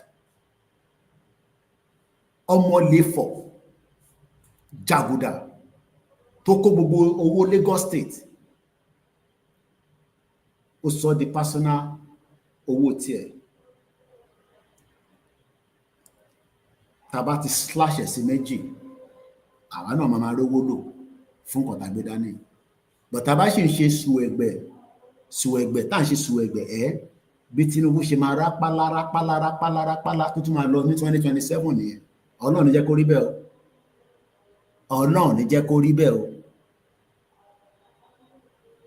Ọlọ́run kò ní jẹ́ kó rí bẹ́ẹ̀ o ẹ ṣàmì ẹ̀ àmì pẹ̀lú action ni o kò ń ṣe àmì lórúkọ Jésù no we shut it down completely èyí tí bàbá ń sọ yẹn from his own perspective gẹ́gẹ́ bí àgbàlagbà àwa táwọn tó ń dùn wá lẹ́sẹ̀ wọ́n ní ẹni tẹ́sẹ̀ ń dùn ló mọ bí tí àbí ṣe máa ń pọ̀wé yìí torí òwe náà ni tẹ́yìn kan bá pọ̀wé yẹn nísìnyàn kan tó wá tó tọ́nẹ̀ Amẹ́ríkà ń sọ fún Iran pé tó bá bíbà bẹ́ẹ̀ dá ti àtàkì nísìnyàn àtàkì wa padà ìyẹn lèmi máa irú àwọn ọjà bẹ́ẹ̀ lèmi fẹ́ ẹ lọ sọ fún wọn ní kára pé a ṣe mọ́ tó bá wá bíbà bàbá wọn dá nígbà tá náà ṣe mọ́ káwọn sọ fún wa pé no a sì máa ṣe o ká wá sọ fún wọn pé kò ní yẹ wọ́n kí ni mo sọ kò ní yẹ wọ́n but a lè ṣe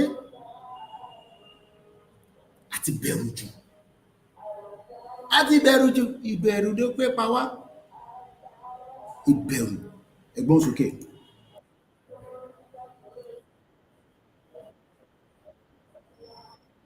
Ẹ lọ wo Liberty Stadium tán sọ yẹn ó dàbí ilé ìgbẹ́ olórí burúkú Ṣèyí Mákindé kó tẹ̀ jẹ́ pé 64 billion yẹn ló dà síbẹ̀ pé ó dá ká ṣe yẹn ká fi ṣe kí ni kó dá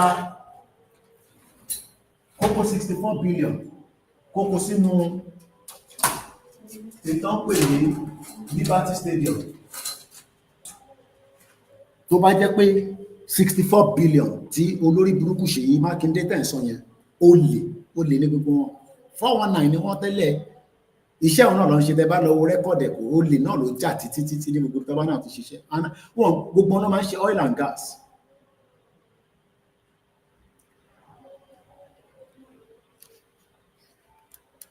Bàbá yìí sì ń sọ̀rọ̀ nípa bàbá Awólọ́wọ̀ ẹ jẹ́ ká tẹ̀síwájú mo fẹ́ máa sọ̀rọ̀ láàrin méjì ẹni torí mi kọ́ mo ní fídíò yẹn but tó bá débi tí mo fẹ́ rí jẹ́ ká gbọ́ màá jẹ́ kó move díẹ̀ little bit.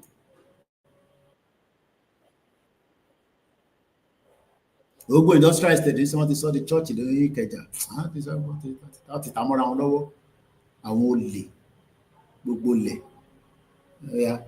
kìnnì kan Ẹlẹ́kọ̀ beach Ẹlẹ́kọ̀ land Lekki toll gate kìnnì kan má kọ̀kọ́ má roko ọkọ̀ àwọn indigenous people wọ́n lé gbogbo wọn dànù wọ́n pinlẹ̀ wọ́n tà fúnra wọn ẹ̀rí bómi ṣe ń ba ayé yín jẹ́ ní omi ẹ ló máa gbé gbogbo yín lọ àwa máa wá mọ́ta máa design láti redesign ẹ̀ padà so that omi tó fẹ́ wọlé tó fẹ́ gbé kó lọ yẹn à ní jẹ́ kó gbé lọ ètùtù tó yẹ kó ṣe wọ̀ ṣe tutù mọ́ àwọn bá ti àtọ̀bà Èkó àtọ̀bà Lẹ́kì àtẹnusọ́rọ́kọ̀ ọba Èkó ṣé yẹn tẹ̀ ṣọ́ọ̀bà yẹn ṣì exist ṣọ́ọ̀bà Èkó yẹn ṣì wà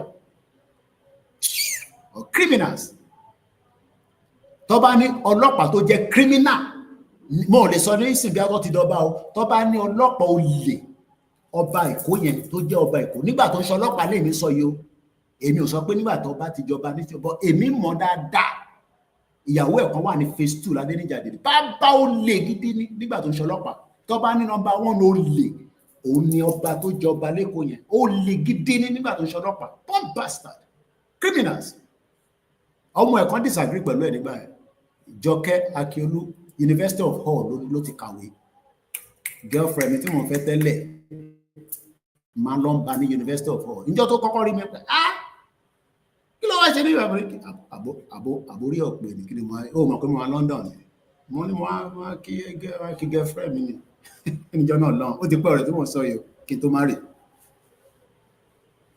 drive láti London lọ sí University of Hull gbé mọ́tò débẹ̀ bó ṣe rí mi báyìí àwọn ọmọ ẹ̀dẹ́ nice gan Jọkẹ́ ọlọ́run tẹ̀lé wọn bí tó wà nísìn ọmọ ọba Jọkẹ́ àti Múyìwá èèyàn fífẹ́ gbọ́n mi nígbà yẹn èèyàn gbà fún wọn lè tún ní ìyàwó kejì ni mò ń sọ yìí wọ́n ń gbé ní phase 2 ládéníjàdélé lọ ní rọ́mọ̀ pa lọ bèrè lọ́wọ́ àwọn adéníjàdélé sì wà ń bẹ̀ lọ síbẹ̀ phase 2 yẹn ó lè ti di ìgbẹ́ nísìn torí gbogbo bẹ̀ ti di yamayama débẹ̀ kó sọ pé Kóìkì sọ̀rọ̀ lórí social media pé ṣé Rilwan Akiolu nígbà tó jẹ́ ọlọ́pàá ṣé ìyàwó ẹ̀ kan ń gbé ní phase 2 ní dá fún yẹn ní ṣorí egbò yìí tẹ̀ sọ̀rọ̀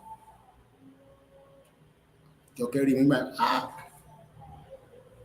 inú ẹ̀ dùn gan this about many years ago wọ́n lọ́wọ́ tó wà nísìn àbíṣe ọ̀pọ̀ wọn kàn máa rí mi lórí social media pé náà ni bàbá ìṣe wa di kútakúntè báyìí kò lè imagine ìgbà tí mo ń sọ I'm talking about 1995 kí n tó kúrò Nàìjíríà mo dẹ̀ gbé lẹ́kọ̀ọ́ ní 3 years ọdún mẹ́ta ni mo fi gbé ní Lagos Island nínú phase 2 kí n tó travel ní 1998 ìyẹn ni ọ̀rẹ́ ṣe àwọn sọ pé Nàìjíríà máa orí ẹ̀ yẹn ó máa come straight má tètè jẹ́ ká ṣe Yorùbá nation ká gbára wálẹ̀ o rò pé àwọn ọmọ olówó máa fẹ́ tálákà ni irú èmi ló lè fẹ́ tó bá yẹ pé mo fi fẹ́ nígbà yẹn ni but kí ni mo fi fẹ́ fún ìrìnàjò pàdé ní phase 2 ó dẹ̀ mọ pé alájà ìdú àwọn èèyàn gidi làwọn ilé náà wọ́n dẹ̀ mọ̀ pé mọ̀ sí mi náà ti wà lábroad so kò sí nǹkan tó nígbà kan tẹ̀ máa fi ṣàkárá gbogbo àwọn èèyàn nínú face láyé mo sọ fún mi pé a máa fọlọ́pàá máa threaten àwọn èèyàn kọ́mà ìtì bá wọn jà báyọ̀ máa lọ́mọ́ ọlọ́pàá wá wọ́n ní ọ́dálì kan tó máa ń tẹ̀lé wọn kí àkèrè ńgbà yẹn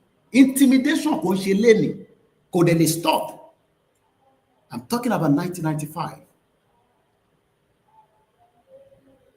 wọ́n kọ́ respect àwa pé wọ́n fi àwọn tó ń ralẹ̀ lálẹ́ àárọ̀ ọkùnrin ṣàwà o àwọn náà dẹ̀ ti rí settings tiwa wọ́n dẹ̀ mọ grandma àtúwájọ lọ pàdé ní London kò lè imagine iyì yẹn bó ṣe máa rí o mọ̀ pé London máa ń dàbí nǹkan tó dìgbà tó bá dé London London is like a precious thing for Yoruba people tó o bá ti wọ London ìgbà táwọn èèyàn dé London lọ́sẹ̀ wọn lọ America pé no ó dàgbà America yẹn ó ní more space láti fi expand London máa ń squeeze èèyàn ni tó o bá careful wàá kọ́ máa gbénu London ni kọ́lọ̀ ń jẹ́ kí ó bọ́ sí àmọ́ tẹ́lẹ̀ but I feel is our survival kit every Yoruba person ló fẹ́ wọ London ló fẹ́ wọ UK kò tẹ́ ń ṣe tó bèsè rè fi kọrin ibi tá jẹ chicken dé o àwọn adìyẹ tó sáf ó máa fẹ́ dé UK yẹn ni wàá máa olúwọlé ń tà nígbà yẹn gbogbo fake visa tó ń ṣe káàkiri London yẹn làwọn sọ fún yín pé yes ó lè lọ síbẹ̀ but ilẹ̀ Yorùbá dájú UK lọ far better àmọ́ tẹ́lẹ̀ náà tá a bá mọ̀ níta mi la fẹ́ lọ sí mi but báwo la ṣe fẹ́ lọ báwo la ṣe fẹ́ mọ̀ nígbà tẹ́ pé àwọn tí Ọlọ́run gbé ọlá fún tó jẹ́ àwọn ọba wa wọ́n ti compromise pẹ̀lú British àwọn ló fìyà jẹ gbogbo wa báyìí a kàn ń pàpẹ́ náà sọ pé ká respect àwọn ọba they are the ones that have compromised us.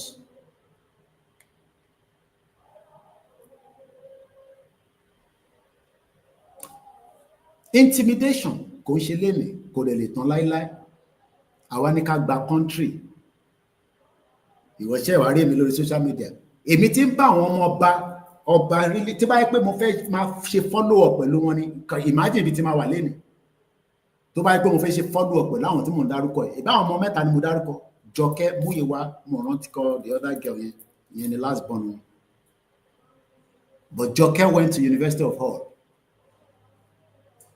and I'm talking about as at that time bí 99 ni mo ń sọ nígbà yẹn kò lè wùgbà tí mo ń sọ̀rọ̀ yẹn so tó bá yẹ pé èèyàn fi ṣe follow up gbogbo networking ibi tó ń pè ní your net worth àwọn èèyàn tó bá mọ̀ èmi náà lè sọ pé mo mọ àwọn ọmọ ọba náà mo sì mọ ìpàdé mi kan tẹ́ pé the late Aláàfin ni ó fẹ́ ó dẹ̀ wà l'Àbújá bẹ́ẹ̀ ó wọ́n á sọ mi pé ìṣá ó yẹ èèyàn mi dáadáa lòun tó bá wá London lémi ló máa ń sùn mo ní dárúkọ ẹ̀ ọmọ ọba Aláàfin tàná ló fẹ́ wọ́n dẹ̀ believe in our vision pé nǹkan tá à ń ṣe yẹn right because ọmọ Yorùbá lòun ó mọ bó ṣe ń ṣe fóun ní Àbújá bàbá tiẹ̀ náà dẹ̀ lẹ́sẹ̀ lẹ́gan Feston bẹ́ẹ̀ náà ni gbogbo wọn ti dìde bàbá ẹ̀ mo lè dárúkọ ẹ̀ bàbá ẹ̀ lẹ́sẹ̀ lẹ́gidi tó bá ń sọ pé ní gbogbo Nàìjíríà ní sector kan bàbá ẹ̀ lẹ́sẹ̀ lẹ́ ṣé irú yẹn ló fẹ́ ká ṣe máa lọ máa bẹ̀ pé ẹ bá mi wá ṣẹ́ fún ọmọ mi níbí báyìí ká lọ máa lo ẹsẹ̀ fi gbà kankan ìyẹn àwọn ṣe country. The last time he spoke to me ó kọ́ advice mi pé kì í ṣáà ó máa bọ́ sí ní gbogbo ẹ̀ làwọn ti rí l'Àbújá ó ní gbogbo tí mò ń sọ yẹn pátá àwọn ọmọ olówó gidi làwọn eléyìí ṣe àwọn ọmọ tálákà àràràn ìwọ tó ń gbé nínú I face you ìwọ tó taste life ó mọ bí life ṣe rí bàbá Akíntóyè máa ń sọ bí life ṣe rí fún ẹ ó wá ń dispute pẹ̀lú bàbá Akíntóyè ó rí ẹ̀ ò pé wọn sì ní tó kàn máa ní kí n má bú yín ni.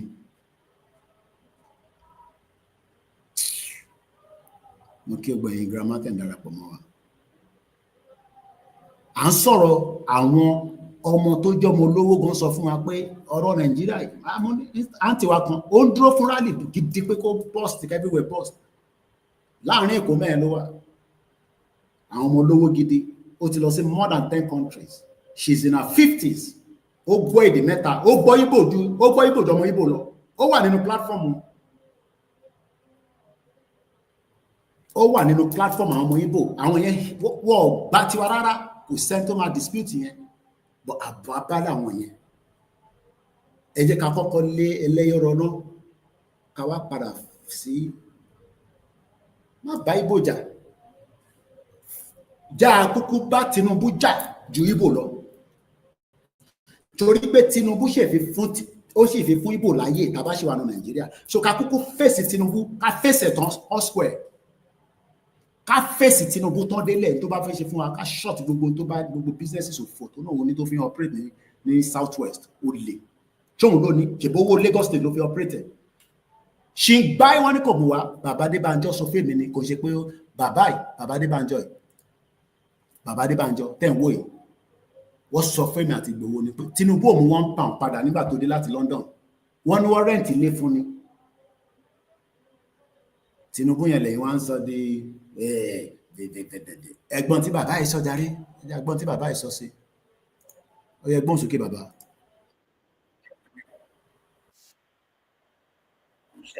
Nígbà bàbá wo lọ́wọ́ lẹ́lẹ́ yìí o ara dẹ aráàlú báwo lára ṣe wá ní aráàlú nínú ìjọba Tinubu òun ni bàbá yẹn sọ̀rọ̀ lórí ẹ forget about Afẹ́nifẹ́re bàbá ẹ jẹ́ ká gbọ́rọ̀ tí bàbá yẹn sọ ìyẹn gangan mo fẹ́ ká múlò. Báwo ni Tinubu ṣe lè wà lórí oyè kí ara dẹ̀ máa ní wá ìwọ ṣì wá ń sọ pé kọ́lọ́n jẹ́ kó rí 2027 ṣe Ọlọ́run ní fún ní 2027 ṣe tẹ́mi ẹ̀ máa jásí kó pàdánù sí north wọ̀ pa Abíọ́lá ni ajẹ́pọ̀ ọmọ Yorùbá méjì lọ pa sọ́run nìyẹn torí orí òpè náà ti sọ fún kó padà wá sílé kò fi gbọ́ràn kò dẹ̀ ní gbọ́ràn tó bá rò pé Tinubu máa gbọ́ràn kò ní gbọ́ràn ọmọ àlè pọ́nbélé ni kò ní gbọ́ràn gbogbo tí bàbá Akíntóyè ń bẹ̀ yẹn kò ní gbọ́ kò respect bàbá Akíntóyè láti bẹ̀ ó ti respect àwọn àgbàlagbà míì ni ẹ̀ tó respect Ọọ̀ni of Ifẹ̀ kò respect Aláké kò tẹ̀ respect tó wà lẹ́kọ̀ọ́ torí gbogbo wọn jọ ń ṣe wọléwọ̀de ni nígbà tí yẹn jẹ́ ọlọ́pàá bí ṣe sọ fún yín mo ò lè sọ nísìnyí o sókè gbọ́ mi dáadáa o tó bá lọ kọ́ọ̀tì fídíò mi tó lọ lórí náà máa flag ẹni mo ní nígbà tó ń ṣe ọlọ́pàá ó lè ní gbogbo ọlọ́pàá Nàìjíríà including really one when he was the inspector or whatever position tó jẹ́ níjọ́ náà lọ́hùn ó lè ní tí mo mọ̀ dáadáa ni ṣe pé mo mọ àwọn ọmọ ẹ̀ kò dẹ̀ mọ̀ tí Múyìwá yẹn sọ fún wa nígbà yẹn mo sọ pé nígbà tó ti jọba o kò gbọ́ mi dáadáa o kí tiẹ̀ má lọ kàn ṣọmọ́ etí ẹ̀ o tìgbà ní Koiki sọ pé ọba Rélíwà ló lè ní mo ní nígbà tó ń ṣọlọ́pàá ó lè ti wá yí padà o èèyàn lè máa jalè nígbà yẹn kó wá dọba kó má jalè mọ́ mo ní pé ọba Rélíwà ní jalè kò gbọ́ mi dáadáa o mo ní nígbà tó ń ṣe ọlọ́pàá ó lè ní gbogbo ẹni mo fi sọ ó lè ní gbogbo wọn pátá kò sọlọ́pàá náà ṣèbọ́ ọlọ́pàá kan wà ẹ fún mi lórúkọ ẹ̀ èyí tó ń bá Ọbásanjọ́ ló bá ṣe nígbà yẹn ṣé Tàfà Balógun náà pé ẹ̀mọ̀ kémi ọmọ gbogbo ẹ̀mọ̀ kó ti kúrò létí pẹ́ ó lè ayé àtọ̀run nìyẹn náà báyìí ṣé Tàfà ni ẹ̀yin tẹ́ wà lórí comment section tẹ́ mọ̀ dáadáa ẹ fún mi lórúkọ ẹ̀ mà ẹ fún mi lórúkọ ẹ̀ sà àwọn olè ṣé Tàfà Balógun ni Tàfà Balógun 419 bàbá kírímínà ọlọ́pàá olè ajíbo olè ẹni tó bá jẹ́ olè láàrin wọn tèmi náà bá jẹ́ olè ẹ pè mí lólè ó kówó jẹ ó ti kówó Yorùbá nation jẹ àbí ìyẹn nìkan lẹ́yìn rí mú but my life is at risk ìyẹn ọkàn yìí tó bá yẹ pọ́ rí mi nínú ilé Ìgbòho wá pa mí ẹnu kówó jẹ Ìgbòho ti kówó jẹ owó Yorùbá nation wà lọ́wọ́ bàbá Akíntóyè àti Koiki àwọn ló ń jẹ gbogbo owó ẹlòmíì máa fi èpè ọlọ́mọ yẹn kò fi èpè kò fi kẹ́mi ẹ̀ fi já sí nítorí tó tí ẹ̀ gbọ́ tó lọ ń gbọ́ 419 bẹ́ẹ̀ ni Tàfà Balógun Ọbásanjọ́ use EFCC to deal with it Ọbásanjọ́ náà ó lè tẹ bá ní bàbá ó lè lọ́wọ́lọ́wọ́ Ọbásanjọ́ ni ó lè ayé àtọ̀run ni Ọbásanjọ́ farm kọ́ Ọbásanjọ́ farm ni they are criminals olè ajíbo olè àjàjàngbara ẹni owó tó dá sínú jàngbara pé wọ́n ná fúnra wọn ni ṣé wọ́n ná fúnra wọn unbelievable the kind of people we are. Governor Ife ná 64 billion ní sí wọ́n fi renovate the government house tó ní soon within the next 2 years gbogbo Ṣèyí Mákindé ò lè padà wá nísìnyí mọ́ is going kódà tó bá tẹ̀sọ́ pé òun fẹ́ gbéyàn kan wá tó máa wá represent governor tó máa control abẹ́lẹ̀ òun kọ́ ló máa gbé ní government house why do you want to spend 64 billion?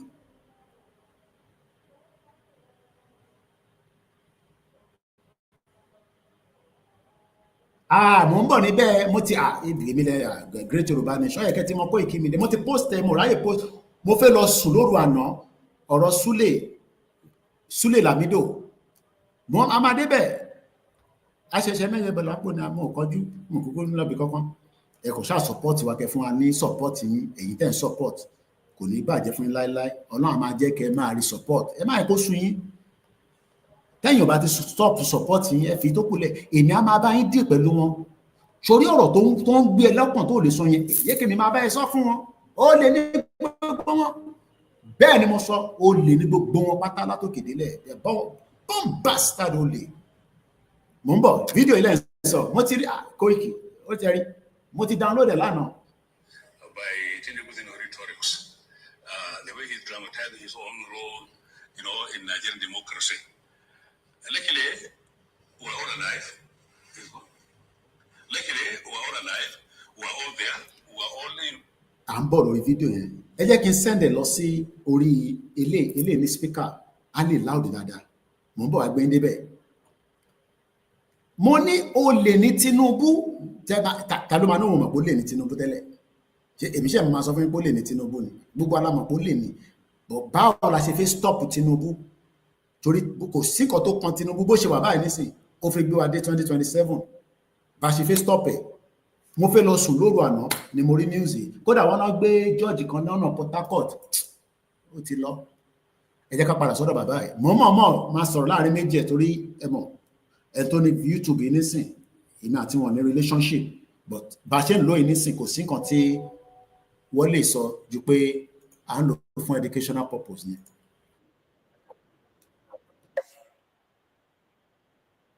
Tàlára ilé wa tí bàbá yìí sọ Tinubu náà ni o ẹ wo bí bàbá yìí ṣe ṣàlàyé fún wa pé nígbà tí bàbá Awólọ́wọ̀ wà níbẹ̀ ara dẹ aráàlú ara dẹ gbogbo wa à ń rí jẹ à ń rí mu táwọn èèyàn bá lọ kàwé labroad wọn máa sáré bọ̀ àwọn padà lọlé oyè àfẹgbé lamẹ́ríkà yẹyẹ èmi náà gbọ́ bẹ́ẹ̀ máa bẹ́ẹ̀ sọ̀rọ̀ mọ́ àlọ́ program báyìí wọ́n ṣàlàyé fún mi ẹ rántí nígbà tí bàbá Awólọ́wọ̀ wà ní regional government template regional government yẹn ọwọ́ bàbá Akíntóyè ló wà tó fẹ́ fi ràn wá lọ́wọ́ kó gbé fún wa because tàbá ní ká wo ta ni ẹni tó close mọ́ bàbá Awólọ́wọ̀ ta lè sọ pé àròlé Awólọ́wọ̀ bàbá Akíntóyè ni ṣé Tinubu la máa sọ ni ẹjá gbọ́ tí bàbá ẹ̀ sọ.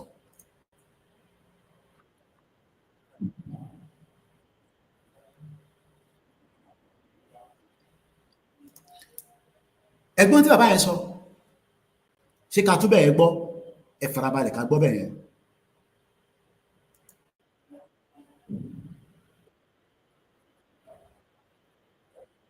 ó ti lọ too far ìyẹn Tinubu mo ní Tinubu máa rig election 2027 forget it bá criminal ayé àtọ̀run ni bóhùn yìí kẹ́ dìbò bóhùn yìí kẹ́ má dìbò fídíò tẹ́ ń sọ yẹn ká lè tún play mọ́ ní tí bàbá yẹn sọ ẹgbẹ́ mú speaker ń wá mo fẹ́ ká play mọ́ èyí tí bàbá yẹn sọ lọ mọ power of the media ni Tinubu á máa yàgbẹ́ sára ní gbogbo ìgbà tó bá ń gbọ́ Koiki Media torí èmi ni máa ba ayé ẹ̀jẹ̀ pátápátá lórí social media Koiki chapter má ba ayé ọmọ ẹ̀dẹ́ ṣẹ́tọ̀tọ̀tọ̀ èèyàn ti ba ayé wa jẹ́ ayé tí ó kù tá a fẹ́ gbé káwa náà destroy ayé tiẹ̀ náà lórí social media torí kó ti ba ayé ọmọ Yorùbá jẹ́ kò ń ṣe ayé tèmi ló bàjẹ́ torí èmi ti gbé ayé tó dáa ẹ farabalẹ̀ kẹ́ gbọ́ bàbá ẹ̀. See, I feel highly entertained by Tinubu's rhetorics. The way he's dramatizing his own role, in Nigerian democracy. Luckily, we're all alive. Luckily, we're all alive. We're all there. We're all, participants in that particular, sphere of political activity. So I was in the midst of it. Tinubu became relevant and noticeable after Abacha took over government. Before then, he was the Senate. What was the Senate? Tinubu became relevant after Abacha took over power. Jagaban become relevant after Abacha. I'm going to game town don't play. Game Fulani. There's no doubt about it. They support the Fulani. They support the Tinubu because Tinubu support you. So can make it very clear. Kan ṣe pé àwa ń gbé fídíò yìí wá torí a fẹ́ bà Tinubu jẹ́ olórí burúkú kan náà ní gbogbo wọn. Ó lé ayé àtọ̀run ní gbogbo wọn, kò sí yàtọ̀. Àti Sule Lamido, the former governor of Jigawa, ikùn ẹ̀ dàbí ikùn balloon tó yẹ kó explode kọ́nà fọ́run kẹ́ àwọn tó kú lánàá ní Brazil. Mo ní ikú tó bá máa pààyàn apààyàn, èyí tó bá ní pẹ́ kò ní pẹ́. Má wọ́rì nípa pé tá bá ṣe báyìí ikú máa pa wá, ikú kankan ò ní pa wá. Yesterday in Brazil, àwọn èèyàn dẹ̀ fowó ra ikú. Ẹ lọ sórí Facebook page mi ẹ̀rí bẹ́ẹ̀. Wọ́n lọ ẹmọ tán pè ní air balloon, àwọn kiri tó máa dúró sínú ẹ̀ tó máa gbéyàn lọ sókè fóó ó pọ̀ explode. 21 people ló wà lórí ẹ̀. Àsàtà náírà mọ́ ní 80 ti ṣe kíni. Ó ti lọ, méjì wà lọ́spítù, àwọn tó kù ọmọ tí bọ́dì wọn jábọ́ sí. Ó explode lókè. Ẹ mọ̀ pé náà ni balloon yẹn máa ń lò tó fi lọ sókè. Ó explode.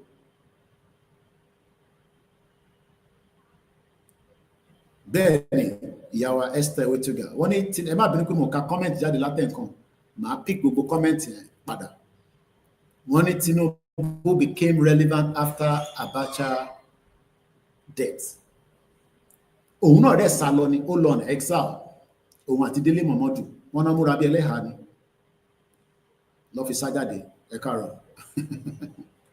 Ẹ máa gbọ́ lọ́mọ́ bọ̀. Ẹ máa bá a ṣe wọ́n fi. With all respect to him, you see, he was part of those people who were supporting Babangida's element of June 12. He was part of it. His own mother, Hadia Mogaji from Lagos, was organizing legal marching women to come to Abuja to pledge, support for Babangida. And I'm saying this because it's simply history. I mean no harm. I mean don't make it embarrassing. But they say he was actively handing gloves to Babangida. Now, when Babangida saw that, we are not here to come and defend Sule Lamido. They are all criminals. But we let them play. Listen, they are playing it out to their own Fulani clan. But look, Koiki said Tinubu is a criminal. I have evidence. But Sule Lamido, the former governor of Jigawa, the question is, what is the importance of Jigawa for Yoruba people? Jigawa state. Our state to me, God, sometimes if you taba ronu púpọ̀ tó bá yẹ pé that shit was strategic, ó yẹ ká máa bèrè pé what is the importance of Jigawa state for Yoruba people? All these states has nothing more than the fact that they are draining resources from the southwest and using it to fund the lifestyle of these criminal Fulanis that says that they have Jigawa state, Kinekon state. Out of all the 34 states, including the FCT, you will ask yourself, do we truly know what all these states stand for? What is the importance of this state? Let's listen further. he was having problem with the party. You went to the National Assembly to address them. One infamous speech was, they are trying to incite you. It is you they are against. Tinubu was there, and the IU became very, very firm and strict on the issue of June 12. He called a meeting, then being the only senior elected person in government at that time, the Senate President, he convened a meeting in Edo, in Benin, even though with the governor, where we went there and reaffirmed our commitment to June 12. All right? Babangida was so angry with IU. He only came, but he removed him and put in a better arrow. He put him there so that they can be aligned for getting political kind of machination. So when Tinubu today, after being a general president, decided to rewrite history, try to maybe deconstruct history and then rewrite it, then it is very, very amusing because he was part of the Babangida was a part of June 12, so part of it. Now it will only when Abacha took over government that Tinubu then became our so-called activist of June 12. Not only all those who are about June 12 in the deco, I mean no harm, I mean no disrespect. I'm simply saying what happened during that time. All of them, those who were in the deco, where were they on June 11? They had no part in June 12. They are not part of June 12 campaign. They're not part of the activities. Most of they are relevant because most of them are saying they should now look, all of them, because they don't agree they won't work out. So when Abiola won the election, and then after the annulment, they are all very, very passive. But suddenly after Abacha came on board, removing Sonekam, they became activists, they formed the depot. Ṣé mọ̀ pé a ti gbọ́ náà many times pé Awùjalẹ̀ nìkan ni kò gba owó lọ́wọ́ Abacha. I hope everybody remember máa ń gbọ́ pé ní gbogbo àwọn bá gbogbo wọn ló compromise lórí ọ̀rọ̀ MKO Abiola. So táwọn bá compromise, so kí ló jẹ́ táwọn jẹ́ followership Abiola. Ṣèbóhùn náà là ń witness nínú Yorùbá Nation movement lẹ́ni nísìn. Àwọn followership Bàbá Akíntóyè wọ́n ti compromise. Àwọn followership Ìgbòho wọ́n ti compromise. Torí owó ti bà ayé wa jẹ́. Is that not what is happening today?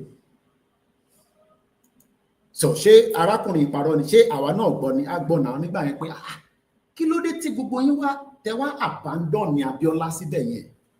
Ṣàmání kò sí táwọn ọmọ Yorùbá tó jẹ́ àwọn balẹ̀ Yorùbá tó lè ṣe láti fi ran Abiola lọ́wọ́ kó má bàa kú síbẹ̀. Wọ́n mọ tó lè ṣe, wọ́n mọ ìgbésẹ̀ tó yẹ kó, wọ́n mọ ètùtù tó yẹ kó lè gbé lórí Abiola. Gbowó ọ̀fẹ́ gbé ètùtù yẹn nítorí pé whatever the case may be, òun náà ni situation tá à ń face lọ́wọ́lọ́wọ́ nísìn. Ẹ má jẹ́ kí Akíntóyè kó gbá àwọn ọmọ Yorùbá débẹ̀ o. Akíntóyè bá ti gbá àwọn ọmọ Yorùbá débẹ̀, ayé wọn ti dà. Tinubu máa ní Tinubu má gbà. Gbogbo tó bá lè ṣe pátá destroy movement wọn yẹn o. Má jẹ́ kí movement yẹn gbérí o. Má jẹ́ kí movement yẹn gbérí o. Ṣé o mọ̀ pé wọ́n lákòówó?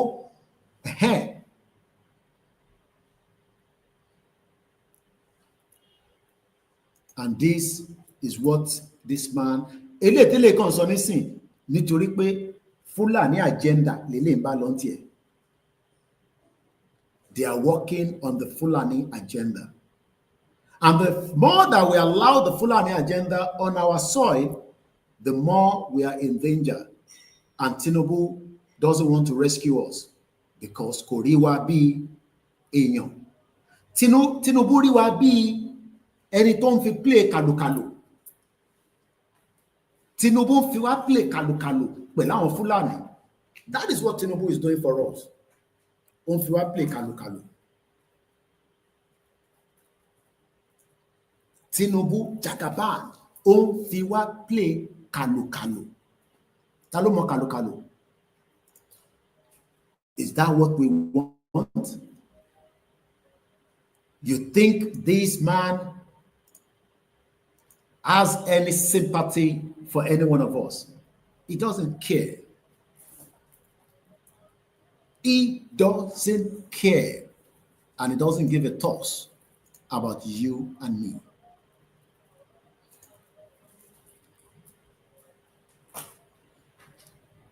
And in the interest of the 60 million Yoruba people, let us now make all effort to stop Tinubu from putting our life in danger.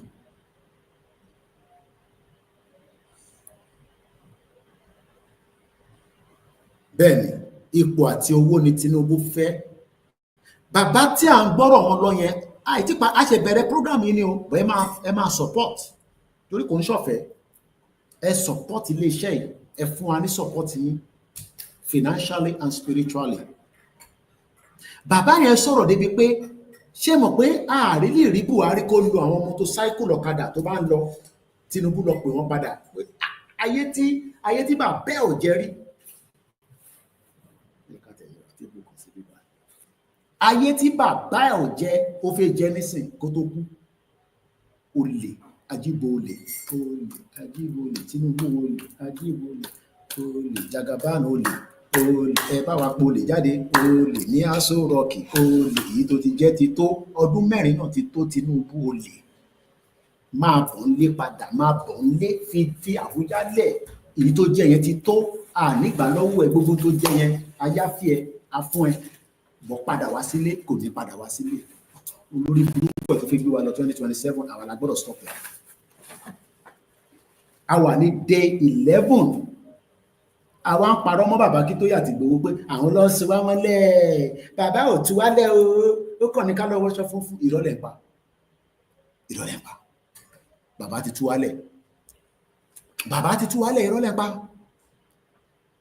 ẹ̀rí ìwé tí Tinubu gbé dání how to rig election ti 2023 nìyẹn o ó ti ń plan ti 2027 because jàgùdá máa plan ayé jàgùdà ni pé kó plan bó ṣe máa defraud ìlú Tinubu náà fẹ́ defraud gbogbo Nàìjíríà èyí tó defraud Lagos State kò wà satisfied ọdún mẹ́rin ò tí tó fún mọ àwọn tó ń tì ní àwọn Faransé àtàwọn Britain lórí burúkú méjèèjì àwọn olùtáyé wọn máa bàjẹ́ ni olè ajíbolè olórí korodo ti fagbó gbogbo ètí ẹ ti gbó gbogbo ọgánẹ gbogbo bọ́dì ẹ ti bàjẹ́ ó gbọ́dọ̀ sá lọ France every 3 months kó lọ máa gba òsùn olùsì ṣé bàbá lélẹ̀ bàbá tó bá nífẹ̀ẹ́ àwọn ọ̀ràn ẹ̀ àmọ́ kí bàbá gidi ni ẹ gbọ́ tí bàbá yẹn sọ ó wá ń fìyà jẹ gbogbo wa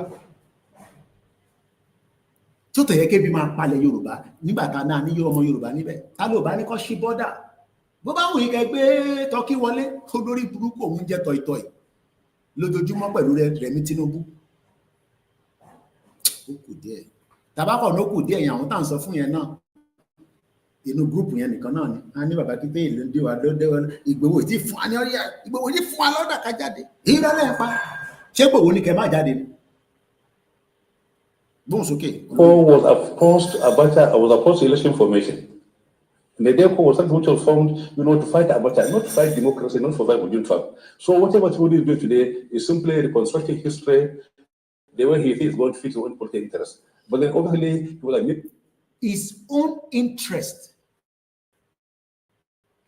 Tá a bá tẹ believe bàbá yìí ṣé àkókẹ́lẹ̀bẹ̀ sójú Tinubu ń gbé wa fún Fúlàní ta àwa ń fòdì àǹzí wa àwọn ní ká máa rá lórí ẹ̀kọ́ ìkì ọmọlúwàbí ni wá tó bá tún ever sọ pé ọmọlúwàbí ni wá èpè ni máa fún ẹ anybody that ever tell me ọmọlúwàbí ò kì í sọ̀rọ̀ bẹ́ẹ̀ yẹn a máa bá Tinubu sọ̀rọ̀ bí ọmọlúwàbí ni olórí o lè bẹ́ẹ̀ lè sọ̀rọ̀ bí ọmọlúwàbí o lè bẹ́ẹ̀ lómi sọ̀rọ̀ kò ń ṣe bí Tinubu o lè bá Tinubu sọ̀rọ̀ bí ọmọlúwàbí o lè ní jàgùdà òun ló sọ gbogbo àwọn ọba wa dé handicap Trump give order yẹn kọ́ tẹ̀lé ọba ṣe meeting ní Yorùbá Security Summit wọ́n lè parí ẹ̀ irú àwọn ọba wo lè lè kẹ́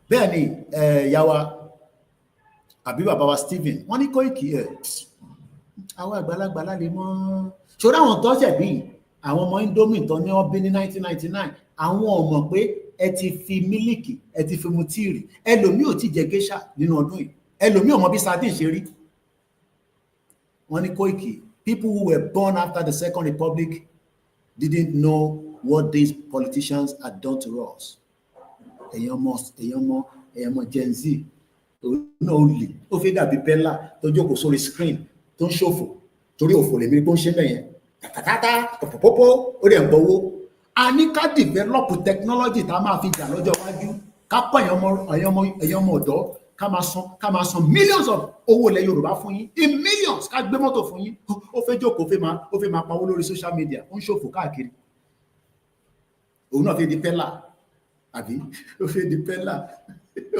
òrórí ẹ̀ lórí koloro fẹ́ máa ṣe content dumb bastard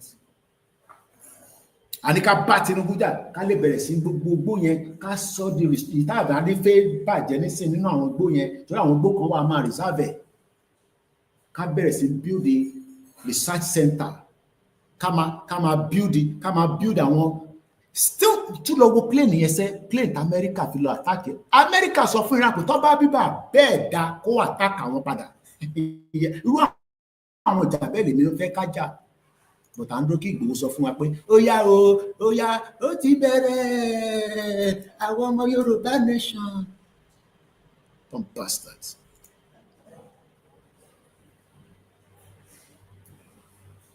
Ndro de Jagaba olè òun náà fi gba contract máa lọ ṣe fìlà wèrè olóṣì ṣé fìlà làwọn àwọn ẹgbẹ́ ń ṣe níbi tí technology tó ń travel bí tó ń sáré interest ti àtàwọn family ẹ̀ àtàwọn sọ̀ǹgbẹ́tọ̀ ẹ̀ ẹ̀yin ò lè lọ sí school Britain ó create school sẹ́kọ̀ọ́ tó ń san millions of naira school yẹn a gbọ́dọ̀ shut it down interest in Lagos state nìyẹn a gbọ́dọ̀ shut the fucking school down a shut it down kò ní dá fún school yẹn ìwọ ò lè lọ kàwé ní Britain àwọn wá ń gba owó lọ́wọ́ àwọn olóṣèlú wa wọ́n ń kọ́ àwọn ọmọ wọn àtàwọn olórí burúkú elite wa wọ́n ń kọ́ àwọn ọmọ wọn sínú school yẹn ó yẹ ká ẹjẹ ń gbé ẹsẹ sínú kù torí ìyàwó mi máa bínú nísìnyí pé shut up stop saying fuckery on the social media. Idiot all over the place. School can operate. Open any British school in Lagos State. Shut the fucking school down. The daffo school yẹn. Torí pé wọ́n mọ̀ tí ò lè lọ sí school. Irọ́ Koiki a lè ṣe yẹn. Ó fẹ́ kó wa sínú problem. Ó sínú problem already tẹ́lẹ̀. Orí ò pé. Idiot all over the place. Shut the fucking school down. Tí school yẹn ọ̀bà. Tó ọ̀bà lè ráyè wọnú school yẹn. Fúnjọ́ mẹ́ta wọ́n máa bèrè pé kí ló ṣẹlẹ̀ ká invade school yẹn ká lọ máa sunbẹ̀ ká lọ máa jí níbẹ̀ ká fọ̀gbẹ́ ká yàgbẹ́ ká dàgbẹ́ sí gbogbo ẹ̀ àwọn ọmọ Palestinian wọ́n wọnú RAF ilé tẹ̀sẹ̀ ó ṣe ọkọ̀ sí ni ọmọ tó ń pè ní RAF Royal Air Force ní UK èèyàn méjì wọlé wọ́n wọnú bẹ̀ wọ́n shut down aircraft yẹn bọ́ aircraft yẹn bá tẹ̀sẹ̀ máa travel kò lè travel níjọ́ tó fẹ́ travel gangan wọ́n shut it down spray lásán lọ spray sí wọ́n dẹ̀ jáde wọ́n shut it down ọmọ tó ń pè ní military aircraft tó máa ń refuel wọ́n shut it down ní UK ṣé lọ gbé story yẹn wá rò pé wọ́n parọ́ pé wọ́n fi yóò kélé eré ṣẹṣẹlẹ̀ ní week tower yìí òde jókòó sórí social media ẹ̀mà ni ẹ̀yẹ Yorùbá nation no going back shut down anything you can shut down kó pain wọn kó dùn àwọn náà tábàtẹ̀ sì máa lo aircraft yẹn kò ní jáde níjọ́ tó yẹ kó jáde yẹn wá padà lọ fix the problem yẹn tó aircraft yẹn ò lè travel pẹ̀lú nǹkan tó spray sí lára because ọmọ tó spray sí lára aircraft ló dẹ̀ máa wà lókè ni àwọn ọmọ tí ò lọ sí school wèrè kan tó ń pè ní Britain àdèmọ tó dá wàhálà sílẹ̀ sílé ayé wa Britain àwọn wá ń kọ́ àwọn ọmọ olówó ìyẹn ni Yàyà Bello ṣe jí owó yìí tó kó lọ fún wọn tó kó fún American school ká tẹ̀ fún American school sílẹ̀ èyí tó bá jẹ́ ti Britain ká gbà sí fún àìrọ́ ẹ má sọ̀rọ̀ bẹ́ẹ̀ yẹn Koiki o ó ti sùn bẹ̀rẹ̀ ẹlẹ́nu já wáyà ẹnu ẹ̀yìn yáyáyáyáyá Trump ò já wáyà mí sí ó sọ fún Iran tó bá bíbà bẹ́ẹ̀ da àtáàkì wa padà irú ìjà tèmi fẹ́ nìyẹn àtáàkì wa padà ìwọ àtáàkì wa padà àjọmọ́ tá máa jọ faragbá nígbà tá a bá gbàsígbòsí á di World War III nínú ogun jà nílùú máa ń pín this is the best time for us tá a bá lose this fucking time ìyà máa jẹ ìran wa délẹ̀ ni ìran wa ìyà máa jẹ for a very long time most of us will have died but àwọn tó ń bọ̀ lẹ́yìn wá sunkún torí tí Fúlàní máa ṣe fún wọn ájú tó ń ṣe fáwọn àlọ́ nísìn ṣèbí wọ́n ṣe ń dógò tó ń pa àwọn èèyàn tó ń gé orí àwọn èèyàn èyí tó máa ṣe fún yín ẹ̀yin tẹ́ ń bọ̀ lọ́jọ́ iwájú ájú eléyìí lọ káàbà gbára wa sílẹ̀ tán nísìn ájú eléyìí lọ ẹ má rò pé mò ń ṣeré ni ó bẹ́tà káwa jàjà yẹn tán nísìn ká parí ẹ̀ ń dúró fún àwọn generation kan kó wá ṣe generation ló máa ṣe America sọ fún Iran tó àwọn ò ní kó má rí ta létò àwọn ti wá àtàkì ẹ o Fúlàní wá àtàkà wa àwáṣẹ wa lọ bá ọba alọ́nbà òní ọ̀fífẹ́ kó wá gbà wálẹ̀ ọ̀ ní sọ fún pé òun fẹ́ gbà yín lẹ̀ ṣé ọba Èkó orílẹ̀ wà ní sọ pé òun fẹ́ gbà yín lẹ̀ wọ́n ń bọ̀ wọ́n ti dé tán sórí ọ̀la ló máa dé tá a bá lọ sórí Délé Mọ̀mọ́dù nísìn ìyẹn ló máa sọ bí tán ní wà fún wa bí ọ̀ní ti lọ sí patí kan tí Yádúrà ìyá àdúrà ti pè sí ṣọ́ọ̀ṣẹ̀.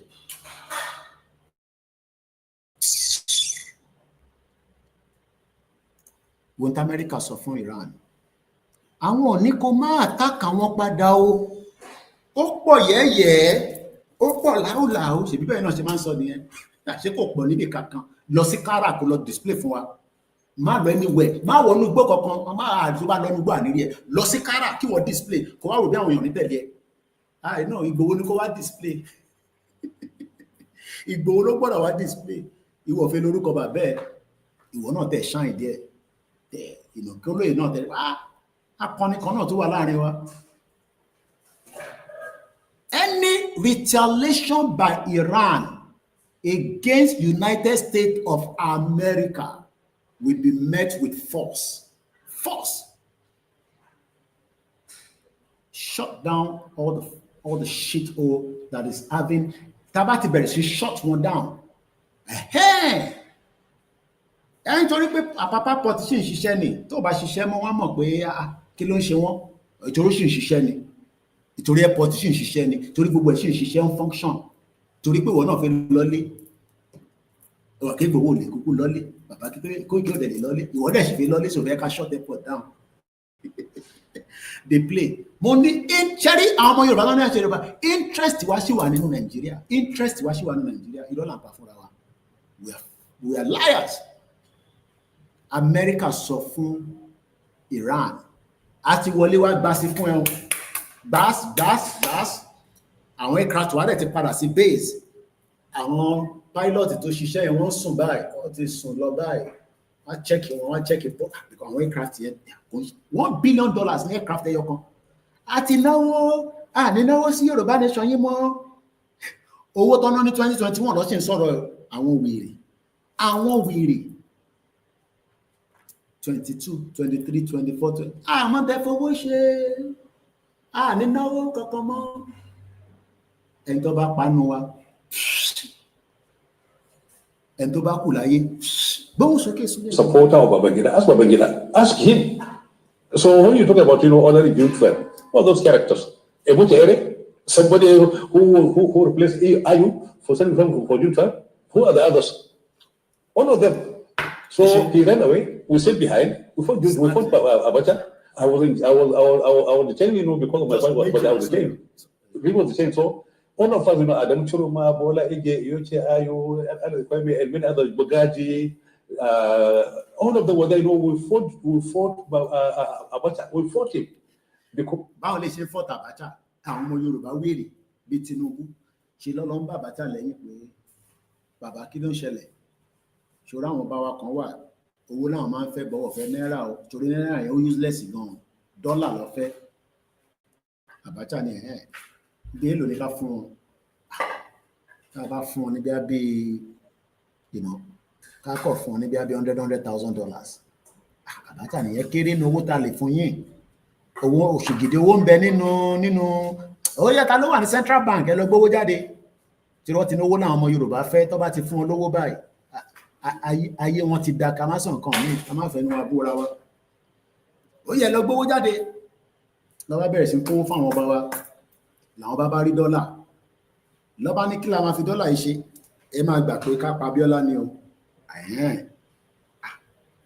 Abíọ́lá náà ṣe dáadáa fún wa, nígbà tí mo ní mo fẹ́ ra mọ́tò, mo ní mo fẹ́ gbéyàwó mi lọ London lọ fún medical treatment, mo pa Abíọ́lá kò dá mi lóhùn. Ọ̀yà ọmọ Abíọ́lá àwọn Fúlàní ya lù mọ́lẹ̀, òun lọ fi ṣe fún Tinubu nísìn, ó fi lu Tinubu náà mọ́lẹ̀. Gbogbo ilé wa ń sọ yìí nísìn, ọgbọ́n àti lu Tinubu mọ́lẹ̀ ni o, ẹja gbọ̀ sílẹ̀ kan sí. We are willing to risk our lives. Tinubu ran away. He was not in the country. He only kept. Only we are ready to risk our life. Tinubu run away. Tinubu run away. We tell him, Mama, do they run away? Oh, Koiki, Tinubu run away. Jagaba. Ó wá dé tán ó lè. Ó kó àwọn agbèrò. Ó kó wọn mọ́ra. Àwọn tó yẹ kó máa ṣiṣẹ́ ní factory. Àwọn yẹn ń gbowó ní mọ́tò. Ó ní Tinubu run away. Koiki, Tinubu run away. Ó sá lọ ní. Ó sá lọ. gbogbo àwọn àní àwọn tó ṣe wàhálà yẹn kò ń ṣe gbogbo ẹ̀ ní máa sọ bàbá yìí sọ ọ̀pọ̀lọpọ̀ ọ̀rọ̀ fẹ́mi àti Ìgbòho bọ̀ kò ń ṣàwọn ọ̀rọ̀ social media bàbá Adébánjọ gbogbo àwọn tó ṣe wàhálà àti akitiyan June 12 kò ń ṣe Tinubu tẹ́ bá rò pé Tinubu ló ṣe akitiyan òun lè ń gbọ́ evidence kan la tún gbọ́ yìí is not part of them. Èyí tí Tinubu wá ṣe ni pé ó wá take advantage. Bẹ́ẹ̀ ni gbogbo àwọn ilé tó ń sọ̀rọ̀ iná olórí àwọn ilé Fúlàní láwọn ilé tẹ́lẹ̀ àwọn ilé ò fẹ́ kí Nàìjíríà pín àwọn they are not interested in Nigeria kó pín they are not interested. So gbogbo ilé tí bàbá yìí náà sọ Sule Lamido yìí former what is the purpose of Jigawa State?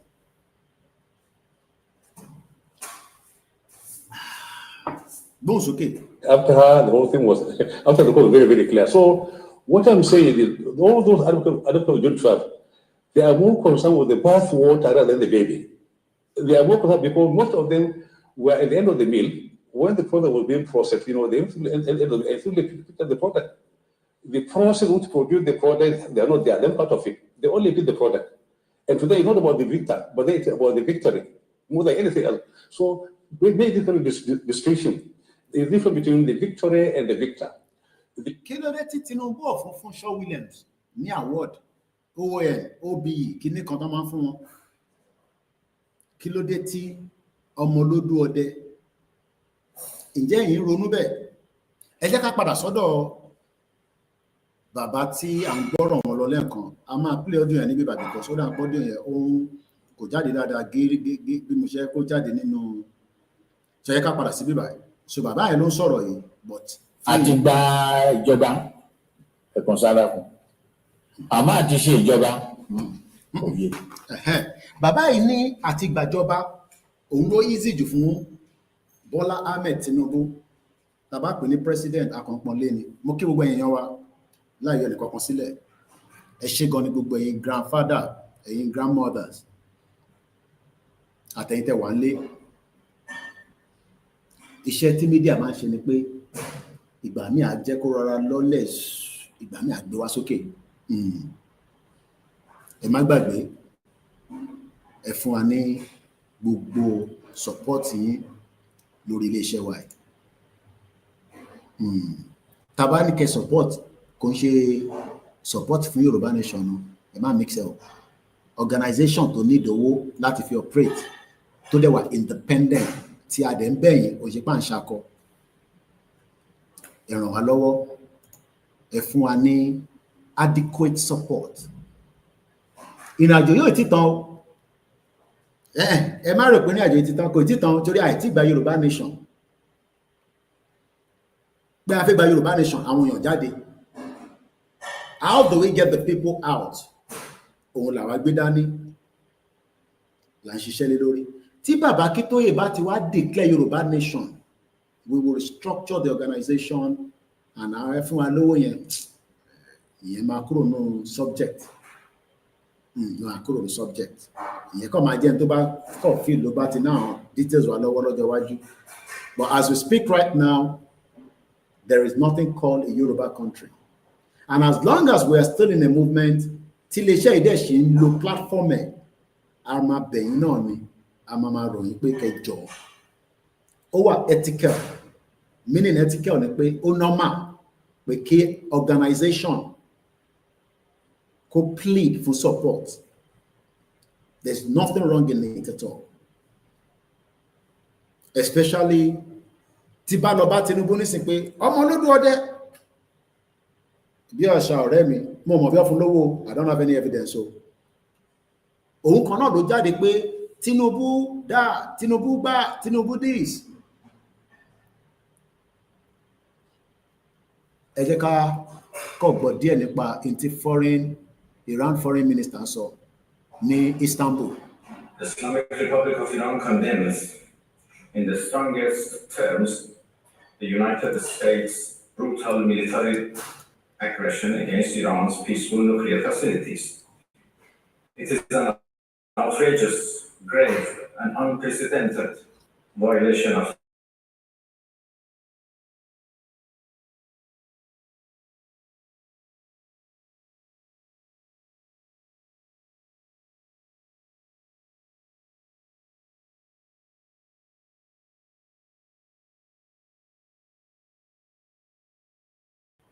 of its act of aggression. The US military attack on the territorial integrity and national sovereignty of a UN member state carried out with genocidal Israeli regime, carried out in collusion with the genocidal Israeli regime, has once again revealed the extent of the United States hostility towards the peace-seeking people of Iran. The Islamic Republic of Iran continues to defend Iran's territory, sovereignty, security, and people by all means necessary against not just US military aggression, but also the reckless and unlawful actions of the Israeli regime.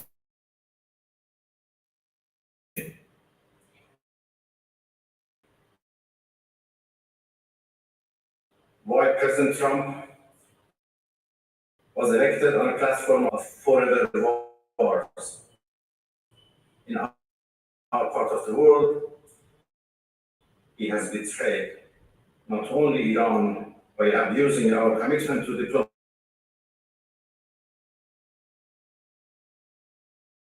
Israeli regime's objectives.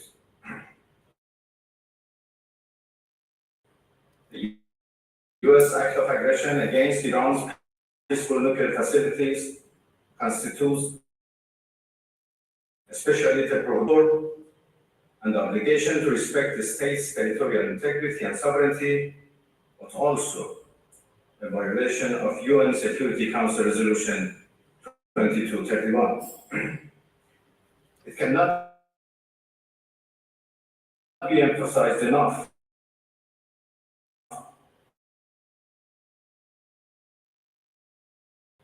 how much the Council has dealt to the global non-proliferation regime. Òun náà ni à ń gbọ́ látẹ̀kọ́ yẹn nípa tí the Iran Foreign Minister Abbas, currently live from Istanbul.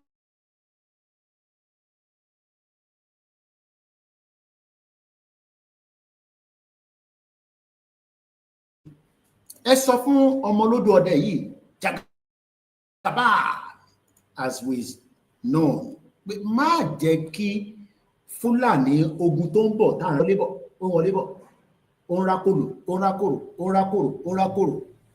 Ó ti dé ẹnu ọ̀nà wa báyìí o. Ẹni tó bá ní kò sógun lẹ́nu ọ̀nà wa, you are living in denial.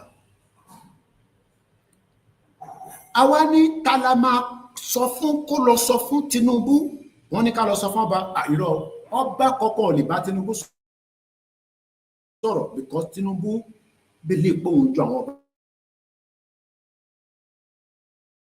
lọ. How that happen? Ẹ lọ bí Tinubu.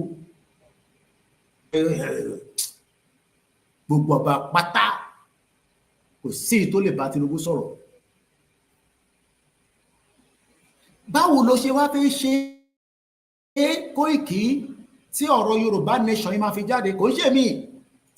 A máa bèèrè pé báwo la ṣe fẹ́ ṣe, òun lọ̀rọ̀ tá máa sọ. Kò ṣe báwo ló ṣe fẹ́ ṣe, báwo ni tèmi ṣe jẹ́. Iṣẹ́ mídíà lèmi mọ̀ pa, èmi ò mọ̀ nípa security. Bọ̀ nípa pà ń ṣe mídíà, ẹ lè rán mi sẹ́gbẹ̀ẹ́. Torí látàárọ̀ nísìn, à ń wo Iran nísìn, ó kàn present rẹ̀, in tó máa ṣe ó ti mọ̀ lọ́kàn rẹ̀.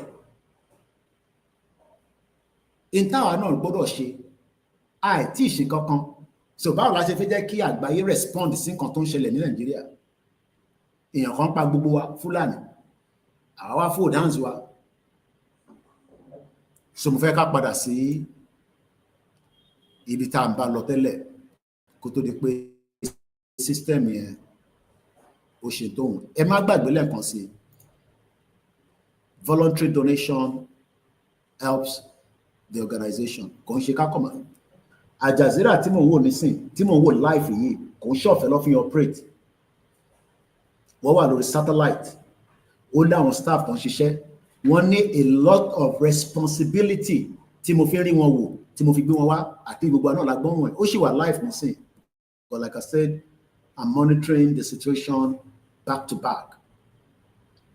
Ẹ̀yin tẹ̀lé máa wá sórí platform tẹ̀ máa ní kí ni eléyìí ṣe pẹ̀lú wa please tí bá ṣe Yorùbá nation mo mọ position tí ẹ kí n máa present ó yẹ kí èmi gan wà ní Istanbul ni mo níwèé láti lọ sí Istanbul tí bá tẹ̀lé lọ sí Ọlọ́run tẹ̀ ní jẹ́ kí èmi lọ Israel Ọlọ́run tẹ̀ ní jẹ́ lọ Iran mo gbọ́dọ̀ wà ní neutral ground ni torí àwọn ìlú kan wà ó gbọ́dọ̀ careful tó bá ń ja ogun náà bọ̀ kò ń ṣe bí ilẹ̀ Yorùbá tán ní ó ń bọ̀ kí wọ́n á ní mò ń sá ìyẹn mo ṣe wálé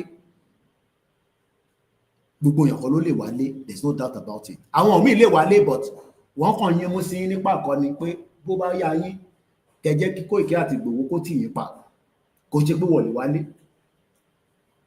but wọ́n ready láti fi comfort zone wọn sílẹ̀ bébì kò ṣe èwo ní ti máa jẹ òun ti gbé wá síwájú mi fish pie àbí fish whatever mo ti mu coffee lẹ́ẹ̀kan mo ní kó fún mi ní tea nísìn black tea Turkish tea ni Istanbul airport ni mo ti rà nígbà tí mò ń bọ̀ mo fi ń jógẹ̀ ni torí àwọn yẹn mo tea lọ so bó ṣe ń lọ yìí nísìn ó sì gbóná mo fẹ́ kó ra tutù díẹ̀ ni fish pie ló ń pè nǹkan mẹ́rin ló wà nínú ẹ̀ kò jẹ́ kí ìyà máa jà wá náà so mo rọ̀ wá mo fẹ́ ká padà sọ́dọ̀ bàbá wa tó ń bá wa sọ̀rọ̀ lọ lẹ́ẹ̀kan tá à ń gbọ́hùn wọn àsìkò táwa yìí kò sọ̀rọ̀ pé lẹ́gẹ́ ó ti over lẹ́gẹ́ àwọn olóṣèlú ò care they will push until Nigeria will destroy them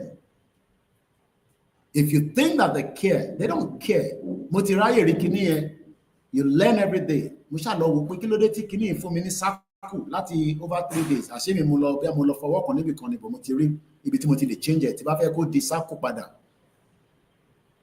ẹ má bínú ẹ̀yàn wa jẹ́ sáré gbé kọ́ọ̀lù Omeyo ohun tó ń pè mí fún Omeyo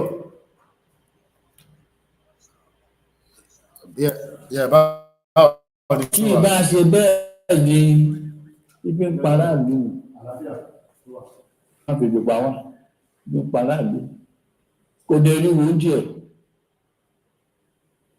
kò dẹ̀ mọ bọ́n ṣe ń tọ́jú owó pé ká kówó jọ ká tíjọ ká fi ṣe nǹkan tó ó ṣe kó ṣáà máa wá kó máa ná ni ó máa jẹ́ yágayá nígbà tí ẹ̀ bá ní fún tó ó yẹ ká fi lè dúró ká fi gba gbèsè kò ní lára ń tiẹ̀ wéré àti ti lọ yáwó àwa àgbo ní gbèsè àgbègbè ní gbèsè gbọ̀ngbọ̀n yìí kò síbi tó ti yáwó tàti yáwó kò sí nǹkan tó fi ń dúró láti gbogbo tàti fi dúró gbogbo ọjọ́ iwájú àwọn ọmọ wa àti tádàmù lórí pé ká jẹun lénìí kò rú ọ̀la àwọn ọ̀la kò sí nǹkan tó ń jẹ́ bẹ́ẹ̀ tèmi kò jẹ tèmi ló mọ̀.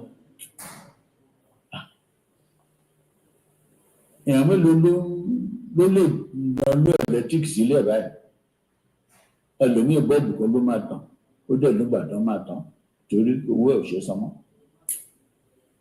ẹni tó ní mọ́tò ní àyọkẹ́lẹ́ míì ó ti gbé sílẹ̀ nígbà tó bá lówó lóko sí iṣẹ́ nǹkan míì lẹ̀ ẹ̀sọ̀ ṣe sọ nǹkan míì ọmọ ajáde iléèwé kò ṣètò iṣẹ́ kò sí nǹkan kan à ń gbọ́ lẹ́nu jẹ́ mẹ́ta kan náà dá student loan kí ló ń jẹ́ èèyàn tí ṣètò ẹ̀ tí ń dá gbèsè sí lọ́rùn student loan kí ló ń jẹ́ student loan ọmọ nǹkan ṣe ti gbèsè tó máa fi gba ayé ẹ̀sán ẹ̀ tí kò dé ẹ̀ tí kò sí lọ́rùn ẹ̀rọ ni ìjọba bẹ́ẹ̀ ó tán ó ti ṣubú pátápátá ìjọba ìṣubú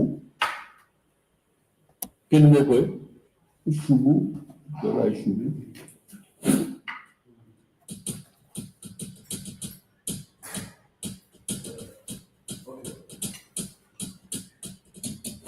Irọ́ ni gbogbo ẹ̀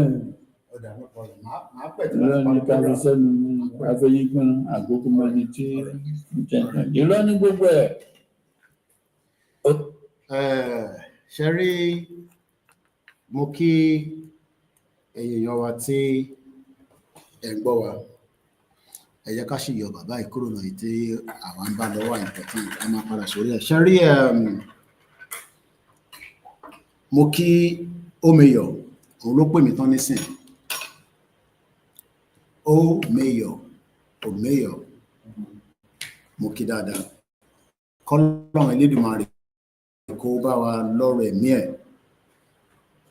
kó dẹ̀ lọ́rọ̀ ẹ̀mí gbogbo àwọn tó kù náà kó fún wa ní the strength, the capacity, the zeal láti fi gbára wa jáde kúrò nínú Nàìjíríà.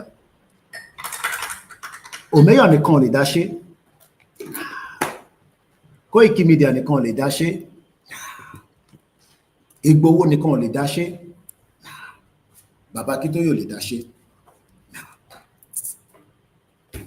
Àfi tí gbogbo àtàbá fọwọ́ kún wọn. But in táàrin ni pé ẹ mọ̀ pé a ti wà ní program nísìn 4 hours 15 minutes and at the beginning of this broadcast and the one that ṣe lánàá tó jẹ́ 2 hours mo sọ kankan pé àwa là ń stop ara wa from going forward now. Àwa táwa ní especially àwa táwa ní ṣe láwọn tó wà labroad anybody tó bá wà labroad tó bá ń sọ fún yín pé ẹ má jí jáde o ṣe láwọn yẹn life wọn ó ti dé state táwọn ṣì wà better jù ẹ̀yin lọ bó ṣe láwa táwa ní on the ground táwa ní homeland à ń sọ pé ká push ẹ ní nínú group yín nínú platform àwọn kan sọ fún yín mo fi gbogbo ẹnu sọ mo tún sọ any platform tó bá wà against tí Bàbá Akíntóyè sọ platform yẹn kò sí lára Yorùbá nation náà gbogbo platform yẹn pátá Tinubu ló ń bá ṣe tó bá sì sọ fún yín o nínú group yín o níbi tẹ́ ti ń ṣèpàdé o pé tẹ́ bá jáde fún rally yìí tẹ́ bá ṣe kinní kan ọlọ́pàá máa mú yín sójà máa nà yín forget it. They are not part of us anymore. They are just kind of out on the option. Inti Omeyo pè mí fún náà nìyẹn nísìn. Pé àwọn kan ti wà láàrin wa bí bàbá ṣe ní kó jáde ṣe làwọn kan ní kó má jáde. Problem reason tẹ́ ṣe rí kò ṣe pé lóye ló ní kó má jáde o ẹ gbọ́ mi dáadáa o. But within the groups tí gbogbo yín wà inti bàbá sọ wọ́n ti knock it off completely.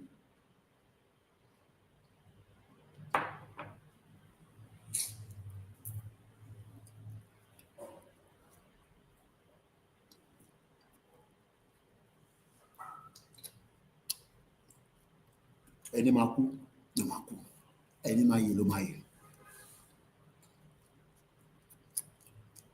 Iran foreign minister ó sì ń sọ̀rọ̀ lọ. Ẹni tó bá fẹ́ pè wọlé ẹ pè wọlé. Bóyá ká máa gbọ́ bọ̀ báyìí rẹ̀ ẹni tó bá máa pè wọlé ẹ pè wọlé.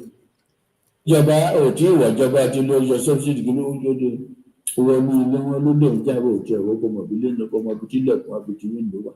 Wọ́n bá ní fẹ́ tún lè ṣe bàtẹ̀ ìwọ́nú ilé náà àwọn tí lẹ̀kùn wà àwọn tó ń jò àwọn bàtẹ̀ ìwọ́bẹ̀ òtí ìwọ́nú ilé tí ní ẹ bá wọlé. Tinubu ni bàbá yìí bá sọ̀rọ̀ mo kí Bishop Adesina mo kí wọ́n ìta lórí ètò kò ní bàjẹ́ fún gbogbo wa. Mo kí gbogbo ẹ̀yin tí ẹ̀ ń jáde níwọ̀nba tí strength yín gbé.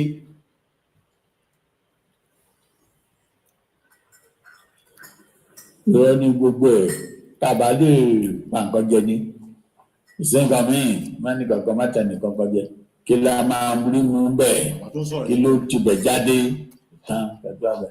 Àti wo sọ́sídì tán náà ti yọ àwọn gbàgbá yìí àjọ tán ti ní wọn rí bó sọ́sídì ó gbọ́dọ̀ kó jọ lówó náà wá.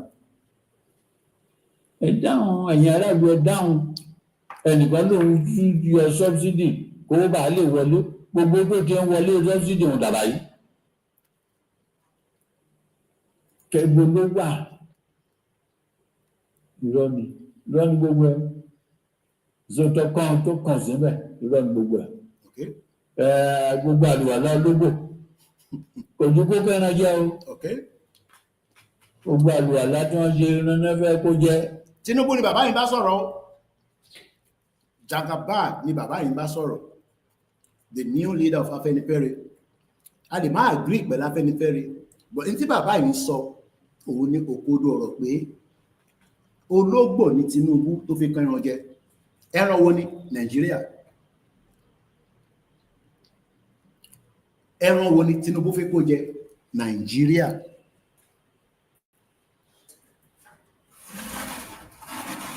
Ẹran tó fi kó jẹ Nàìjíríà ni. Ọba Elédùmarè á jẹ́ kí agbọ́n. Kẹ́rí àìmá àgbọ́n wa ó máa kó bá every one of us. Àwọn dáwọn ẹ̀ náà ní láti ṣe.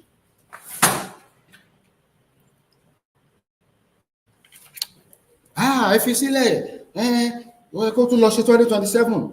Àkóbá ni Tinubu máa ṣe fún wa o. Ẹ ṣe gan ni bàbá mi Smith Taiwo. Wọ́n ní Nigeria is more than Jade this time around. Ẹ ṣe gan ni. Jade lọ síbo. Nigeria is an agent itself. Tolukaluku wa ton squeeze. Mo ẹ farabalẹ̀ a ní láti agree pẹ̀lú bàbá yìí, but ọ̀rọ̀ tí bàbá yìí sọ ni mo fẹ́ ká gbọ́. Okay, ọmọ Yorùbá ló wà ńbẹ̀. Oúnjẹ wọn, ebi ń pa wá, èyà ń jẹ wá, Fúlàní náà wá, wọ́n ṣe gbogbo eléyìí. Ẹ̀yin tẹ́lẹ̀ ń support Tinubu, ẹni ká dákẹ́ pé eléyìí tó kọ́kọ́ bẹ̀rẹ̀ yìí kó má máa fi lọ 2027 again, ayé wa máa wá better.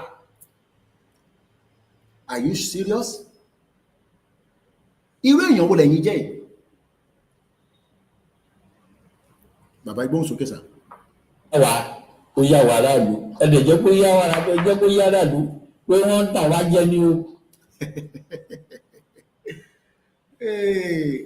But àwọn kan ò gbà pé Tinubu ń tàn wá jẹ ni. I see you all the time. We can smell you. Most of our people think that sovereignty movement is a political party. What a satanic misconception. Ẹ ṣé gan ni bàbá wa Adétọ́lá. Movement yìí ò ní kankan ṣe pẹ̀lú politics. Tá bá gba country, kódà èmi àti àní sí ní political party kan náà. Torí èmi lè wà on the side kí wọ́n wà níbí báyìí. But a mọ̀ pé orílẹ̀-èdè wa la ti ń ṣe politics. Ní ṣe politics ẹ máa yàn bọ́ síra yín. Politics ó lọ dìbò, ìbò ẹ̀ count. Ṣèbẹ́rí mi ní London nígbà tí mo lọ vote. Mo vote fún Labour Party. Ìyẹn mi pé kí n má gbàṣẹ fún Labour Party torí pé n tó ń ṣe lọ́wọ́lọ́wọ́ nísìnyí kò tẹ́ wa lọ́rùn. Genocide wà ní Palestine. Wọ́n ń pa àwọn èèyàn over 37 children. Tẹ́ bá lọ gbọ́ fídíò kan tí mo bá pàdé ẹ sunkún abiyamọ.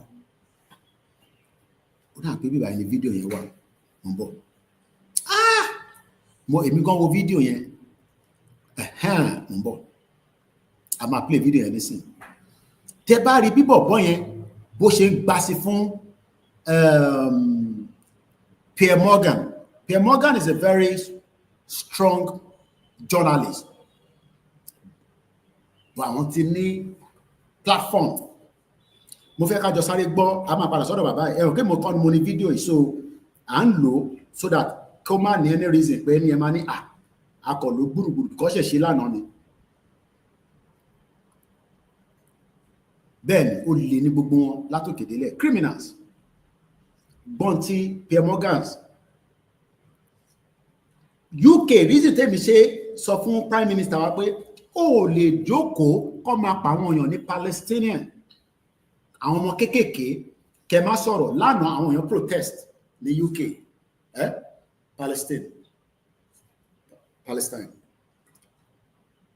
Wọ́n pa àwọn èèyàn. Ó ń lòdì lọ́wọ́. Ẹgbẹ́ tó ní bàbá yìí, shut up, jẹ́ ń sọ̀rọ̀.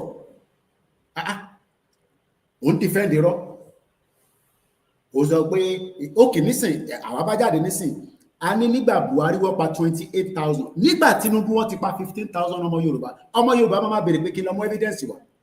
farabalẹ̀ kó gbọ́ bíbà ìtọ́ máa sọ fún ẹ pé ẹ̀yin lẹ mọ̀ ọ́ gbọ́ àwa la mọ̀ ọ́ sọ ìkan náà ni gbóhùn sókè Pierre Morgans. Can you shut up so that I can speak? Shut up, please. I want to say that what you see in Gaza now is an act of genocide because 12,000 children have been killed. And these are not 19 years old. These are 5, 6 years old, and 3 years old, and 2 years old. These are children, for God's sake.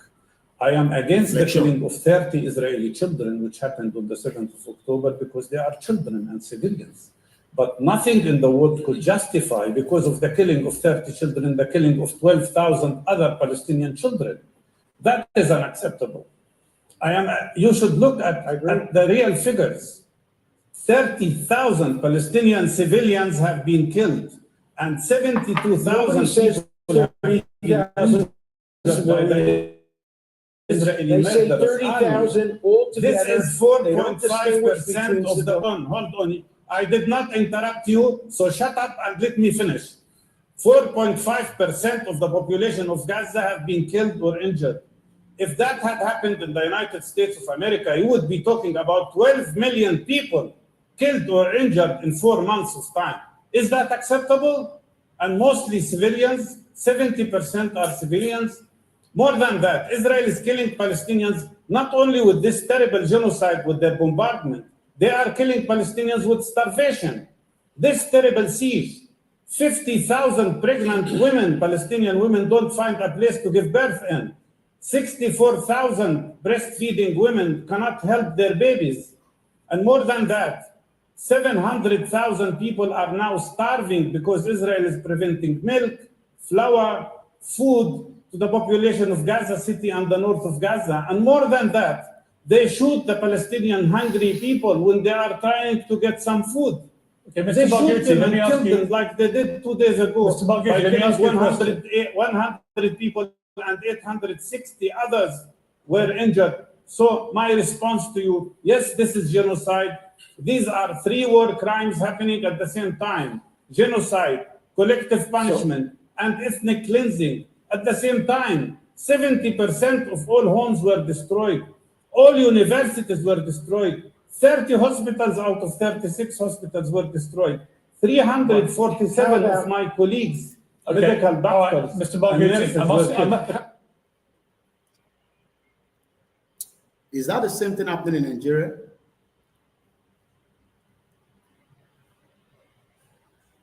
You see the power of the media. How do we tell the world these problems? Ṣé wọ́n lè pa 240 people in America, terrorists, kókò pa wọ́n? America lọ attack Iran nísìn. Ó nítorí pé interest America is at stake. But then wọ́n ti pa wá. Ọ̀ọ̀ni o, Aláàfin o, Àwùjalẹ̀ o, Ọba Rilwan o, wọ́n mà ti pa wá o, kí lẹ máa sọ sí? Ẹ jẹ́ ká lọ negotiate pẹ̀lú wọn. Do you know that is what I'm hearing now from olórí burúkú Tinubu yìí? Táyé ẹ̀ fi bàjẹ́ tó ní, let us go and negotiate. Benue killing, army chief vows, no, mo rí headline elekan. Benue killings, Akume begins peace talks with traditional rulers. Ẹni sùúrù nù, anọ́màṣà. Irú country ẹ̀dẹ̀ lẹ́ṣẹ̀ fẹ́ ká wà nínú ẹ̀. No, ó dà pé agbọ́dọ̀ má nọ́mà. But ọ̀rọ̀ tèmi ń sọ yẹn, bẹ́ẹ̀ mi ṣe ń sọ yẹn ló ń dùn o. Ṣé wọ́n lè pa èèyàn 240 ní Britain? Kí Britain sọ pé ó yá ẹ lọ máa negotiate, ẹ má bínú. Ṣebí Scotland nìkan ló ti pa yín, ó ti pa yín ní Wales. Look at the headline lórí channels. Benue killings, Akume, ta ló ń jẹ́ bẹ́ẹ̀? Màá sọ fún yín. Begin peace talks with traditional rulers. Okay, peace talks pẹ̀lú àwọn wo? àwọn wo ni wọ́n bá negotiate peace talk? Èèyàn mélòó ló ń jà tó ń ṣe peace talk? Who is fighting who? Ṣé rí pé that shit whole country needs to go down. The secretary to the government of the federation tó ń pè ní SGF, tó bá mọ position yẹn ni bọ̀bọ̀ kan kọ́kọ́ ṣe olè ajíbolè tí Ọ̀ṣínbàjò sọ pé olè nìyẹn akówó fún ẹ kó lọ fi cut the grass okòwò yẹn pamọ́. Ọ̀ṣínbàjò yọ nígbà tí Buhari máa dé, ó dìjà láàrin àwọn méjèèjì, ó ṣe máa yọ ọmọ. Ọ̀ṣínbàjò ní mi ní vice president láyé ẹ ni mo sọ, láyé ẹ tó bá tún yọ anybody tí bá sí lé wà ní ta máa ṣe fún ẹ. Ta ló rántí the former SGF nígbà Buhari? Olè yẹn màá lọ mú jáde fún yín ní sìnmọ́. Former SGF during Buhari regime. Méjì ni wọ́n lò, Ọ̀ṣínbàjò yọyọ kan dànù.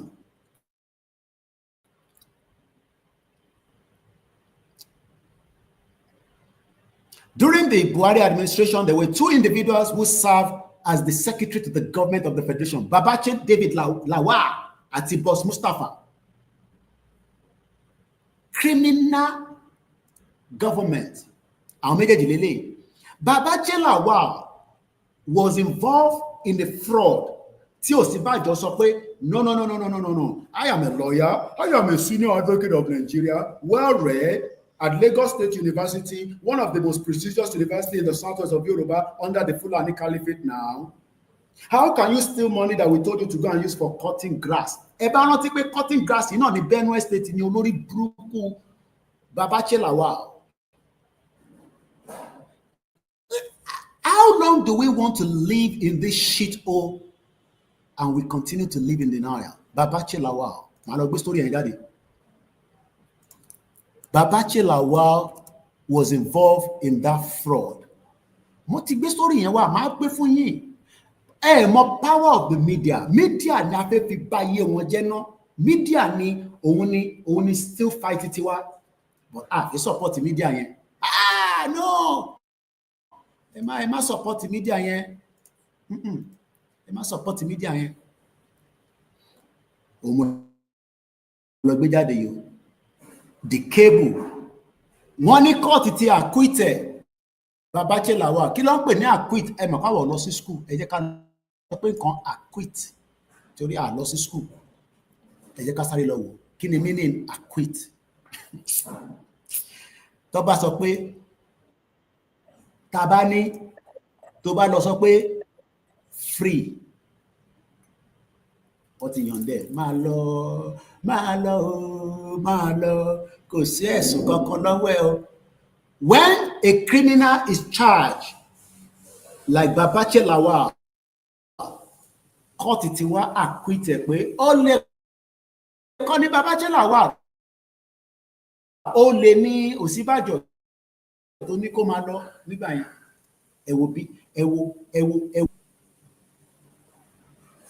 You can see why they continue in the country. Bẹ́ẹ̀ni, èmi ò lọ sí school mọ̀ pé ilẹ̀ kàwé bàbá mi Adétọ́lá, èmi ti lọ jíwò nínú dictionary. Acquitted means set somebody free. No. Ṣé Ìgbòho wà ní olè ní terrorist tó jí owó tí gọ́ọ̀mẹ̀ntì wá ń wá? Eléyìí tó jẹ́ olè. Ìgbòho tó ń jà pé ìran mi ẹ ti nàrán mi pa, ẹ ti ń pa wọn. Babache Lawal lólè ọmọ Fúlàní. Kàkà kí Fúlàní, ẹ rò pé Fúlàní máa support yẹn ni? Ta ló fi eléyìí nísìn? Fúlàní ni. Wọ́n ti ya free ẹ̀ kí Buhari tó lọ bìkọ́ wọ́n mọ̀ pé bí kí ni Tinubu tẹ̀ fi ṣe. Irú ìran wo ni wá báyìí? Táwa wà lay back à ń bẹ̀rù. Ká jáde. Wọ́n ní ká jáde, àwọn kan ní tọ́lọ́pàá bá mú wa máa ń dàgbà. Níbi tí movement délé ni. Ọlọ́pàá gan mọ̀ pé àjọ nílẹ̀ ni àwọn tó jẹ́ Yorùbá. òun lẹ̀ ń wò níwájú mi lórí screen yìí. Court gbogbo òyìnbó tó ń lò yẹn, court free Babache Lawal pé ó gba 544 million fún grass cutting fraud allegation. Court free ẹ̀. Bye.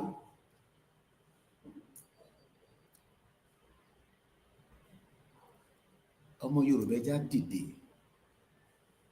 Ẹja dìde. Ẹjọ́ ta máa rò títí kọ́ ló máa gbà wá. Bullet kọ́ ní fáwọn olóṣèlú. Èmi lè ní yìn wọ́n ní bullet, but I need that physical part of the action to help it. Bá wà níbí báyìí ká rojọ́ fún 10 hours. Mo ti bá yín náà wọ́n pa. Kò sí nǹkan tó lè ṣe fún yín. Wọ́n mọ̀ pé tó bá gbé ọwọ́ àfi kí Koiki Media máa gbọ́. Àwọn mídíà míì lè máa sọ, but tí Koiki Media bá gbọ́ pé níbi tá a ti ń bá rálì yìí lọ, nǹkan kan wá lọ ṣẹlẹ̀. Ẹja àfihàn sábẹ́ kan. Lọ nígbà tẹ́yìn bá jókòó sínú yàrá yín, tẹ́ ní à ń dúró kí Ìgbòho jáde, Ìgbòho bá ti jáde la máa tẹ̀lé lẹ́yìn. Ọlọ́run á wà pẹ̀lú wa. Ṣé rí bí program yẹn ṣe lọ látàárọ̀, ṣé rí bí tó ń gbé wa gbà, different angle, different places. Bá ṣe dọ́dọ̀ Babache Lawal lè nísìnyí. Tí bá ní ó yé mi gan. But eventually, mo ṣàmọ̀ pé à ń gbọ́rọ̀ SGF pé àwọn tí wọ́n ń pa ní Benue wọ́n ní ẹ lọ máa negotiate pẹ̀lú terrorist. Ìyẹn là ń bá bọ̀ tó gbé wa dọ́dọ̀ Babache Lawal, ẹja kúrò lọ́dọ̀ Babache Lawal. Ẹ wo gbogbo headline. Refer Benue killing to ICC and Sarah tells Tinubu. Tinubu gan la fẹ́ report fún International Criminal Court because ó máa ṣẹ̀wọ̀n ni. Ẹ̀wọ̀n ló máa padà kú sí. Benue killings, Army chief vows to apprehend perpetrators and end violence. Olaswani. Leadership newspaper. Benue killing, Kogi stakeholders warn on threat to food security. Ṣé àṣẹmọ̀ yẹn tẹ́lẹ̀ ni? Daily Trust. Benue killing, President Tinubu visit an opportunity at all crossroad of justice. Ṣé mọ̀ kọ́ tuntun attack Benue lẹ́yìn pé Tinubu kúrò bẹ́ẹ̀? This day, again, Chief of Army Staff vows to bring perpetrator of recent kill. Èyí tó ṣẹlẹ̀ ní Gimwe olórí burúkú níbo ló. Benue killing, ìyẹn là ń bá lọ nísìn. Akume, ìyẹn ni SGF. Ó ní àti bẹ̀rẹ̀ ìpàdé olóyin, ìpàdé bá terrorist sọ̀rọ̀, kẹ fún wọn nílẹ̀, if not, wọ́n máa pa gbogbo yín dànù. And that is where we found ourselves in a country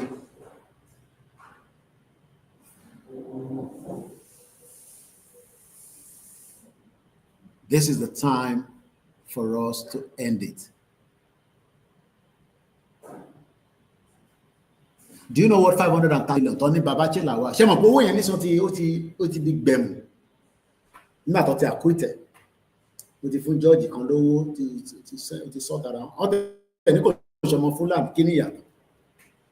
Báwo la ṣe mọ̀ bá ṣe máa ní gbogbo wọn kí ṣọmọ Fúlàní nìyẹn tẹ́jẹ̀ ti mix rẹpẹtẹ àtọmọ Fúlàní ní kò ṣọmọ Fúlàní. Ìwọ bá jí mílíkì nísìn àìmọye ọmọ Yorùbá tó wà ní Kirikiri báyìí. Mo kí bàbá wa Yusuf Sulaiman, àìmọye ọmọ Yorùbá tó ń bẹ nínú Kirikiri. Tẹ́ bá béèrè pé kí ló fẹ́ǹsì tó ṣe, some of them are hardened criminals.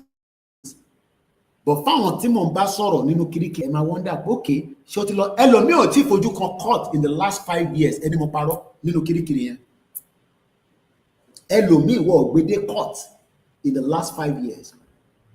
Ẹlòmíì wọ tí found guilty ó kàn sùn tó ń jí sínú prison níbẹ̀. But mo sọ fún yín níjọ́sí Wakilu Iskilu Labolongo prison ó ti escape. Is this the kind of country you think that will change overnight? Even if Tinubu spend another 10 years. Ambosibosi, gbogbo tí Tinubu ní tó kù láyé àtọ̀run òun náà ní 4 years. and nobody knows what can happen within the 4 years. I'm a great program at exactly 5 hours, so I have just 20 minutes to the end of the presentation. Ìyá dàlú pé wọ́n ń tàn wá jẹ ní o, wọ́n ń tàn wá jẹ ní. Wọ́n máa pààyàn káàkiri. Ṣé ẹ̀dẹ̀ eré tó ń ṣe lọ́wọ́ ẹ̀? Ọ̀wọ̀ ọkùnrin ò fẹ́ kúrò bẹ́ẹ̀ o. Ẹ farabalẹ̀. Ẹ farabalẹ̀ kan gbẹ́bẹ̀ ayé o. Olórí burúkú Tinubu tẹ̀ ń sọ kò fẹ́ kúrò níbẹ̀ o. He's not ready to leave the power. This bomb bastard president called Tinubu. He doesn't want to leave the power. He's a bomb bastard. Olórí burúkú man. He thinks that the power now, as he took control of Lagos State, Tinubu never left Lagos State. Oh dear, Lagos State mobile. He has been controlling Lagos State and he's still controlling Lagos State. He's a bomb bastard. Tinubu controls Lagos State. We must shut down that Lagos State where he controls. But hey, Jade, all you have done so far is moan, while Tinubu continue to use Lagos State resources to oppress the indigenous people. We believe that Tinubu is not a Yoruba person. Though some say he's a Yoruba man, I don't even want to believe he's a Yoruba man. I got to show DNA. Tinubu must give us a blood sample to run it to confirm whether it's a true indigenous son of a Yoruba land or a Fulani blood inside. Only to mix. My many of my Yoruba, I doubt that Tinubu is a full blood of Yoruba because it doesn't have any record as top. It has no record that we can work with today. And that is the reason why we must make sure Tinubu doesn't push us to the danger of 2027. Nigeria needs to break because Britain, the criminal country that put us in this danger, your children's life are all in danger. Whether you come home, whether you don't come home, your life is at risk. And in the interest of everybody now, Nigeria is at the verge of breakup. Nobody can rescue Nigeria from the breakup, not even the United States of America. They tried, destroy. If you are fearful of anything, death will eventually still come to you. 21 people in Brazil yesterday paid money, got into a air balloon, exploded. 8 died already, 2 still surviving their lives, whether they will survive it or not. But one thing is that the rest cannot be found as we speak right now. It is time we call it off as Yoruba people in Nigeria and allow ourselves to go back as people that have been existing before many of these criminal white people that have destroyed our lives. They've destroyed our life. If we cannot destroy their lives, we must stop them from destroying our life further. And that's the fact. And nobody will save you, regardless of whether you have your British passport, your fucking passport, or your nonsense Jantis American passport that you carry in your hands. That is what they've used against black people to deceive ourselves. That now you're a British citizen, you're an American citizen, I'm a Canadian citizen. All that fuckery. The time is now for Yoruba people to fight back and take back our land from Tinubu.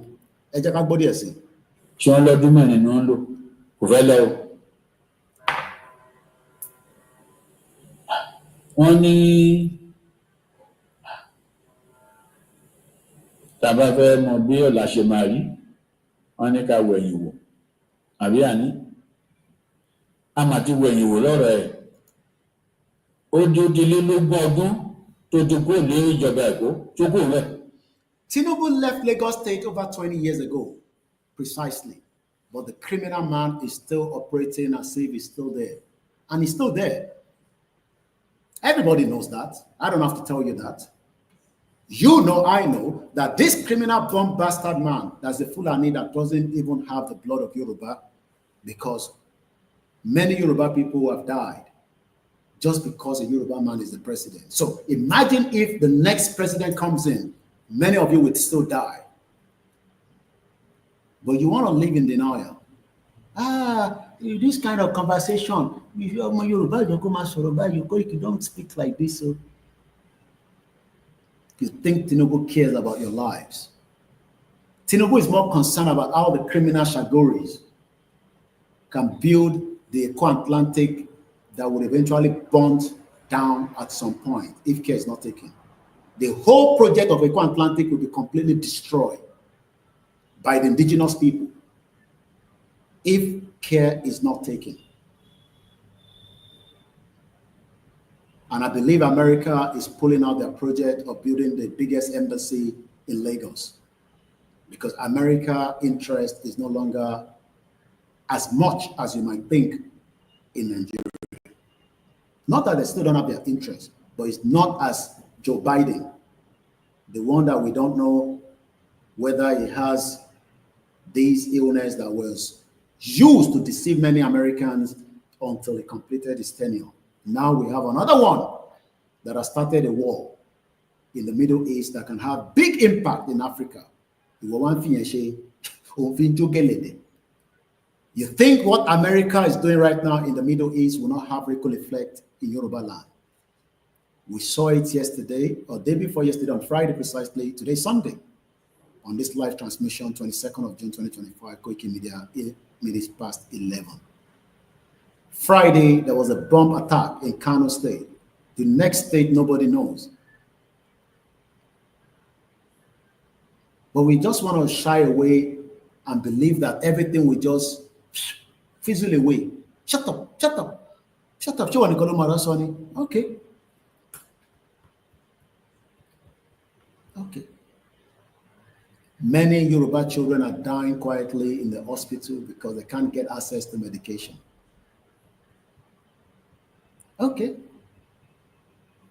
Many are dying because the roads refuse to be repaired, even though we have the second largest bitumen in Titi. I just wonder,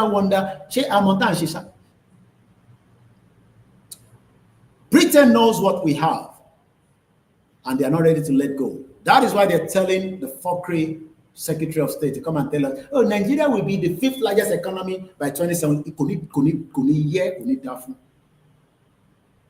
For coming to tell us lie that by 2075, I will be 97 years old. You know, go better for every one of them. 50 years from now, they're telling us that Nigeria that they created will be a better place. You know, go better for every single one of them. Nigeria will be destroyed. The last British Empire must go down. But it cannot be done if we are not determined. We gotta be determined, and we have to be ready for the fight. Spiritually, physically, mentally. We can have cordial relationship as a Yoruba country with any country that wants to work with us. If otherwise, they can fuck off. Not all countries work together. Russia is not fully working with any country today. Neither is North Korea working with all countries. Let America go and try what they are trying with Iran in North Korea, and let them see what is going to happen. Let them go and try it. Yeah, oh, we are powerful. We are go and try it with North Korea. Go and help us attack the nuclear site of North Korea, and let us see. Take that your steel jet, take it and go and attack North Korea, and see what North Korea will do within 24 hours. But tell you what in any tabali ledimo eban pariye. So America still ledimo Iran. Let America go and attack North Korea, and let's see if every one of us will be alive to witness anything. Maybe we would have seen many nuclear reactor going pew pew pew pew pew pew.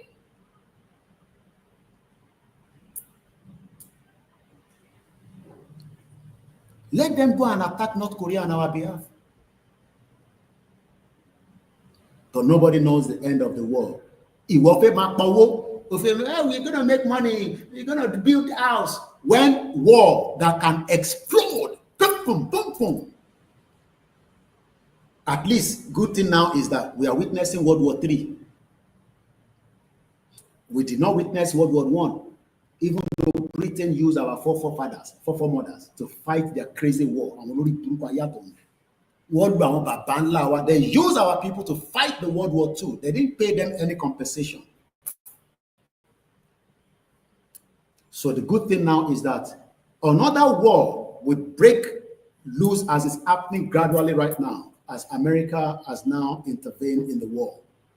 And we have been told by history that any war means a country will be divided. So I am happy as the war is happening right now in the Middle East. It's a good thing because Nigeria needs to now divide back to where it used to be as indigenous people that have existed for more than 14,000 years. Some of you don't know the meaning of 14,000. You think, say, now 100 years of this Olori Buruku British amalgamation that was created, you know, go better from the generation of those that created Nigeria. Whether now the Queen, their forefathers, you know, go better for every single one of them for putting us in this mess. I don't want to die. Death will eventually come one day, either while you are sleeping peacefully, motor accident, or the one that people went under the ocean to go and see Titanic and they were like, bye. Or those innocent Africans that were killed in Greenford Towers. I was watching the clips a little bit of the former British Prime Minister, Theresa May, talking nonsense. Greenford Tower, many lives were lost because they failed to protect those that were living in that building. May their soul rest in peace. You think they care about the Africans in Britain before they come and care about you in Nigeria? If you think that Britain cares about any part of Africa, ask those Africans that have lived, myself, 27 years in that country, if they care about us. Talk less of you. So we got to put this together and fight it once and for all. We have about 8 minutes. Let's play just a little bit more clip. Okay, but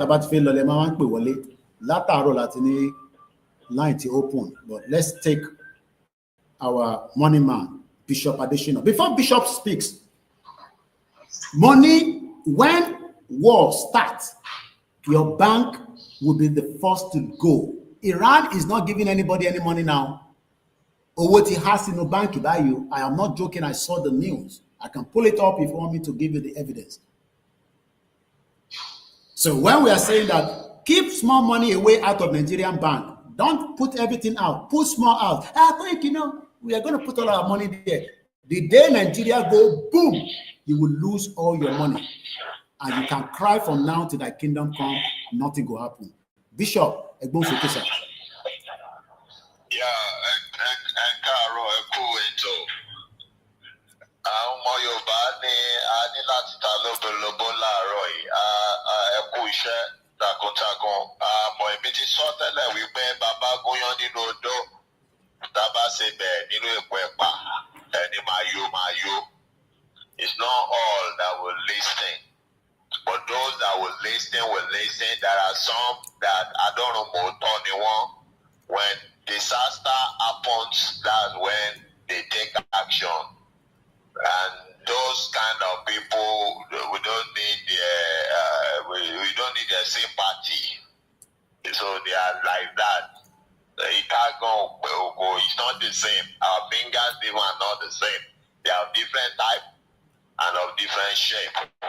Now, World War is already happening, and I know there is no shady about that. Ogun àgbáyé kẹta ti ṣẹlẹ̀ already. Ọdún yìí ni ó ti escalate. So, and they are also targeting West Africa because Trump is about to put ban on another 25 African countries on the list. Nigeria is on the list. Ghana is on the list. This country, Otibandi to Nigeria, Ghana, that's in West Africa. Nigeria and Ghana have been picked. So that's why they are making effort now. Trump is making effort to, they started making effort to recall back their ambassadors in Nigeria. Àwọn èèyàn mọ nǹkan tó ń lọ. Àwọn kan rí wọ́n béèrè, àwọn tó ń béèrè lọ́wọ́ ẹ̀ wọ́n sọ pé irọ́ ni wípé kìíní kan ni. Òjijì ló máa announce pé wọ́n ban Nigeria visa kò pé kan ará Nigeria wọn fẹ́ wọn mọ́. Wọ́n wá sí ìlú wọn. Then they will move the embassy.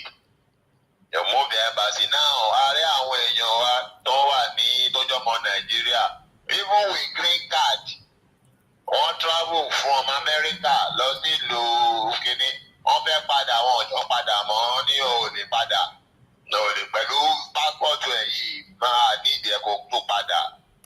So ẹ̀rù bá àwọn èèyàn lọ́hùn-ún sì láti fi bẹ̀ẹ́lẹ̀ láti kúrò. Well, except àwọn tó ti ní passport to US long. So the things are changing, the tides are turning, and láti mọ̀ wípé ogun àgbáyé ó ti bẹ̀rẹ̀, and portion ti ìtòmákan Nàìjíríà ó bọ̀ wẹ́rẹ́wẹ́rẹ́ kò ní pẹ́ mọ́. Then kó tó di pé gbogbo eléyìí ṣẹlẹ̀ pẹ̀lú ìyí tí wọ́n kóná sí bìkọ́ àwọn náà ló ran àwọn Fúlàní lọ́wọ́ láti òkè. We saw the helicopter of white men bringing ammunition and food for all the Fulani in the bush, and the politicians are backing them. So ohun tó ń ṣẹlẹ̀ sí wa lórílẹ̀-èdè Nàìjíríà kì í ṣe pé ogun Fúlàní nìkan. Àwọn òyìnbó àtọ̀húnrìn wá yìí wọ́n ń ran àwọn Fúlàní lọ́wọ́ láti dìgbòjà wà ní orílẹ̀-èdè wa. Then ẹ láti mọ̀ wípé àwọn òyìnbó wọ́n pé ẹ̀yà oríṣiríṣi, báwa náà ṣe pé ẹ̀yà oríṣiríṣi. Àwọn òyìnbó náà pé ẹ̀yà oríṣiríṣi. A ní àwọn lára wọn tí ò fọwọ́ sí nǹkan tí wọ́n ń ṣe yìí. A dẹ̀ ní àwọn tó jẹ́ lára wọn tó jẹ́ pé ajagun ta ni àwọn, nínú ogun làwọn ti ń rí jẹ. So àwọn ọmọ Yorùbá orí wa láti pé láti tètè gbé ìgbésẹ̀ láti separate ilẹ̀ wa, our identity up from Nigeria, so that wọ́n lè fi ọwọ́ ilẹ̀ wa wọ̀ wá. So àwọn ẹni tó bá lóye ni àwọn kan yáyé, and bàbá has taken the necessary and the right step, and àwọn iṣẹ́ míì tó ń lọ lẹ́yìn táwọn èèyàn ò mọ̀. But bàbá taking step wípé ẹ jáde ẹ sọ̀rọ̀ níwájú ilé yín ní street yín, ẹ anthem orílẹ̀-èdè Yorùbá. Gbogbo àwọn kinní yìí tẹ́ ń gbé sórí ayélujára yìí ni ó lọ sí appropriate quarters láti jẹ́ ẹ̀rí wípé ilẹ̀ Yorùbá kò sí lára ibi tí ìkọlùkọgbà Nàìjíríà lè kọlù. Nítorí Nàìjíríà máa jóná, Nàìjíríà máa pín wẹ́lẹ́wẹ́lẹ́. Ṣùgbọ́n ìkọlùkọgbà yìí kí wọ́n lè bọ̀wọ̀ fún ilẹ̀ wa ká lè ní orílẹ̀-èdè tiwa. The casualty will be minimal. Wípé kò ní sí casualty irọ́ nìyẹn, generally ni. Wọ́n bá ta bàtà kíní báyìí, ó máa ń tàbá everywhere ni. Wọ́n bá ta pẹ̀tẹ̀pẹ̀tẹ̀, ó máa ń tàbá everywhere. But so that the casualty will be minimal, and we can have our sovereignty away from the shackles of bondage of the West in the name of Nigeria. Gbogbo táwọn bàbá wa ní ká jáde ká ṣe, ẹja jáde ká máa ṣe. Ẹnikẹ́ni tó bá sọ otherwise, nídìí láti máa bá sọ̀rọ̀, ẹ̀ẹ́dẹ̀ ní láti bínú. Understand wípé àwọn ajá olóṣèlú nìyẹn. And àwọn olóṣèlú yìí kì í ṣe pé nǹkan ò yé wọn. Àwọn tí nǹkan ò yé ni àwọn ajá wọ̀nyẹn, àtẹnujẹ ló máa ń pa wọ́n. Àwọn olóṣèlú wọ̀nyí nǹkan yé wọn, ohun táwọn jẹ náà ni wọ́n ṣe ń ṣe gbogbo òṣìyẹn. Wọ́n believe wípé tí gbogbo ẹ̀ tó bá wá dàrú, àwọn níbi táwọn máa sá lọ. But that is a mistake they are making. Wípé gbogbo ibi tó fẹ́ sá lọ yẹn ni ogun ti ń rùn níbẹ̀. There is world war already happening. Ogun rùn níbẹ̀.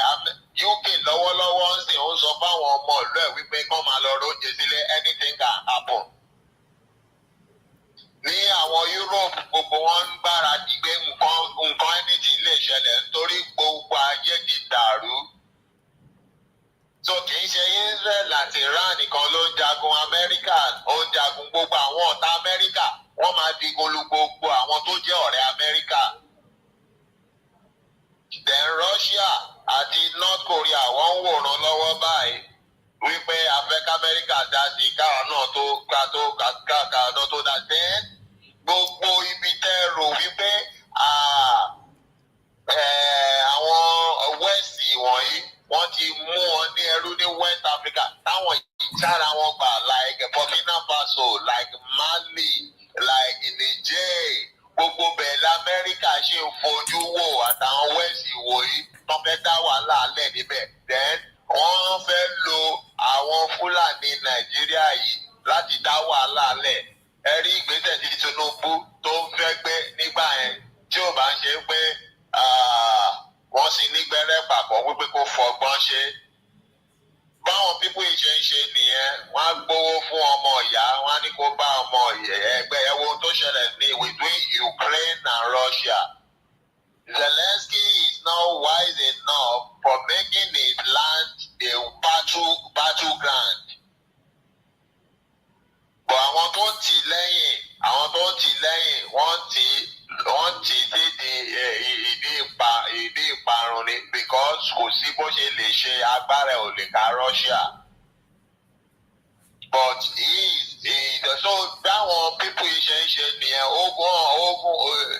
bọ́ǹbù Russia ń sìn kò balẹ̀ sí ìlú àwọn. Ìlú ẹyọ kan péré ní Europe ló bá sọ òtítọ́ ọ̀rọ̀ ló sọ fún that Poland nìkan ló bá sọ òtítọ́ ọ̀rọ̀ tó ní pé no, they will not support war in Ukraine. They will not. They should back off. Scalafia lè wà nínú ẹ̀. Gbogbo àwọn ọmọ ìlú wọn náà ń sáwá. Àwọn ló ń wá bọ̀ refugee wọ̀nyẹn. So they felt the impact. How to take care of the people. But ìwọ tó lè take care aráàlú ẹ̀, ó dá ìlú ẹ̀, ó sọ̀dà oró ló ń jà. Kí ló ń jà fún? Àwọn ibi tó bá fẹ́ lọ let them go. Gbogbo ariwo tí NATO, UK, gbogbo àwọn ẹ̀tọ́ ń pa will support you, will give you the go and fight, don't accept. Àwọn èèyàn ẹni wọ́n ń pa America tó ní will support you later. Trump débẹ̀, Trump withdraw, ó náà will support you mọ́. So how long will you keep doing that and keep doing that? The same is what is happening in our land. Àwọn olóṣèlú wa ò ríran and they keep killing. Benue killing is there. In Enugu, the terrorists use army helicopter to go and bomb and kill people in Enugu. The people said they thought it's Nigeria army, not knowing that it's terror. They Fulani terrorists. Now, ṣé ó nígbà tí gbogbo èyí tó bá wá kan ilẹ̀ Yorùbá náà nígbà tí Tinubu bá kúrò ń bẹ̀? Ta lẹ fẹ́ ké lọ bá nígbà yẹn? Bọ́dà Benin máa ti bọ́dà wọn because wọn lè àpọ̀ crowd of Yorùbá tó máa sá bọ̀ nílùú wọn. Ẹ jẹ́ ká rorí. Nǹkan tí wọ́n bá ní ká ṣe ẹyẹ sásẹ́gbẹ́ discouraging or begging or because you don't know what is coming already. Ẹ jẹ́ ká rorí gbogbo tán ní ká ṣe and stop listening to people telling you wọ́n dáwó wọ́n pa owó kìnnìkìnnà fowó ṣe. Sọ fún wọn wípé tán bá ti sọ yẹn fún ẹ sọ fún wọn wípé lónìí wọ́n dá. Tó bá dá anything tó o bá ní interest bèrè owó ẹ padà kọ́ fún ẹ. Ṣùgbọ́n tó o bá dá anything tó ń complain pé àwọn kan wọ́n ń gbawó lórí mídíà, àwọn fáǹsì ẹni yẹn ló ń fún lówó. Àwọn ọmọ Yorùbá wọ́n wó lọ́mọ Yorùbá.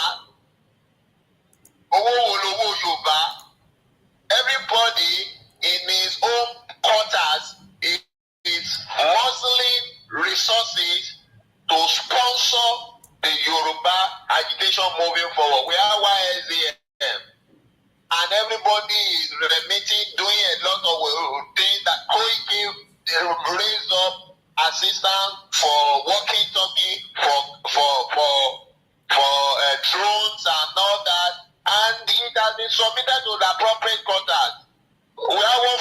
man saying that gbogbo drug tó rà ó dà nísìnyí, gbogbo walkie-talkie tó rà ó dà nísìnyí. This is a foolish man that we don't know where he is or what is he doing. We should stop all these. People are working because they have a mandate or idea about what is happening, and Babakitoye gave an assignment. We don't have money anywhere, and Babakitoye is grateful for the effort of these people doing something. And you are somewhere, you don't do anything, we don't even know you, nobody know you. You are complaining about what people are doing. I mean, people should stop these things. People should stop. If you don't like some people, put your face on it. Don't like it, go oh yeah, nobody is blaming you for it. Don't like any media. Nobody is blaming you for it. Look at ṣe fídíò fíìmù ẹ̀ jẹ́jẹ́. Àwọn kan sọ̀rọ̀ owó Yorùbá títí ó lọ fi ṣe fíìmù. Òkè tí ò bá ṣe fíìmù tí ò bá sọpọ́ọ̀tì Yorùbá nation lórí mídíà ẹ̀ ṣáwọn fáǹsì ẹ̀ ò ní fún lówó tó máa fi ṣe fíìmù ni. I think he has a YouTube. So what is ọmọ Yorùbá? Ṣọmọ Yorùbá nìkan ló ń wo YouTube ẹ̀ ni. And we are talking about productivity. Babakitoye talked about productivity. All of us should now be productive. It's not that time. It's not that ayé gbà yẹn tẹ́ ń ṣe Yorùbá nation tí ẹ̀ ń tán tó jẹ́ pé ẹ̀ gba owó lọ́wọ́ Yorùbá has no money to give anybody. Now everybody is doing something to give Yorùbá money. So we're talking about productivity. In area tó ti wà productive nìyẹn in media and in drama. He act a film and his success is on YouTube.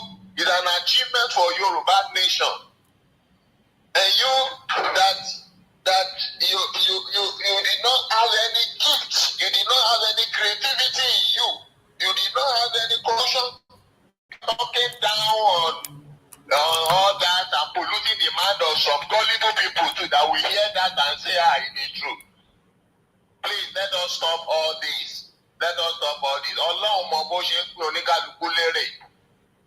A mọ̀ wípé tí a bá gba orílẹ̀-èdè wa, gbogbo ohun tí a fẹ́ pátá, gbogbo ẹ̀ ni a máa ṣe fúnra wa. But now, àìtí ní orílẹ̀-èdè, àti ní resources ilẹ̀ tẹ́nì kankan mú wà. Oníkálukú ló mú láti inú iṣẹ́, láti inú ọpọlọ ẹ̀, láti fi ṣe nǹkan, láti fi ran orílẹ̀-èdè Yorùbá lọ́wọ́, àti láti fi so èyí tí wọ́n bá lè ṣe ṣe, èyí tó o bá lè ṣe má talk down anybody, má talk down anybody.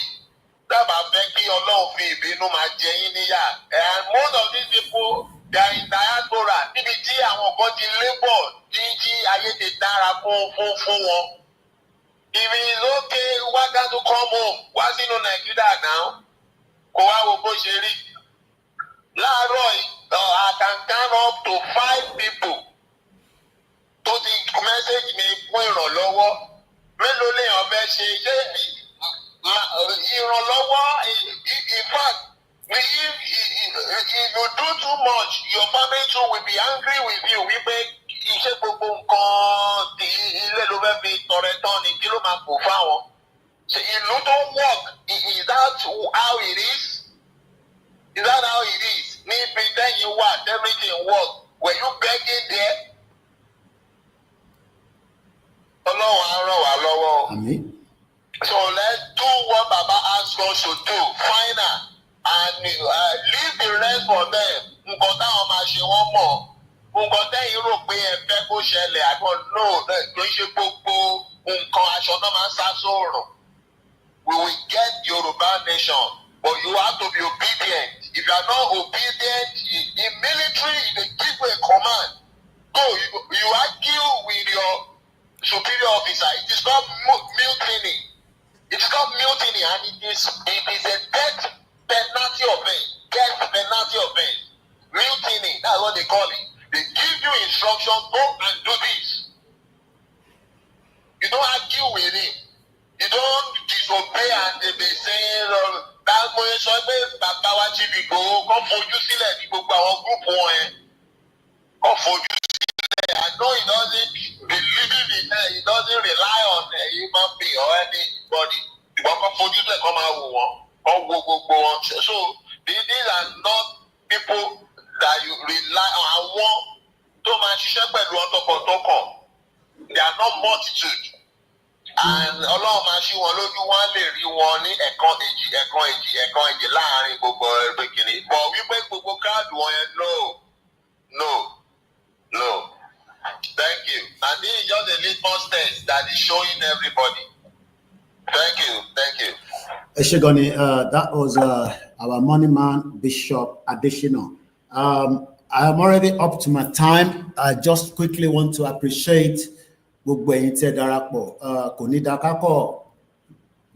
exit without at least, appreciating the audience that have sat down there for the last 5 hours, listening, watching, commenting. Many comments came through and many were just, so I normally follow him. I just saw the headline, Fulani Caliphate vow to use religion to dominate. Let's listen to him. It's another Sunday. We are looking at Christians participating in politics. I repeat, Christians, Muslims, religious persons participating in politics.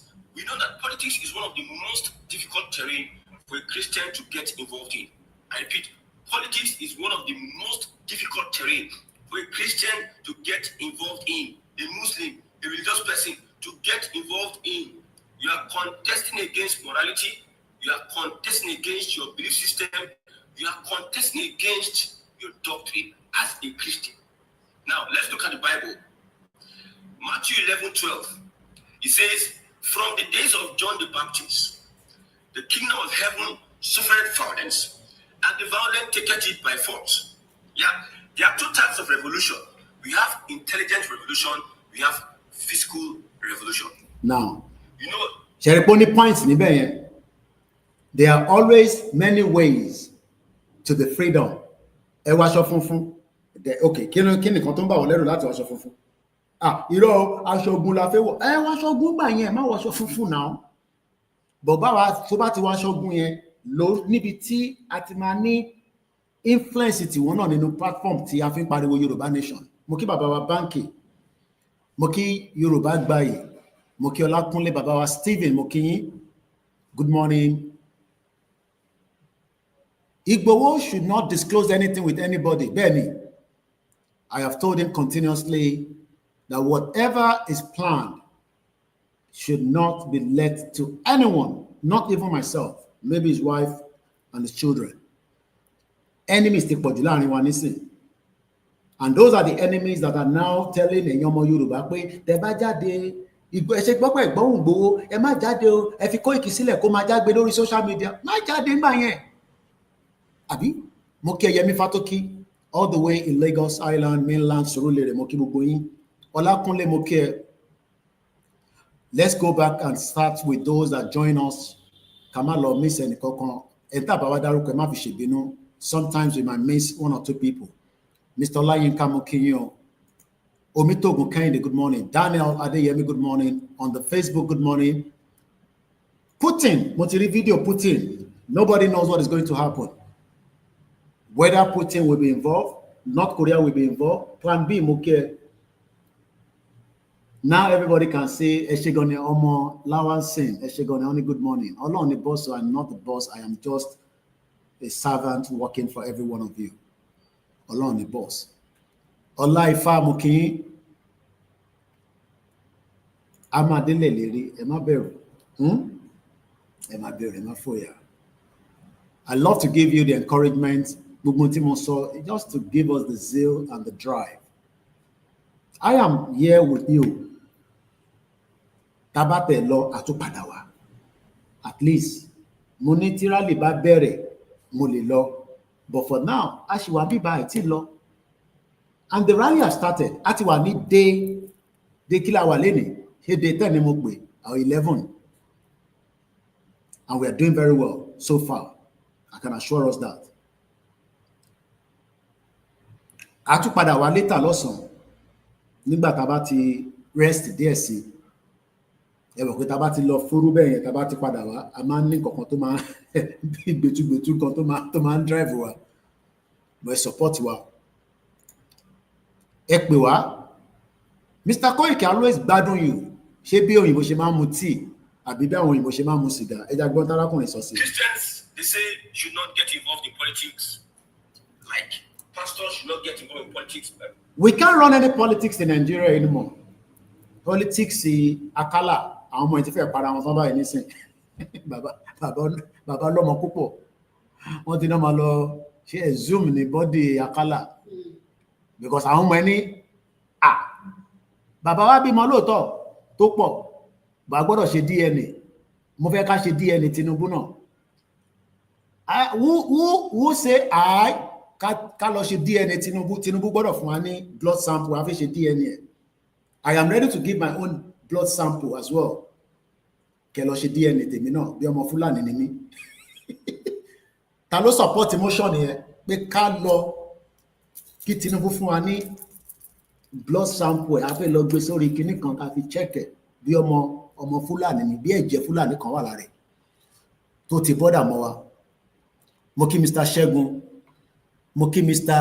Jọlá ẹlòmíì ti lè lọ torí pé íńtánẹ́ẹ̀tì àti fóònù yín ó ti gbóná battery cell ti lọ́lẹ̀ Àjùwọ̀n Kọ́láwọlé mo kí yín ẹ má gbàgbé our First Bank account and our OPay PayPal and what we mean by that is donate to good journalism. I am not your average blogger. No, don't call me that. I am not your blogger. I am a journalist. And don't be too, Beluja to learn Iran at Israel. I know some of us are Muslims. I was born as a Muslim. I am also born as a Christian. But I am a traditionalist. So when I'm posting all these platforms, I'm using the news to project it out. Some of it is just to get our message to our people. Anyway, all my televised in Nigeria, no. So I got to wind down.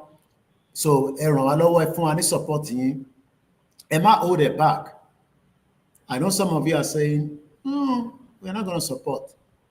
But media is very, very important. We must keep up our banking. Olani, in the United Kingdom. Brother, I concerned the passport to see me, or the British passport. I was very happy for him.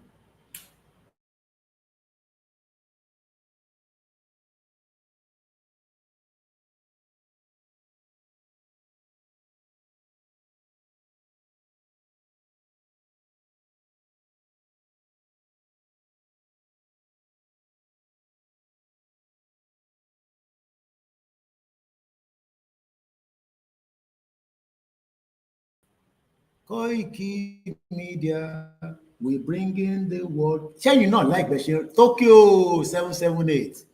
Good morning. At the party program, so much relax again. Alan Conde, only gbogbo àwọn ọba la máa ṣe DNA fún. Ọ̀daràn ni bọ̀wọ̀. Ó ní gbogbo àwọn ọba máa ṣe DNA fún wọn. Mo kí. Only yes, agree. I asked Sheyi is not even Tinubu. Both should go and do DNA. But Sheyi fẹ́ ṣe governor Lagos State. Ẹni tó náà lọ bí ẹni tó ti di governor. Mo kí our grandma Esther Ewetwiga. Bí ìyá ìṣe dàgbà tó pẹ̀lú wọn grandma. Tàbá pè fún rally. Gbogbo ló ń jáde. Wọ́n ní kẹ́ jáde fún rally ẹ̀ jáde. Àwọn ìyá arúgbó tẹ máa ń rí ní London tó ń jáde yẹn. Ẹ rò pé easy. Kó tó múra, kó tó wọṣọ.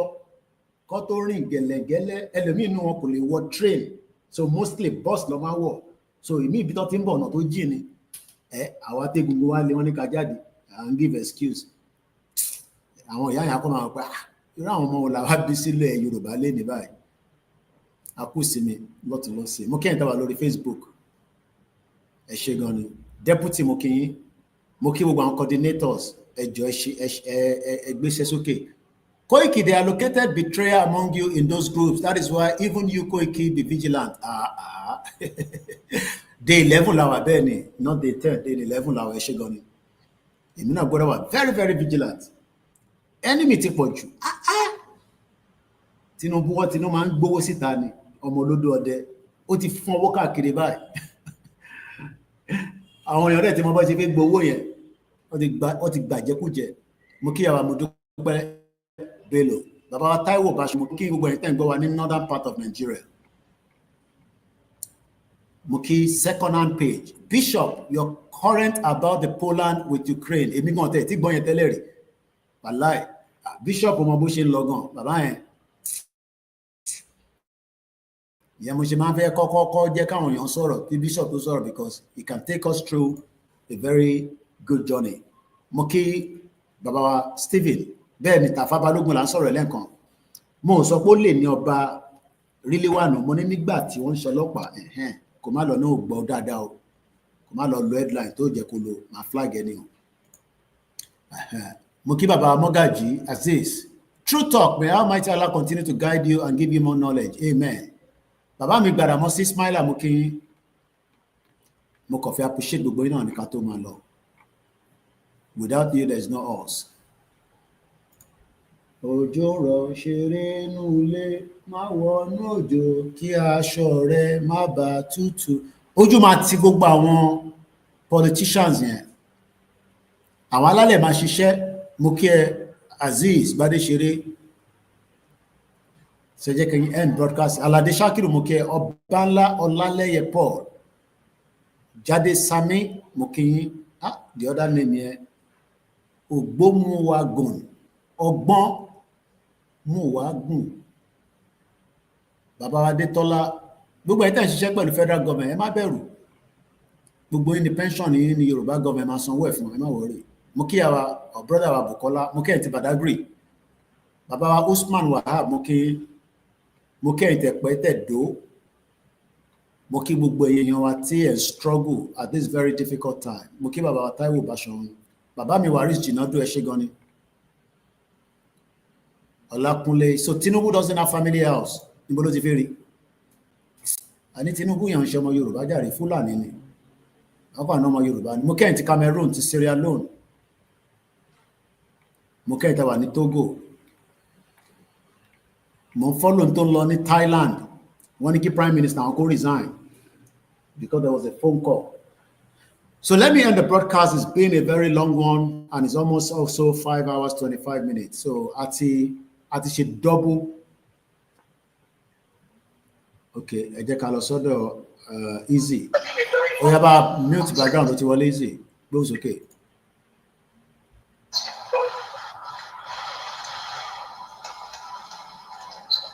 Hello. Yeah, ẹ ti wà on. What's on live? Good morning to you, brother. Good morning to you. Paro. Ṣàlàfíà lájí, ṣàlàfíà ló wà. Happy weekend.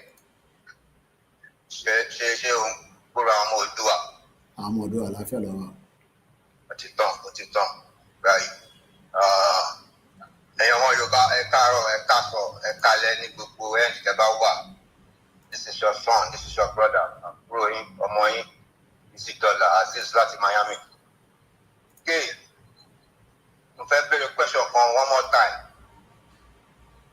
Ṣé tòótọ́ ni Tinubu ò ṣe bọ́dà? I'm not sure about that. Ṣé tòótọ́ ni kò ṣe bọ́dà ni ó ti pa mọ́ gbogbo ọmọ Yorùbá ni. Ó ti pa bàbá mi Abíọ́dún jọ ìgbòkè ó ti pa ni látọdún bí ọdún méjì báyìí kò ṣe bọ́dà o Tinubu ò ṣe bọ́dà olórí burúkú kò ṣe bọ́dà. Bàbá Tinubu today Sunday lè ní o bàbá ẹja sọ̀rọ̀ síbi tọ̀rọ̀ wà bàbá Tinubu kọ́mọ̀. Àwọn èèyàn parọ́ pé Yorùbá kọ́ ní but you've been there for 2 years now. Buhari ti ṣe díẹ̀ 8 years. Ó ti bọ́dà Yorùbá pa ó dẹ̀ ṣì ti náà sílẹ̀. Bàbá ẹ bá a sọ̀rọ̀ náà ṣé àjẹ́ndà yín ni àbí àjẹ́ndà Buhari ni pé kẹ́ kọ́ntínú gbogbo nǹkan tó bá ti ṣe sílẹ̀ wípé kẹ́ má ṣe bọ́dà Yorùbá. Bàbá Tinubu ẹ bímọ ẹ dẹ̀ rí gbogbo situation nílẹ̀ Yorùbá yẹn bí ebi ṣe ń pa àwọn ọmọ èèyàn wọ́n ṣe ń struggle every day from morning to night are very difficult for people to put food in their mouth. Bàbá Tinubu ẹ ti bọ́dà ẹ̀yin ọmọ Yorùbá we don't condone violence o but ẹlẹ́tọ̀ pé bí ń pa yín ẹ̀yin èèyàn ẹ mọ bí tí bọ́dà wà o ẹ mọ bí tí bọ́dà wà ẹ máa lọ rọ́ọ̀lù bọ́dà ni o ẹ máa rọ́ọ̀lù gbogbo bọ́dà wà ẹ bẹ̀rẹ̀ ni mẹ́ because this is not right. Bàbá Tinubu ebi ń pa àwọn ọmọ Yorùbá ẹ kí bọ́dà kó tó wà too late. Koiki Media, brother, me more. I was just listening to you with the brother.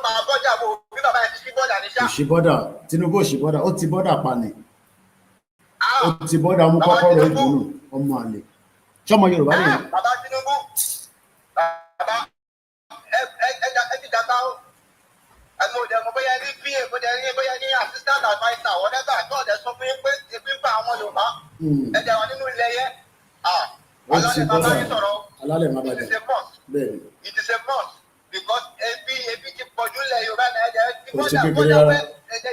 they need to bring the food in and you close it up. Ẹ̀yin ọmọ Yorùbá, kò jẹ́ kẹ́ lọ́kọ́ sọ ní ti fi mọ̀ mẹ́, ó jẹ́ kẹ́ mọ̀ bọ́dẹ́ ṣe, ẹ máa mọ̀ bọ́dẹ́ máa ṣe náà. Ó ti bọ́dà Come on, this is crazy. Ó ti bọ́dà padì. Ó ti bọ́dà padì. Ẹ̀ṣẹ̀ náà alábíàmọ yìí náà. Baba Tinubu, the president of Nigeria, why are you so wicked like this? You're a wicked soul of Koiki Media. Please, sorry about this, man. But one thing we know, rally low, but the major one there is coming. And one thing I want you to know, Yoruba, you like to know the Sunday Igboho. Come on, I'm better now. Sunday Igboho is with us 24 hours. All Sunday Igboho needs to see is that people need to come out. Guys, they sit down and they like to say anything weekend. The weekend, guys, they sit down now. Guys, they sit down now. And they be fine now. And you're come on, wake up.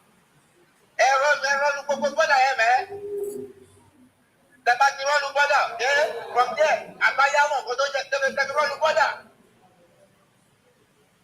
you might show still in now. What the big fine, and you might run border. There's no book by it. What I'm going to visit them in a run border. People are suffering, people are dying, man. About Tinubu, I'm telling you, but you have to do the needful. Open that border. You are now the new president of Nigeria. Buhari is not the president no more. You are the president of Nigeria. Do the needful before it's too late. God bless Yoruba people. God bless the land. Koiki Media. Thank you, brother. God bless you, man. Thank you for your job. Brother. From our for you anytime, man. Because some people now, and we see this thing every day, and we complain every day. Do the needful, Baba Tinubu. Thank you very much, brother. God bless you. Mokiyawa Esther Wetiga. When a coward ni Tinubu, he's not a Yoruba man, definitely. Buhari ṣí bọ́dà tó bá tẹ̀ nífẹ̀ẹ́ wa àwa tá à ń ṣe Yorùbá nation. Àwọn tó support ẹ̀ ń kọ́. Ẹ ti bọ́dà àwọn èèyàn lè gbóúnjẹ wọlé, wọ́n lè gbé tọ́kì wọlé. Kò ṣe kó fẹ́ gbé mọ́tò wọlé o. Ẹ ṣí bọ́dà kó jẹ́ pé oúnjẹ nìkan ló agree pé kó gbé wọlé kó má gbé mọ́tò wọlé. Mo kí bàbá wa Tóyìn Ibrahim. Mo kí gbogbo ẹ̀yin different groups tí ẹ ṣe Yorùbá nation. Any right láti má fi ṣe Yorùbá nation. But ẹ máa rántí pé ilẹ̀ tá à ń jà fún òun náà lẹ́yìn náà wà. Mo kí Ògúnmọ́lá. So I gotta go now. Thank you so much. God bless Baba wa Kitoye for us. God bless Dr. Chief Sunday Igboho. Mo kí brother Megbome Allen Conde. Enti Badariko on all the platforms, please. Do not take it. Either Lori Twitter space, we love you, we appreciate you. Those of you watching, the one way you not like, all hey Biafra. I'm gonna come back and do a nice program on that. I was happy when I saw Simon Ekpa the other day. There's nothing that gives people like us joy, regardless of EBT, Eba Fisi, Lori Biafra. Like I always say, I don't give a toss. My own view is that Biafra wants to go, we give them all the support to go. So you know me do gone when I saw Simon Ekpa. It's not yet been released but it's not coming to Nigeria. You can see the difference between a Nigeria court system that Nnamdi Kanu has been oppressed, molested, Now Nnamdi Kanu case is also been wind down. There is no more between the government than pay Kadru the judgment. And the same thing with Simon Ekpa. Simon Ekpa case will close in September, so there is still going to be more and more court case. But the good thing is, we saw the spirit in him. Some say he's doing comedian. With the Nigerian 419 brown envelope journalist. But any toba like freedom, for freedom, we must appreciate the way we have seen Simon Ekpa. When we saw him in the court, the first image, I know that he was not upset. He's the man that has gone through a lot. 1986, the Simon Ekpa. I am older than Simon Ekpa. I am 1978. Simon Ekpa is born in 1986. So when we now saw the video of him interacting with his, people, you can see the joy that message sent to shivery Nigerians that are always cranking about Biafra and Simon Ekpa. When terrorists, they kill them, they bite them every day. They don't talk about that one. Simon Ekpa, I doff my heart for you. Don't worry about what Yoruba people say. We are fully behind you, okay? We dare your back, and I can't wait to see you back on the social media, and let's complete the job. And I look forward to Nnamdi Kanu having his freedom very soon as well. That energy, hey, imagine Simon Ekpa is out, Nnamdi Kanu is out, and Nnamdi Kanu must leave the offshore of Nigeria for his own security. Can I imagine? Remember I told you that we had a meeting together. If there's another privilege after 5 years of this movement, Simon Ekpa, Nnamdi Kanu, Katushikpade, Ofe Montafeso, Mombo, Mombo Asofan, Mombo, Joko, Joko. So we put me that be all darling. And they put pop me back, put it cap. Money in the last man standing going. Pop talk about in 2021. What the cap buru. 2025 missing one jade, what one so kaba kobo. And when one joke will let borrow. You have to compare international journalists with local. Mokia Jadola Kule. Hello, Moko.